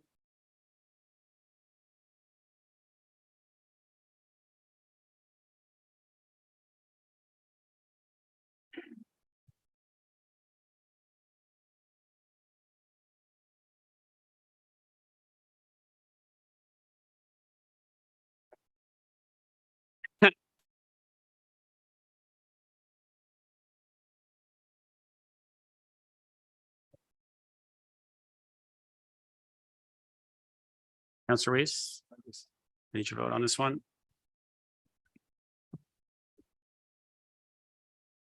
Councillor Weese, yes. That carries. 8.2.9 is the regional report. Councillor Weese, you pulled this one. Just wait, Councillor, first I just need a motion. It's just to receive for information. Yep, You want thank to move you. that? Thank you. Seconder, Councillor Gallo. Thank you. Go ahead, Councillor Weese. Yeah, has to do with the whistle cessation that we've had a lot of discussion about. And it says in there, and maybe you can help me, Mayor, because you're in regional council. It says that they're authorizing train whistle cessation and safety enhancement, but it doesn't say that it's at their cost. Does authorization mean they're going to do this and they're going to pay for it? And if that's the case, then a lot of people will be very happy about that. That's at St. John's. Just a bit of information for it. Absolutely, Councillor. It is not their cost. It is essentially what we passed and sent to them a while ago. And now that they've gotten confirmation from Metrolinx on what they're doing, the region's been able to now move forward, and they put this in front of regional council, and regional council just passed this the past month. Thank you. I just wanted to know what the term authorized means. So yes, there will be whistle cessation at St. John's. Thank you. Thank you. People will be. Absolutely. Anything else on that? Thank you. Not seeing anything else, so I'll call the vote.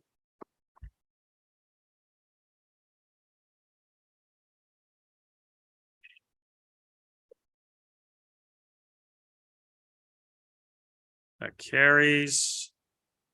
9.1. Mayor's budget, process and timeline.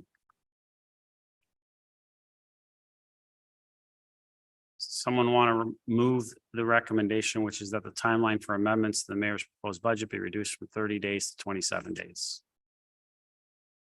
Thank you, Councillor Gallo. Seconder. Oh, Councillor Kim, sorry. Thank you. Any comments or questions on this one? Councillor Weese.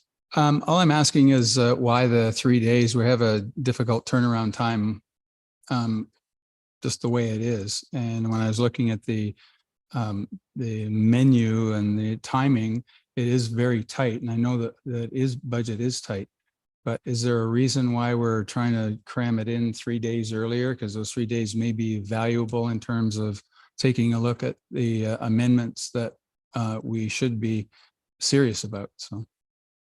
Yeah. I don't know the rationale of moving it to a Thursday or whatever day it was to reduce 3 days. Yeah.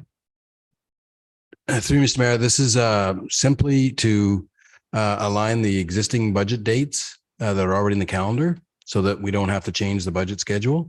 And what it allows for is that the requirement is that there's council has up to 30 days to propose an amendment.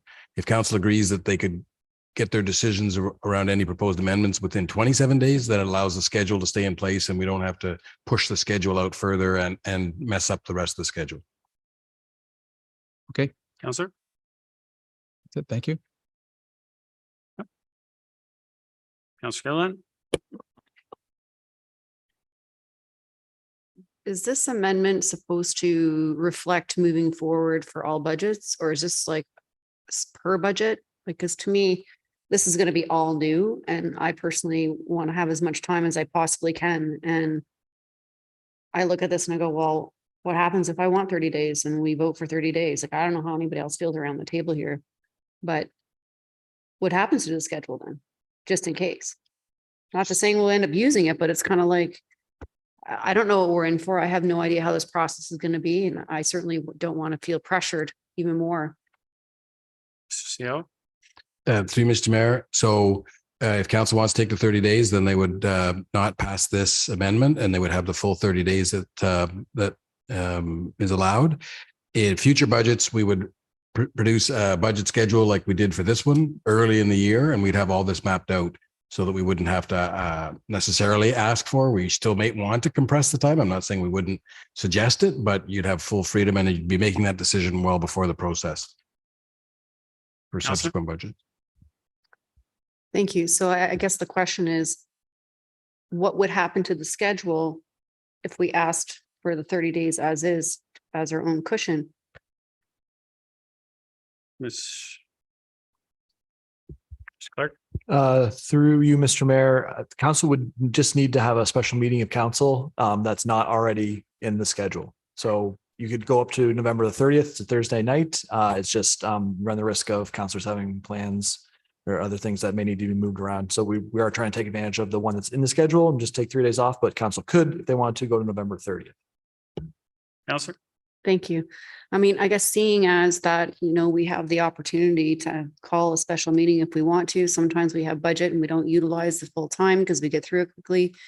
But seeing how this is a whole new process and we really don't know what we're in for, I'd like the 30 days. I'd rather keep it as a buffer just in case. It's going to be a bit of a learning experience this time around. Seeing how it's not that much of a nuisance to just do a special meeting if we have to, then I just prefer to keep it as is. Any other comments or questions?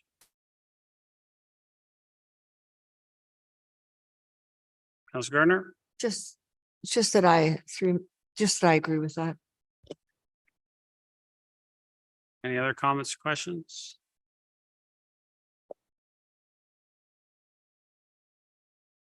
Okay. Split 1 and 2. Yeah.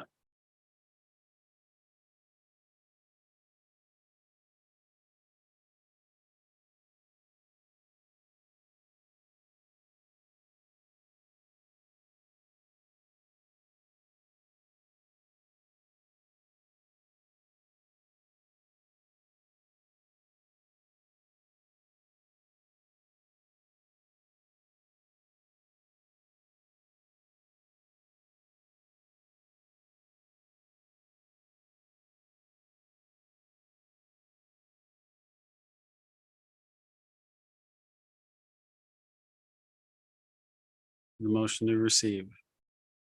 Call a vote.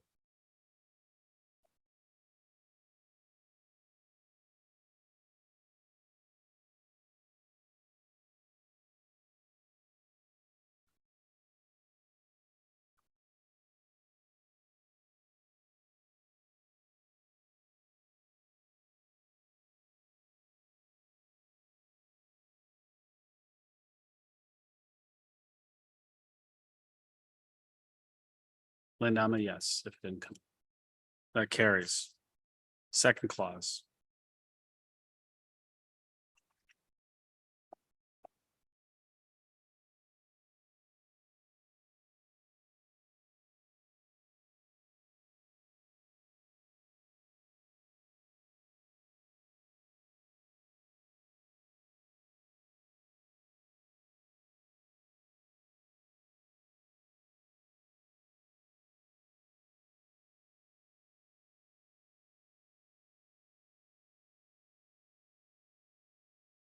Call the vote.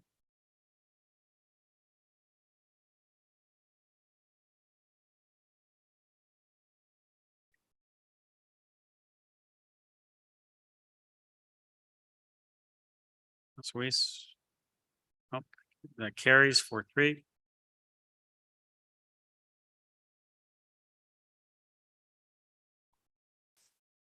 Motions. 10.1. Councillor Kim, this is yours. Cannabis retail applications for the town of Aurora. I would assume that you want to move it as is. Yes, please. Seconder. Councillor Gillen. Councillor Kim, floor is yours. Thank you, Mr. Mayor. In January 2021, council voted in favor of allowing retail cannabis in Aurora. I voted against this because I did not feel the need to be the first municipality in the region or area to approve. Why? My concern was that if we were one of the first to allow retail cannabis stores, we would get more than our fair share of cannabis stores. And sure enough, that is what has transpired. To this current day, Newmarket, Richmond Hill, Vaughan, and others still have not approved. Therefore, it is no surprise that cannabis entrepreneurs have flocked to Aurora. We have 13 and one more at the Alcohol Gaming Corporation of Ontario, the AGCO. Some have suggested to me, why don't you let the free market system work? And if we have too many stores, eventually some will go bankrupt and attrition will happen. Yes, I agree. However, in the meantime, we're not playing in an equitable playing field. Supply and demand is skewed because we are one of the few islands of free enterprise for cannabis. Limited geography is delaying the natural evolution of the free market system, which will bring attrition eventually. In the meantime, Aurora residents suffer the consequences of our streetscape being littered with cannabis stores. Let me remind residents that Aurora Town Council does not grant the permits. It's the Alcohol and Gaming Corporation of Ontario. So given that we live in a free market country, why would the province consider a cap on cannabis stores? Because they have already set a precedent in 2019 when they put a cap on the number of grocery stores could sell beer, wine, and cider to 450. This motion is not just for the potential benefit of Aurora, but hopefully other municipalities in Ontario can benefit from having policies in place so they don't get the deluge and intensification that Aurora has experienced in 2.5 short years. Thank you. Thank you. Any other comments or questions? Councillor Gilliland. Thank you. Thank you, Councillor Kim, for bringing this forward. I think a lot of us didn't really understand that we were going to blow up the way that we did. And we've had a lot of reports come back asking how many we've got. And it has proven to be a little bit of a nuisance. So the one thing I wanted to add through you, Mr. Chair, to I guess it's Ms. McDougall or Ms. Wainwright Van Kessel, one or the other, not sure. But I understand that there was some funding that was to be provided from the province in response to some of the challenges that we have with some of the cannabis stores for education and for enforcement and such. And I'm just curious as to if that funding has all been spent and if we are getting any more funding. It was my understanding that was going to be something that was going to be in perpetuity, but I was wondering if you can clarify. Ms. Wainwright Van Kessel. Through you, Mr. Mayor. So we did receive some funding earlier in the program, which has all been exhausted, but in the last few years, we have not received any additional funding, and we're not expecting any at this point in time. Councillor. Thank you. And I guess my comment is with that, and with this motion, I would like to see the province step up and give us a little extra funding to address some of the extra servicing that we need to be doing, such as bylaw and YRP, because there are certain things in their jurisdiction that they can only respond to. So I guess that's really my own comment. I don't know how I would make an amendment or a friendly amendment, but I would like to see the province be able to step up on that, because it was my understanding at the very beginning that that would be in place in perpetuity. I don't know. That's just a comment. I don't know, Councillor Kim, how you feel about that. Or if anybody else has any comments about that, but I thought I'd throw that out there because it's something that has bothered me. Thank you. Any other comments or questions?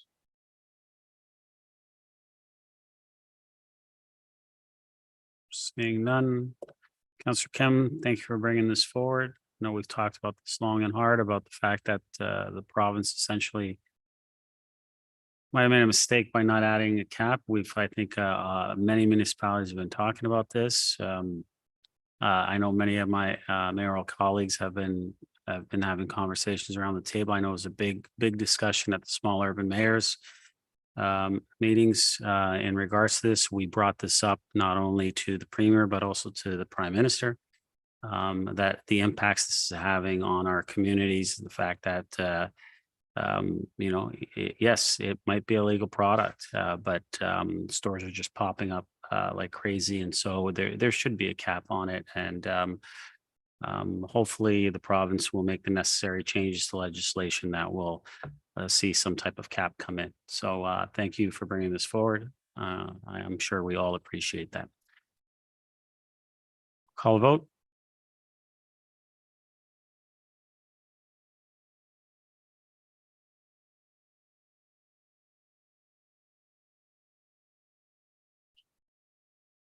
That carries.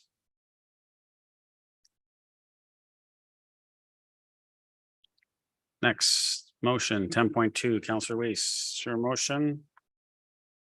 Assuming you'll move as is. Thank you. Yes. Seconder. Councillor Kim, Councillor Weese, floor is yours. Thank you. This is something the residents of the northwest corner of my ward have been talking about for quite a long while. It has to do with the lack of safety in crossing St. John's that has increased traffic, increased speed, and is likely going to have more increased traffic with the development in that area. And what they are asking for is to have the regional municipality construct a crosswalk at St. John's Sideroad and McKinley Gate, an entrance to allow safe pedestrian traffic to and from their communities. They want to be able to get into the trail system and to the other side, Tree Grove Circle and down Willow Farm Lane. They want to make sure their children are safe as they travel across. And so the second item there is it be further resolved that the regional municipality of York fund the crosswalk. So you and I, Mayor, have had a couple of conversations about this, and what I wanted to do is to put it as a motion so it would get onto the regional agenda, so it'd be discussed, and we would have a resolution of this if possible. You, Councillor Gardner. Thank you, Mr. Mayor. I'm fully in support of this. And as a matter of fact, was very involved with the other side of St. John's between Bayview and Leslie, because the residents there are having a lot of trouble crossing the street. I couldn't, and that's where I know Mr. Hertel from. We couldn't get anywhere because of the traffic count. So is this something, would this be dependent on that kind of approval and from the region to have to do the stats and then say yes or no? Or can we further this out of the interest of safety for our community? As I mentioned to Councillor Weese, the region's not opposed if the municipality was funding it. They wouldn't oppose it, just as we did with the traffic lights that were on Wellington. It's not within it doesn't meet their warrants to put it there. And so therefore, if we want it as a community for safety, they won't oppose that, but the funding would have to come from the municipality itself. And would they consider doing the traffic stats before they refused us? Oh, no, absolutely. They would, yep, York Region would look at doing the warrants, and if it met the warrants, then that's a different case. Similar is to the lights that are down on Butternut and on Young. Those ones, they did look at them. We requested them to look at them. They did that. It met the warrants, and so therefore York Region covered the costs on those ones, whereas the ones on Wellington didn't meet the warrants, and so therefore we have to cover the costs on those. Does anybody have any idea how much that would cost? A crosswalk would cost across that's 4 lanes of. Mr. Ramuno, do you have an estimated cost on that one? Through you, Mr. Mayor, I think a pedestrian crosswalk, about 150. I'm sorry, couldn't hear you. About 150,000 approximately. Yeah. And we were talking about the same issue on Henderson, and Councillor Gallo said, when we're talking about safety, well, we've got to pay the money for that. So I agree. And I'd also, why are you laughing? No, it's just. Okay, I'm done. Any other comments or questions? I'm just gonna be very, very quick and just say, yeah, if we pass this up, I think we all agree, and I think we're gonna pass it. I'll do my best at the region, but as I said, that if it doesn't meet the warrants, they're probably gonna just send it back to us and say, you need to fund it. So, but we'll do our best at the region. Absolutely, they'll do that. Yeah, absolutely. All vote.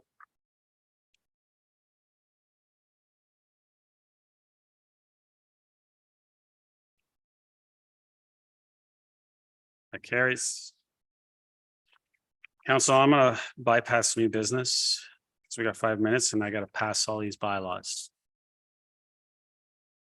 Bylaws, who wants to move them? Councillor Gallo?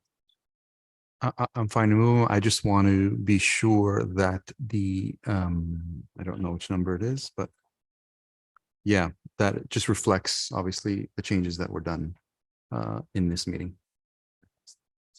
You want 12.4 separately, and clerk 12.4 is reflective of the changes made today. Happening here. Yeah, I that's the know last it's thing I long. need I right know. now. To you, Mr. Mayor, yes, 12.1, 12.3 would be normal. 12.4, the motion is that the bylaw be adopted as amended by the previous report. Thank you. Thank you. And I'm gonna put that one separate as per the request of Councillor Thompson. So we're gonna do 12.1, 12.2, 12.3 first. Councillor Gardner, Bylaw be adopted as of the previous report, as amended tonight. amended. Yes. Amended as of the previous report, you said? Okay. Okay. I'll call the vote on 12.1 to 12.3.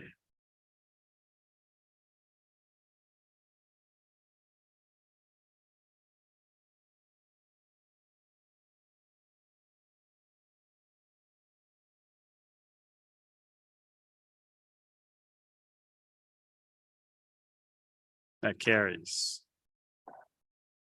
Bylaw 12.4, which is the annual remuneration to be paid to mayor and council. This is what we did today. Call the vote.